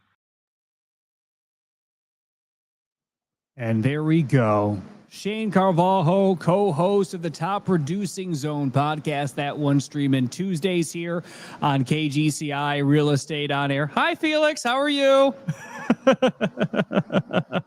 It is an absolute blast. We are here in Miami from the Miami Beach Convention Center. We are in the final hour here. Welcome to the home stretch of KGCI Real Estate On Air, live from eXpCon. And if you have been with us through the day today, you already know this wasn't just a content day. This has been a blueprint. We heard from solo agents who are scaling like CEOs, from teams running 200 plus agents without breaking systems, from leadership mapping out what real estate looks like in 2026 and how AI is already shaping it right now. We dropped some top takeaways from Brett Sikora, Artemisa Boston, Kenny Truong, and many more. And we've even sat down with Glenn Sanford, and we got his raw take on where this whole thing is headed into the future. And we did it all live right here with you, agent to agent, belly to belly, here from the Miami Beach Convention Center with our live broadcast here from eXpCon in Miami. So whether you tuned in from the app, tuned in from the expo, or you're halfway through a showing, you haven't just been listening so far, you've been learning, you've been leveling up, and you're starting to walk out of the show today with at least 3 things that you can do this week to grow. But here's the thing, my friend. We still have so much more to do. We have still so much more to say. We have so much still left to cover. We're going to be hearing from Chris Craddock later on this hour, host of the Uncommon, I was about to say the Uncommon Lunchbox. What's the name of his? That was the old name. Why is the Uncommon Lunchbox still stuck in my head? But Chris Craddock, co-host here on KGCI Real Estate On Air, he's going to be popping by in just a little while. We're also going to be hearing from, in a couple of moments, a man who has been building his business around a niche that so many real estate agents Maybe they got licensed 2019, 2020, 2021. They've never heard of geographic farming. They've only heard of open houses as legend. We're going to be chatting with Steve Robertson coming up in just a little while here on KGCI Real Estate on Air. But there was something that kind of jumped out to me in that conversation about an hour and a half ago with Mr. Glenn Sanford, which was so many, I hear it all the time. I hear it on the floor walking around this conference that a lot of agents are overwhelmed by AI. But if you are ready to actually learn how to use AI and actually stick with it, our friends at eXp University are rolling out an AI Accelerator series kicking off October 28th, and it's all totally free. For 8 weeks, you will be learning from 11 of the top AI trainers in the real estate industry, not just here at eXp Realty, from automating your CRM to building smarter marketing and getting in touch and getting found in search. This is going to be some hands-on training, not just some tech theory, not just some jargon. You'll even get a whole package of custom GPTs and get the knowledge so that way in the future you can learn how to build your own. But it is a first come, first serve basis. So register now, eXpUniversity.com, free for eXp Realty agents, and stop guessing on what to post, stop guessing on what to write or what you need to build next. AI is going to help you do it faster and smarter. And the folks at eXp University are going to be there to show you how to do it. I have overheard agents say all kinds of fun things, right? But there's this maybe something that isn't so fun. There's this underground conversation that's sort of has been at the undertow of this conference so far, right? It's all about there's concern, there's fear amongst agents around industry consolidation, right? The Compass and Anywhere talks are making folks rethink about, where they're doing, where they're at. And Leo Pareja, the CEO of eXp Realty, we sat down in the first hour of this show. And if you're listening to this, you're going to need to make sure you go back to that conversation, because he said some things that really set a lot. You could kind of see this little crowd growing around the fishbowl here from the Miami Beach Convention Center as he was chatting, and put some minds at ease on that whole thing and how he's anticipating the future of real estate evolving here in the next little bit as a consequence of what could be on the horizon in terms of industry consolidation and what that could look like and what eXp Realty's role and what its position is going to be in it. Now, I am joined by Steve Robertson. He is out of Austin, Texas. He knows a thing or two about geographic farming, and he knows a thing about open houses and how those two things run together. Steve, thanks for popping by to KGCI Real Estate on Air. One of the things that I had a question about when I was thinking about doing my own geographic farm was, how the heck do I even understand? How do I know if the area that I want to maybe farm is a decent one, a good one, a terrible one?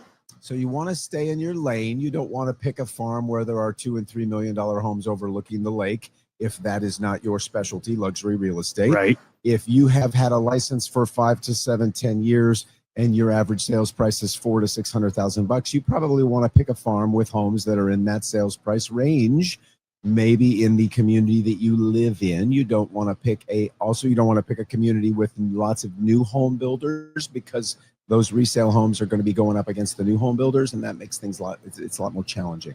I heard of something along the ways of something about it was a turnover rate. What is a turnover rate? Turnover rate is how often people are buying and selling real estate in that community. And so if you have a lot of empty nesters, kids are graduating high school, that's probably when they're going to be thinking about listing and selling their house. So these are all things to consider. Employment changes, death, divorce, different things that a lot of people don't necessarily want to talk about, but these are some of the reasons why people are going to be selling their house in the future. Catching up with Steve Robertson. He is out of Austin, Texas. He's an associate broker here at eXp Realty. We are here at the Miami Beach Convention Center for eXpCon here in Miami. How does one determine if I'm looking at a farm, let's just say, all right, I got 2.1 square miles. This is what I'm looking at. How do I figure out the turnover rate there? Well, the best thing to do is farm your MLS for starters, and you can do reverse email prospecting. You can talk to your local business development person at the title company. You can decide on a scale of the farm that you want to do. How much money do you have to allocate towards this? How many of us have gotten that one postcard in the mail that says, Rick just sold the house down the street? That postcard inevitably is going to go to the local landfill. So what you want to do is lead with value. If you're going to farm a particular community, decide on the size and the scope, 300 to 500, maybe 750 houses max. How much money do you want to spend on your farm? And what sort of ROI are you looking to receive back from all of the effort that you're taking to reach this new audience? You want to stay top of mind with these homeowners so that when they're thinking of listing and selling, usually in the fall, which happens to be now, when they have family in town for the holidays, they're thinking and talking about employment changes and moving in the spring potentially. You want to be top of mind with your audience. So that means you've got to be leading with value, is sending them statistical postcards. I love to use infographics that show how many homes have sold since January 1st in my community. What was the average list price? What was the average sold price? What is my home worth? I thought it was worth $850,000. Turns out we've had an 8 to 10% dip in the market in Travis County in Austin, Texas. So now my home isn't worth what I thought it was worth. Right. That's a shocker. I'm going to hold on to this postcard that I got from this person.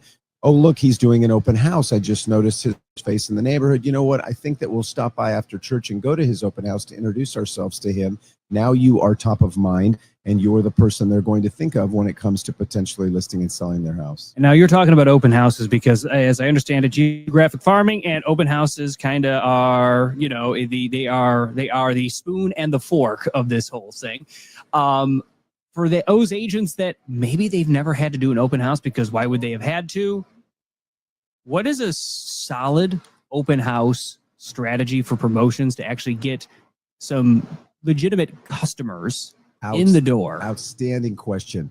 First and foremost, do not be a secret agent. Secret agents are not successful. You want to collaborate and sync up with the other agents in your community, as opposed to what most agents do.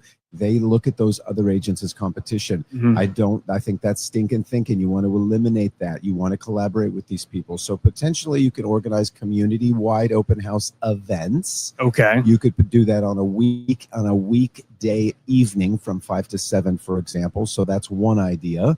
Another successful idea that has worked well for me is just to blow up the heck out of all of your social media. Make videos about your open house. Create an event on your social media.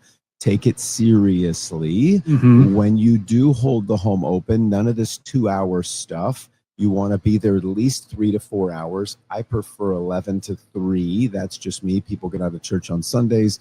They're done with their kids' activities and things. You want to be at the actual property for at least 3 to 4 hours. Don't be like the other agents. You want to put out at least 25 signs. I know that sounds kind of ridiculous. I'm old school. I've been doing this 20 years in Austin. I use balloons. What a crazy concept. A balloon. I know. Balloons move around in the wind. They catch people's attention. Hey, look, a red balloon. My eye went to the sign. There's Steve's handsome face. Let's go ahead. You know what? We've got our coffee. We'll pull into the neighborhood and just take a stop at that house real quick. Then I get my teeth into them and I have a chance to tell them about the community, the new schools, the Trader Joe's that's opening down the street, all of the value adds that they wouldn't have otherwise, that maybe they didn't even think about living in that community. That is a good point. And so it's a lot of posting. Explain to me the concept, because I understand the concept of I'm going to put my open house in my MLS for, I'll do it for 3-4 hours. I can do that. Okay, that ain't so bad. It's going to hit the Zillow. It's going to hit the Realtor.com. It's going to hit all the portals. Okay, all right. I'm going to put my socials out there. But what the heck is a open house event? An open house event, again, requires collaboration. It requires forethinking. All right. So it's foresight. It's communication. It's I need to pull in other agents to do. I can't just do this all by my little own lonesome. Well, you certainly can, but we're gonna see how much traffic you get at your open house. So one other thought that pops to my mind, again, after 2 decades in this business, is going onto Facebook and looking at all of the groups. Someone taught me this a few years ago. About Californians moving to Texas, New Yorkers moving to Texas. I live in Austin and I'm thinking of moving. There are all of these free, in Austin, we have a thing called Broker Underground. There are agents and professionals and long-term people in this business, seasoned, successful agents who are on those pages. It's not just your personal Facebook page. Some of us have a huge audience, others don't. Right. You can reach out for free and cast a much wider net and potentially attract a lot more people, including your local church. I mean, everybody has activities. The person you buy your coffee from, the dry cleaner. I mean, you can cast a much wider net and get more and more eyes on your property. In the market now today, it's all about impressions. So Steve, this is, say I'm an agent and I've got $500 that I can spend. What am I spending it on? And am I spending it in a geographic farm, or am I spending it on getting my open house strategy launched? I'm spending it on my farm, 1,000%. Okay. Yeah, average mailer for me is about 375 cards. Each card costs me about 75 cents each. I can have the card prepared in a matter of, 30 minutes. Canva is an incredible tool for doing these things. I love to use infographics. I have 5 statistics on each of the jumbo postcards. How many homes have sold since January 1st? What was the average list price for those homes? Average sold price, things of that nature. Something that someone can use and will hold onto, as opposed to just a headshot of Mr. Handsome Ian on a postcard with your phone number, because we all know that's just going to go to the trash can. Yeah, they're going to trash my ugly mug. Steve, thanks for popping by to KGCI Real Estate on Air. It's been great. If anybody wants to get in contact with you, how do they do it? At Steve Sells Austin on Instagram. I have a 12-month farming blueprint I would be more than happy to share with you. At Steve Sells Austin on Instagram. Thanks, Ian. Awesome. Appreciate it. Thanks so much. Thanks for popping by to KGCI Real Estate on Air. Have fun in Miami. Rock and roll. Thank you so much. And there he goes. What Steve had to say there here on KGCI Real Estate on Air, I gotta point out, I don't know if you were taking notes. I was taking notes. Here were some of my top takeaways from that conversation with Steve just now. Number one, geographic farming is back, and it is back in a big way, but it's also highly predictable, right? Steve laid out right there, if you weren't taking diligent notes, he laid out a 12-month farming blueprint that can build consistent business for under $5,000 in expense every single year. And the sweet spot that he's targeting are those 300 to 750 home locations, right? Ideally where you live, but also with average home prices that match your past closings, right? And that kind of leads into number two. You got to make sure that you're picking the right farm, not just some fancy one because it's fancy, all right? Don't farm $2 million homes that are lakefront if you're just closing $500,000 properties in the burbs. Be proud of doing the $500,000 properties in the burbs, right? That's pretty good.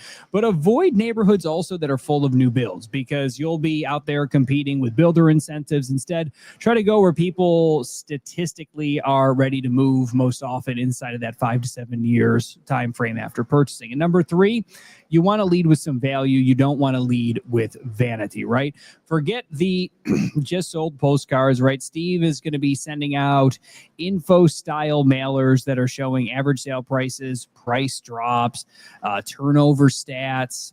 And why is that?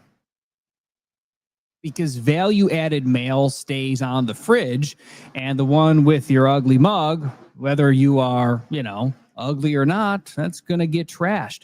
At number 4, an open house is a great community activation, right? Steve's rule about open houses is they should run 3 to 4 hours minimum, right? He drops 25 signs, and yeah, he's got balloons all flying around every which way, but he also layers social media into that all. He also layers church invites into that. He's posting on local Facebook groups to boost the turnout. And the best part of all of that strategy from Steve was that these open houses make him visible inside of the area he's already farming. And also he pointed out, right, what I think most agents know deep down in their heart is he can't be a secret agent, but he talks about it in a different way, not from the, you're not going to tell people who would otherwise know, like, and trust you that you're a real estate agent, but You got to talk to other real estate agents, right? If you want more traffic, your next open house, you got to collaborate, right? If you want to have those better, stronger turnouts, make these things into like a community event, right? Organize this community-wide open house weekend, right? Create events on social media about it. Connect with agents, right? This doesn't necessarily have to be some knockdown, drag out competition, right? It should be a collaborative effort. And I thought that was some absolutely brilliant insights there from Steve Robertson in that conversation that you just heard streaming live here on KGCI Real Estate on Air. So where in the heck are we right now? For those of you that are just tuning in, I'm Ian Wheatley. This is KGCI Real Estate on Air, and we are sitting inside of Expo Hall, the Miami Beach Convention Center, as we are entering the final minutes of eXpCon here in Miami. We have been seeing a steady stream of agents walking past our little studio that we have set up at the Expo Hall as they are making their way to the exit. But where are they going? There's a whole general session. We've just been seeing a nice big old crowd of agents walking their way on over. They are going to be hearing from Mindy Kaling. Mindy Kaling of the Mindy Project. Mindy Kaling of The Office is going to be giving the keynote presentation, and everybody around here has been excitedly buzzing about that keynote presentation that she's going to be giving. We were talking a little bit about it with Ali Garcet, what she's kind of looking forward to. You know, the story of Mindy Kaling is Mindy had been told time and time again that she was never going to be able to do anything, that she wasn't able to do, she's going to not be able to achieve her goals and achieve her dreams, but yet through steady pressure, she was able to make it. Hi, Katie Tanner. How are you? It's fun seeing all my friends that are walking by saying hi, and all the fun agents that I've gotten to know over the last couple of days here for the Miami Beach Convention Center. But there's a lot of excitement that's building, and then agents are heading that way. We're expecting to talk to Chris Craddock of the Uncommon Lunchbox podcast here on Uncommon Real Estate. There it is.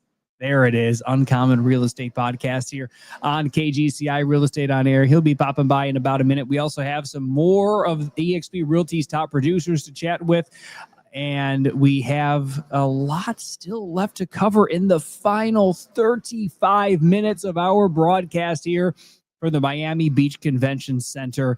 And I want you to remember something. And we are not just here about a podcast, all right? This isn't just some other YouTube playlist, right? Here at KGCI Real Estate on Air, this is Real Estate Radio Reimagined. So download that always free KGCI Real Estate on Air mobile app for iPhone and Android and get the content that agents actually want, right? It comes on your time, comes on your turf, comes on your terms, always free. Real estate business building strategies and tactics. If you're out here going, well, you know, Ian, I do have a question on how I could run a better open house. Or, oh, hey, Ian, I do have a question about how I could set up a geographic farm that actually is going to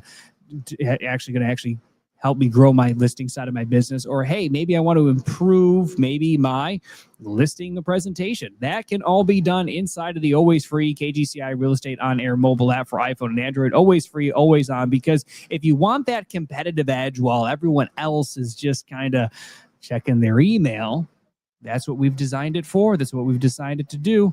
It's always free. It's 24/7, agent first, stream of ideas, stream of interviews, market talk, mindset coaching, all of it happening all the time inside of the always free KGCI Real Estate on Air mobile app for iPhone and Android. And super excited about this coming out of our friends from eXp University. If you have ever looked at your database and you've ever said that, well, you know, Ian, I'm looking at this thing and this ought to be doing more for me than it is, I got something for you here. Launching on November 5th, eXp University is piloting a brand new masterclass called Icon Lead Mastery. It's all about expanding your database and your SOI. What you're going to get is a 12-month plug-and-play engagement plan chock full of social posts, emails, texts, gifts, events, and even some AI prompts that are all custom tailored to your market. It is packed with playbooks from Icon agents who have already done all of the heavy lifting on this stuff, but the seats are limited. So make sure you head on over, register now for free at eXpUniversity.com. Lock in your spots. It's a pilot program, so they're also going to be wanting to hear your feedback as well. Hard to believe, 33 minutes remain here from the Miami Beach Convention Center. I'm Ian Wheatley, KGCI Real Estate on Air, and we've had an absolute blast just catching up with so many of eXp Realty's leaders, including CEO Leo Pareja. We were chatting with Chief Marketing Officer Wendy Forsythe earlier this morning. It was about an hour and a half ago that Glenn Sanford, the founder of eXp Realty, popped on by. And we also got to chat with so many other of our eXp Realty agent or KGCI Real Estate on Air hosts that are eXp Realty agents as well that are on the breakout presentation and stage. But one of the gentleman I spoke to last year, Brian Copland. He is one of the top solo agents here at eXp Realty. We had been talking with many of the top producers here at eXp Realty over the last little while. And you know, we had a nice little chat last year. And when we were kind of talking through about the systems of a solo agent, and it comes out pretty loud and clear that, hey, you know what? There are whole teams around there. So coming up in about a minute, we're going to have a conversation with Brian Copland here on KGCI Real Estate on Air. I have been thinking about for a little while, what is Ian taking away from eXpCon here in Miami? What have I, as someone who's had some of the conference come to him, as someone who's been able to pop in and out of breakout sessions as much as anyone can, sitting in a fishbowl, how has that gone? What have I been thinking about, right? And you know, thinking about systems that scale, but the soft skills are what's going to do it. That's and how AI layers into that. That's sort of where a lot of my brain has been marinating, right? And one of the things that I was thinking about were these scalable systems. And we heard it from Brett Sikora. We heard it from Kenny Truong. We heard it from Ali Garcet, right? You know, from AI-assisted contacts to 65% onboarding success for brand new agents, right? Systems are not optional. They are absolutely foundational to what we're doing. But it's also the soft skills that close, right? Empathy, storytelling, follow through, they still win the day. And Ali Garcet dropped a phrase that you should steal immediately, right? This is super implementable tactic. You could plug this into your next contract that you're writing 90 minutes from now. That portion of that EMD is guaranteed, right? Think about that. Hey, I'm going under contract. You know, the buyer really wants the house. Their market rates have dropped. Think 6 months from now. Think eight months from now. Rates are dropped. Buyers are coming back hot and heavy. We have multiple offers on a house, and the buyers really have their heart set. Your buyer clients have their hearts set on this house. They are telling you, I gotta have it, right? To be able to pull something like this out, saying, hey, you know what? We're going to guarantee a portion of the EMD, right? Basically, all other terms and conditions are the same against with our offer against everyone else's, except for this one. If something falls apart, regardless of what happens, right? It's a peace of mind to the seller, and it is an acknowledgement that they took their home off the market to accept your purchase offer. I think it's professional. I think it's confidence building. And if agents are looking for that competitive term and condition in a contract, something as simple as that, you know, if you say it like that to them, hey, look, we acknowledge and we understand that you took your home off the market for us, then yeah, that's a great way to get that done. Thinking about AI, right? For so many, AI is overwhelming, but for others, it is absolutely operational, right? You heard this from Glenn Sanford. You heard this from Leo Pareja, right? What Glenn had shared today here on KGCI Real Estate on Air is that AI isn't just about being smarter. It's about being simpler, right? What once felt overwhelming is now plug and play, making right now is the easiest time in history for agents to start engaging with AI, right? And it's a very young history, but it is an improving history, right? Leo Pareja also nailed it when he had said that we are in this Napster phase of AI, right? For those of you that are old enough to remember Napster, okay? For those of you that are not old enough to remember Napster, that was a long time ago. And Napster was like this little file sharing site, and it was very early in the internet content sharing era. It was wild, right? But Leo nailed it when he said that in terms of AI, we are in the Napster phase, right? Instagram and YouTube haven't even shown up for us yet. So if you feel like you're behind in AI, you're not. You're actually still on the cutting edge, but only if you plug in. And the benefit is it's getting simpler and simpler to engage in it, right? It's not about using AI perfectly. Absolutely not. I use it every day and I use it absolutely imperfectly, but it's about using it practically to make sure that you're able to leverage it in your business. You're also able to make sure that your clients, right, their needs are being met, right? To be able to sit down, Glenn nailed it when he said, look, you can sit down nowadays. If you have a customer or a client that has a very specific problem or a very specific question or a very specific need, or you can sit down and in the matter of about an hour, you can kind of start to plug together an exclusive tool just for them, right, that meets their specific need for what they're trying to do.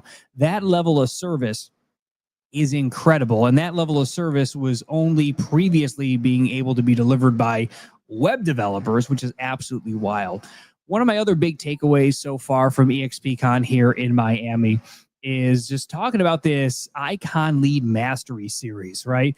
New training, walking you through 12 months of SOI engagement strategies, including real playbooks from top Icon agents and plug-in AI prompts, all tailored to your voice, your market, and your brand, right? This is how agents are going to be building businesses that last through 2026 and beyond, right? So, because as agents, we all know this, right? Intuitively, at least we think we know this, right? We need to stop treating our CRM like it's one big old storage unit and start treating it like it's a cash register, right? We need to hit that CRM when we need a paycheck. Number 4. There is here at eXp Realty, what I've learned through my time here at eXpCon is that there's some agent training here that absolutely 100% moves the needle, right? You got these folks over at eXp University.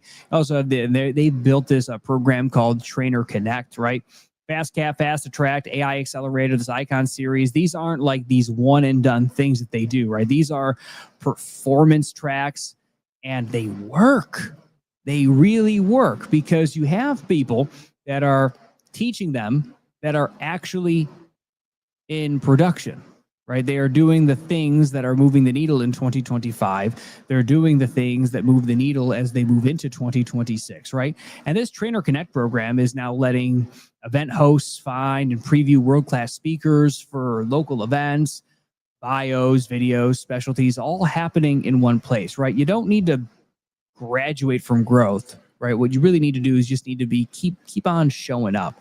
And we heard this so much from the top producers that it kind of did make my head spin a little bit, right? It's this notion that you can't be a secret agent for one reason or another, right? Every top producer echoed that point, right? From Brett to Artisma to Kenny to Brian Copland, who we anticipate hearing from in about sometime in the next couple of minutes here on KGCI Real Estate on Air. Adam, if you don't mind going tracking down Brian Copland, that would be helpful as we're coming down the stretch. If you're not posting, you're invisible. If you're not calling your SOI, you're optional, right? And if your offer isn't super tight, right? Use Allie's line, right? Use super tight market. The buyer will guarantee a portion of the EMD, right? Real estate isn't about being polished, right? It is about being in that present moment, whether you're engaging with agents, customers, clients.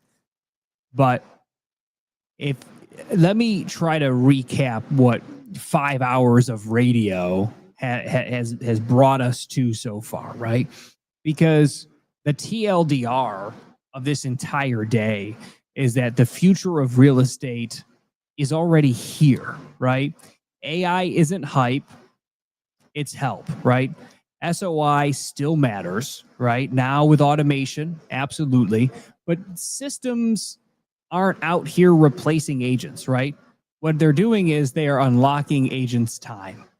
And real training is what's driving some real results. And it's the visibility that comes with all of it is what wins. So if anyone's thinking about, if someone was asking me, Ian, what's been your top, your one thing, right? Talked about that with Jimmy Nelson, talked about that with Russ Lagan. What's like the one thing, right? I think my one thing from eXpCon has been that, especially with this broadcast today, it's reminded me that growth isn't about doing more. It's not about hustle. It's not about grind. It's about doing the right things better in the right order. Whether it's playbooks, whether it's mindsets, whether it's tech, whether it's leadership, it's all here, right? But if you're sitting there and if you're kind of putting on the show and you're kind of putting on the act because it's kind of what you heard lately, that's comes at the disadvantage of tomorrow, right? Kind of comes down to what is today's minimum standard. And when we have like the top producing agents telling us the same things over and over and over and over again,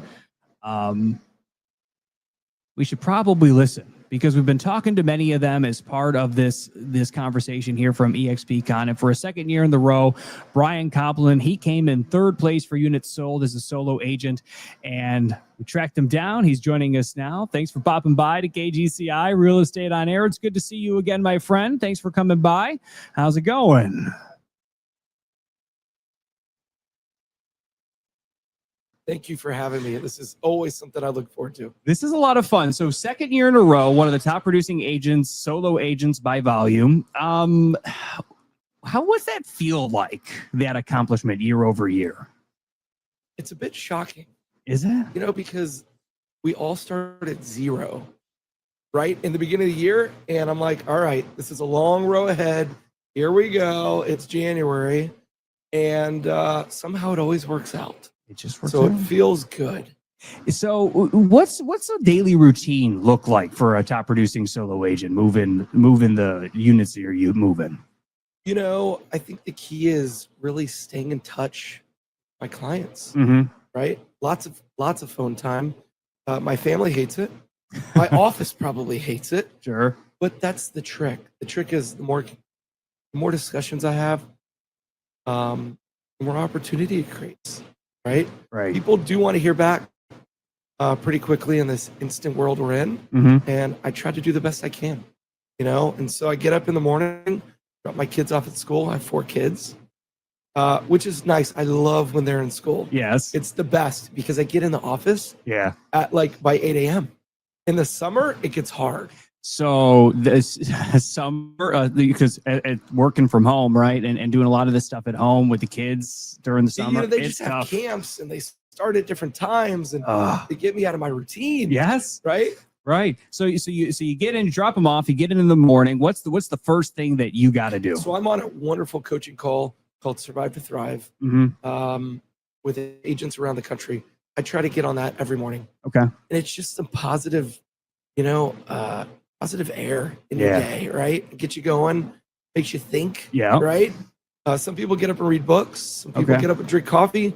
I don't drink coffee. No? I get the kids up 6:30, drag them out of the house, drop them off and hop on that call. Usually I'm on the call even before I get to the office.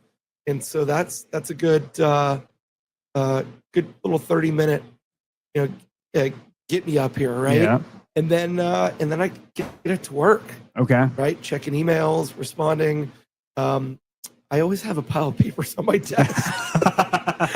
So I've been dwindling that down. Trying to go through. That's good. That's good. Makes me think of new things that need to get done. But I do have a whiteboard. I got to tell you, that's been a big game changer in my life.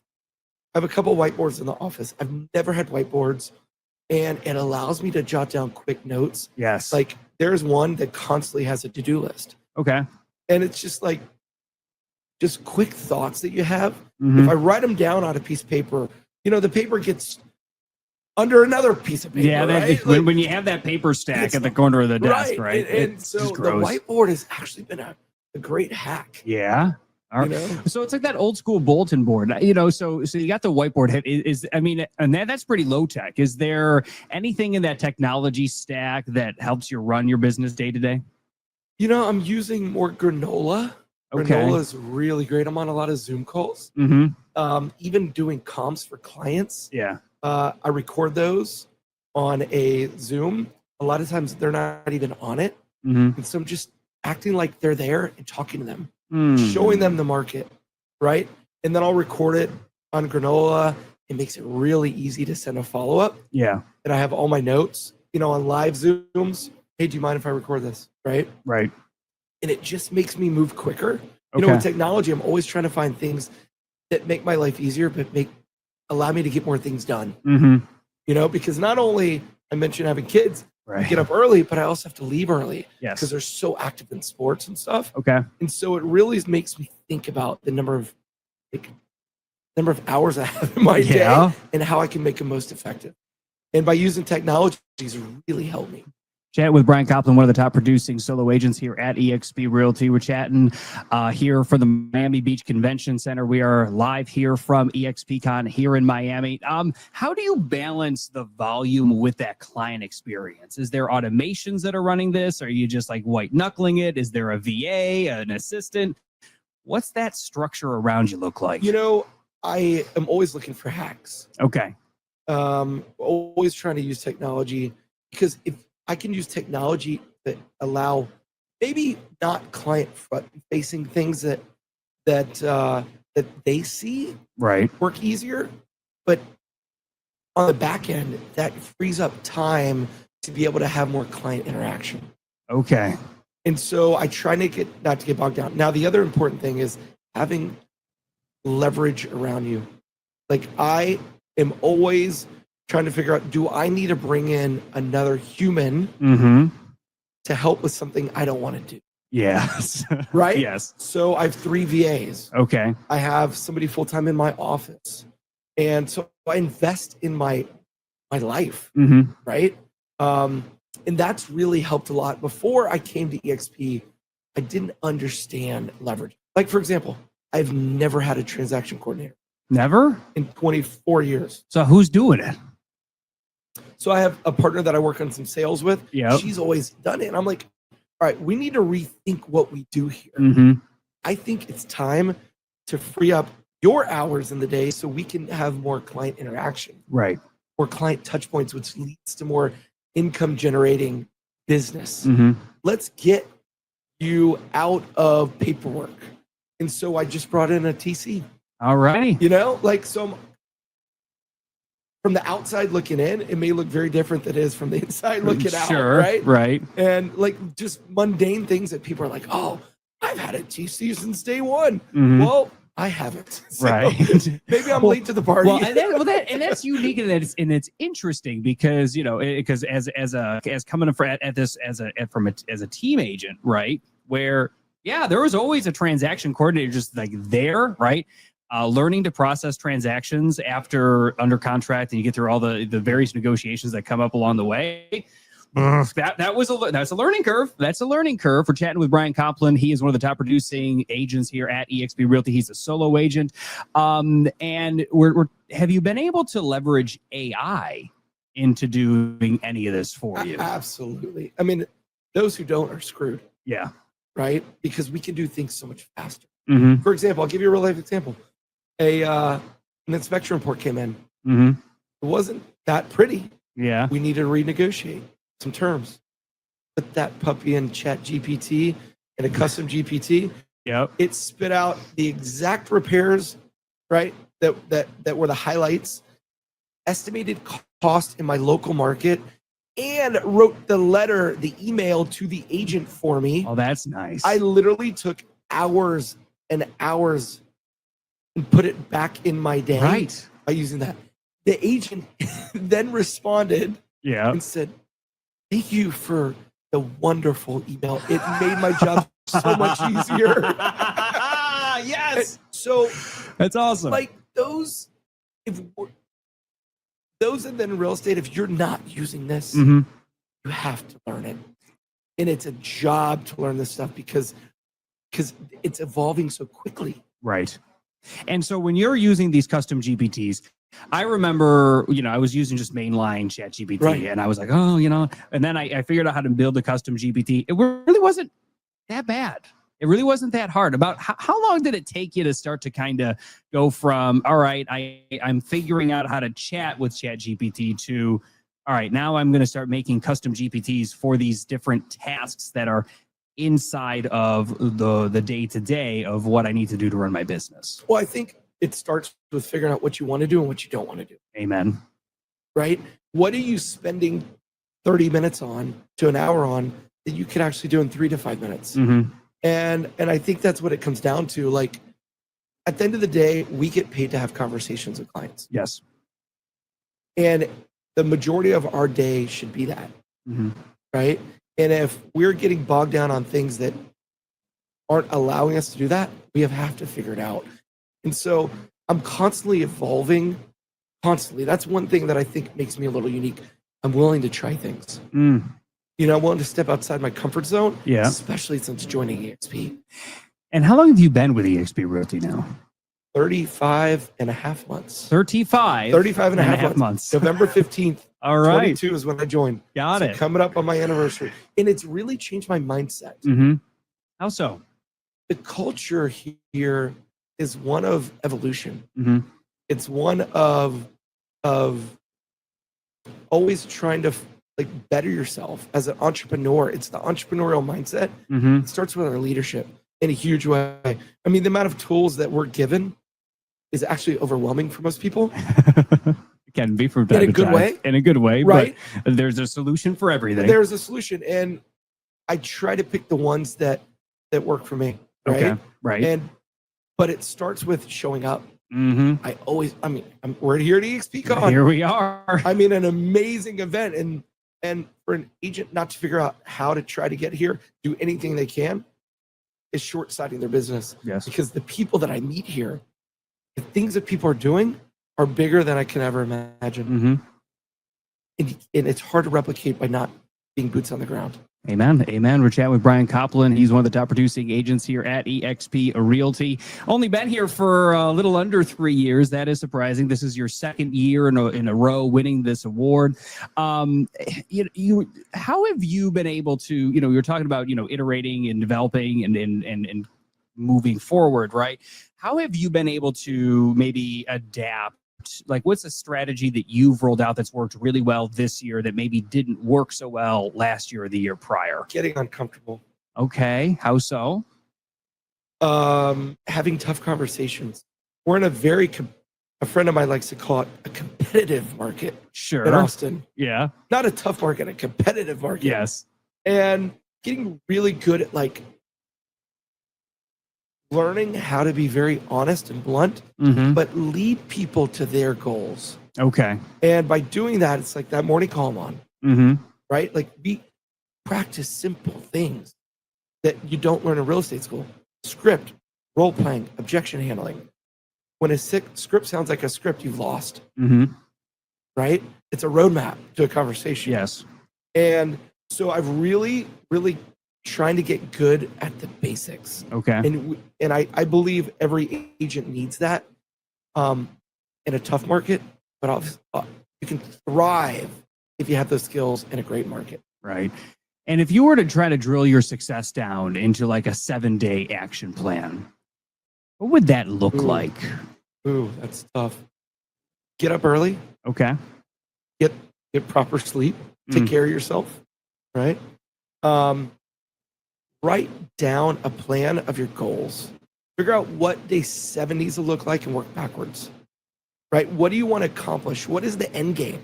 Is the end game to go get a listing? Is the end game to call 20 contacts a day? Is the goal to put one new contact in your database? Right? You have to have an end game. Not everybody's goals are the same, right? So I would say, number one, write down your goals. Number two, it starts to create a plan of how to get there. Okay. Find somebody to emulate who has been where you want to go. Right. So I think having a mentor, having somebody you can figure out for those 7 days that can hold you accountable. Accountability is a big thing. Right. So I think those are really good highlights. And then I think write down a list of something that you've never done before. Okay. Because you're scared, because you have fear, right? And step outside, just do it. We all have things that, like, I wake up every morning, I'm like, I don't want to do it. We run from those like no other. But those things are the ones that make the difference in your business, in your life. That will take you from marginal to good, from good to great. Yes. And so I would say that's the action plan. Everybody's business looks different, but we all have things that we need to do that we're not doing, right? That are just, we're falling short of those goals because of that. Right. I believe that in every agent. And you hear that a lot, right, from agents. You know, if you ask them, so you know, one of the all-time best asks is, you know, they have XYZ complaint in their business, and then they say, so are you doing these activities? And they say yes. And you say, all right, well, show me in your calendar where you're doing it. And they're like, you know, it happens. So what could any agent do this week if they're like, hey, I have this goal, right? I need to have more conversations. What's the one thing an agent could do right now to actually have more conversations? Ian, do you know anybody without a phone? You know, right? Over the age of 80, 90, an iPhone, you know, whatever, Google for phone, whatever it is. most people have phones. Those phones have contacts in them. They do. And those contacts, they may not all own a home, but they know somebody that does, or maybe they want to. Start with your phone. We are carrying supercomputers. Yes. With humans saved in our phone. And that's what I would do. I would start with letter A and work all the way to Z and start dialing. Hey, it's Brian Copeland with eXp Realty. Oh my God, I haven't talked to you in such a long time. I was thinking about you. Just curious, is there anything I can do for you to help you? You know, can I ask you a favor? If you think of anybody looking to buy or sell a home or needs to move at all, would you connect me with them? That's it. You would be surprised how much business that can generate by picking up and having a very simple 1-minute conversation and going down the hundreds or thousands of people in your phone. Just as simple as picking up the phone, go starting at the top of the contact list and just work your way from A to Z. I guarantee if we had in the general session coming up, I don't know, 3,000, 4,000, 5,000 people in there. Right. How many people have called every single person on their phone in the last year? In the last year? Probably nobody. Very few. Yeah. Very Maybe few. 5. Right. Handful. Right. And so those are the things that are like back to the basics Mhm. that we have to do to move the needle. And you don't even need a fancy CRM to do it. You don't. You literally need a pen and paper. Pen, paper, cell phone, and just get going. I mean, imagine if we all did that for 2 hours a day. Our lives would look very different.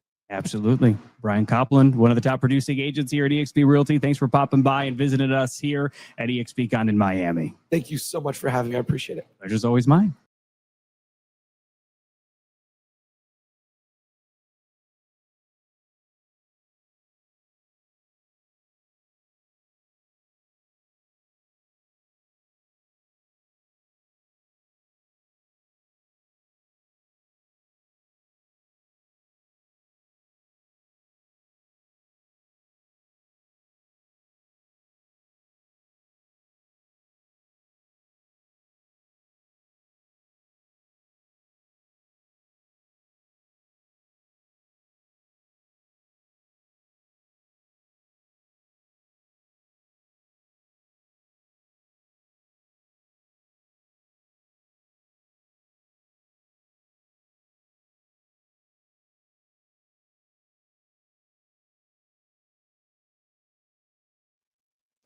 KGCI Real Estate on Air. I'm Ian Wheatley, and so at least the radio people got to hear that. The video people maybe have missed that. But what we got going on is we have agents clearing out of Expo Hall, heading their way up to the general session stage because Mindy Kaling's about to take the stage because she is the keynote speaker for this final general session happening from eXpCon in Miami. So we got thousands of agents headed up to that ballroom. We're going to be hearing from one of what I like to think of as one of the smartest and funniest, most brand savvy storytellers that are out there. Because if we're honest, if truly like real estate, it's about connection. It's not just about contracts. It's not just about closings. It's not just about customers. It's not just about negotiations. It's about having that connection and, having to hear the story of Mindy Kaling, which she had overcome over the years. I think is going to be a whole heck of a lot of, there's going to be some good feelings walking out of that room.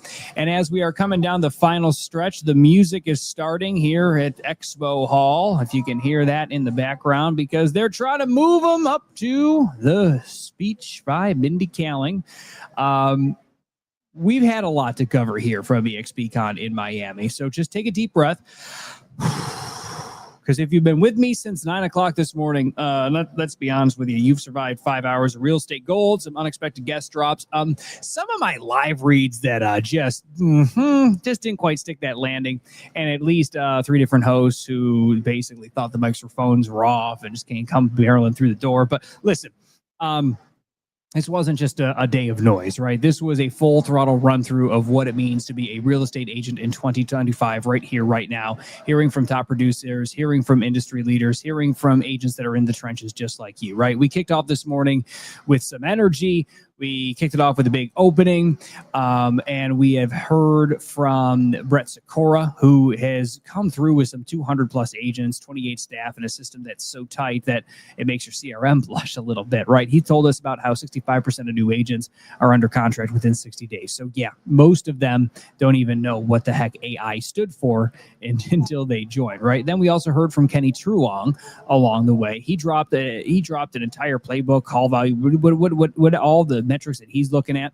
And the most important point that Kenny Truong made was, the most important stat, the first stat that he checks every morning, it has nothing to do with what the team's KPIs are. It has everything to do with health. And then it happened. Glenn Sanford, the man, the myth, the legend, the founder of eXp Realty, took the microphone. Not up in a ballroom. He did it right here, across from me, told us that AI isn't just here, but it's also finally easy. The tools are better. The learning curve is smaller. So if you haven't gotten started yet, you're actually early. And Leo Pareja also put this whole thing to us best when he doubled down and said that we're in the Napster era, right? We're in the Napster phase, right? Instagram and YouTube, those haven't even been thought of yet. But the bottom line, AI's not coming for our jobs here, right? It's not. May say so, but nope. Belly to belly, it's all here. And from the balloon signs to the billion-dollar teams, AI prompts and punchlines, right? This broadcast has had a whole heck of a lot of it, right? We've laughed, we've learned some, and maybe we've overshared a little bit here and there. But above all, I think we have shown you here what's possible, right? When agents stop guessing, when they start scaling, when they show up with a full force of this whole eXp Realty community behind them, right? It's pretty inspiring. It's what KGCI Real Estate on Air is all about, and we have been our absolute pleasure. Thank you to eXp Realty for inviting us down to eXpCon here in Miami. It's been a blast. If you have missed anything, you know where to find it. The always free, download it, KGCI Real Estate on Air mobile app for iPhone, Android, always free, always agent first. Other than that, we'll see you on the stream. Hope y'all be good.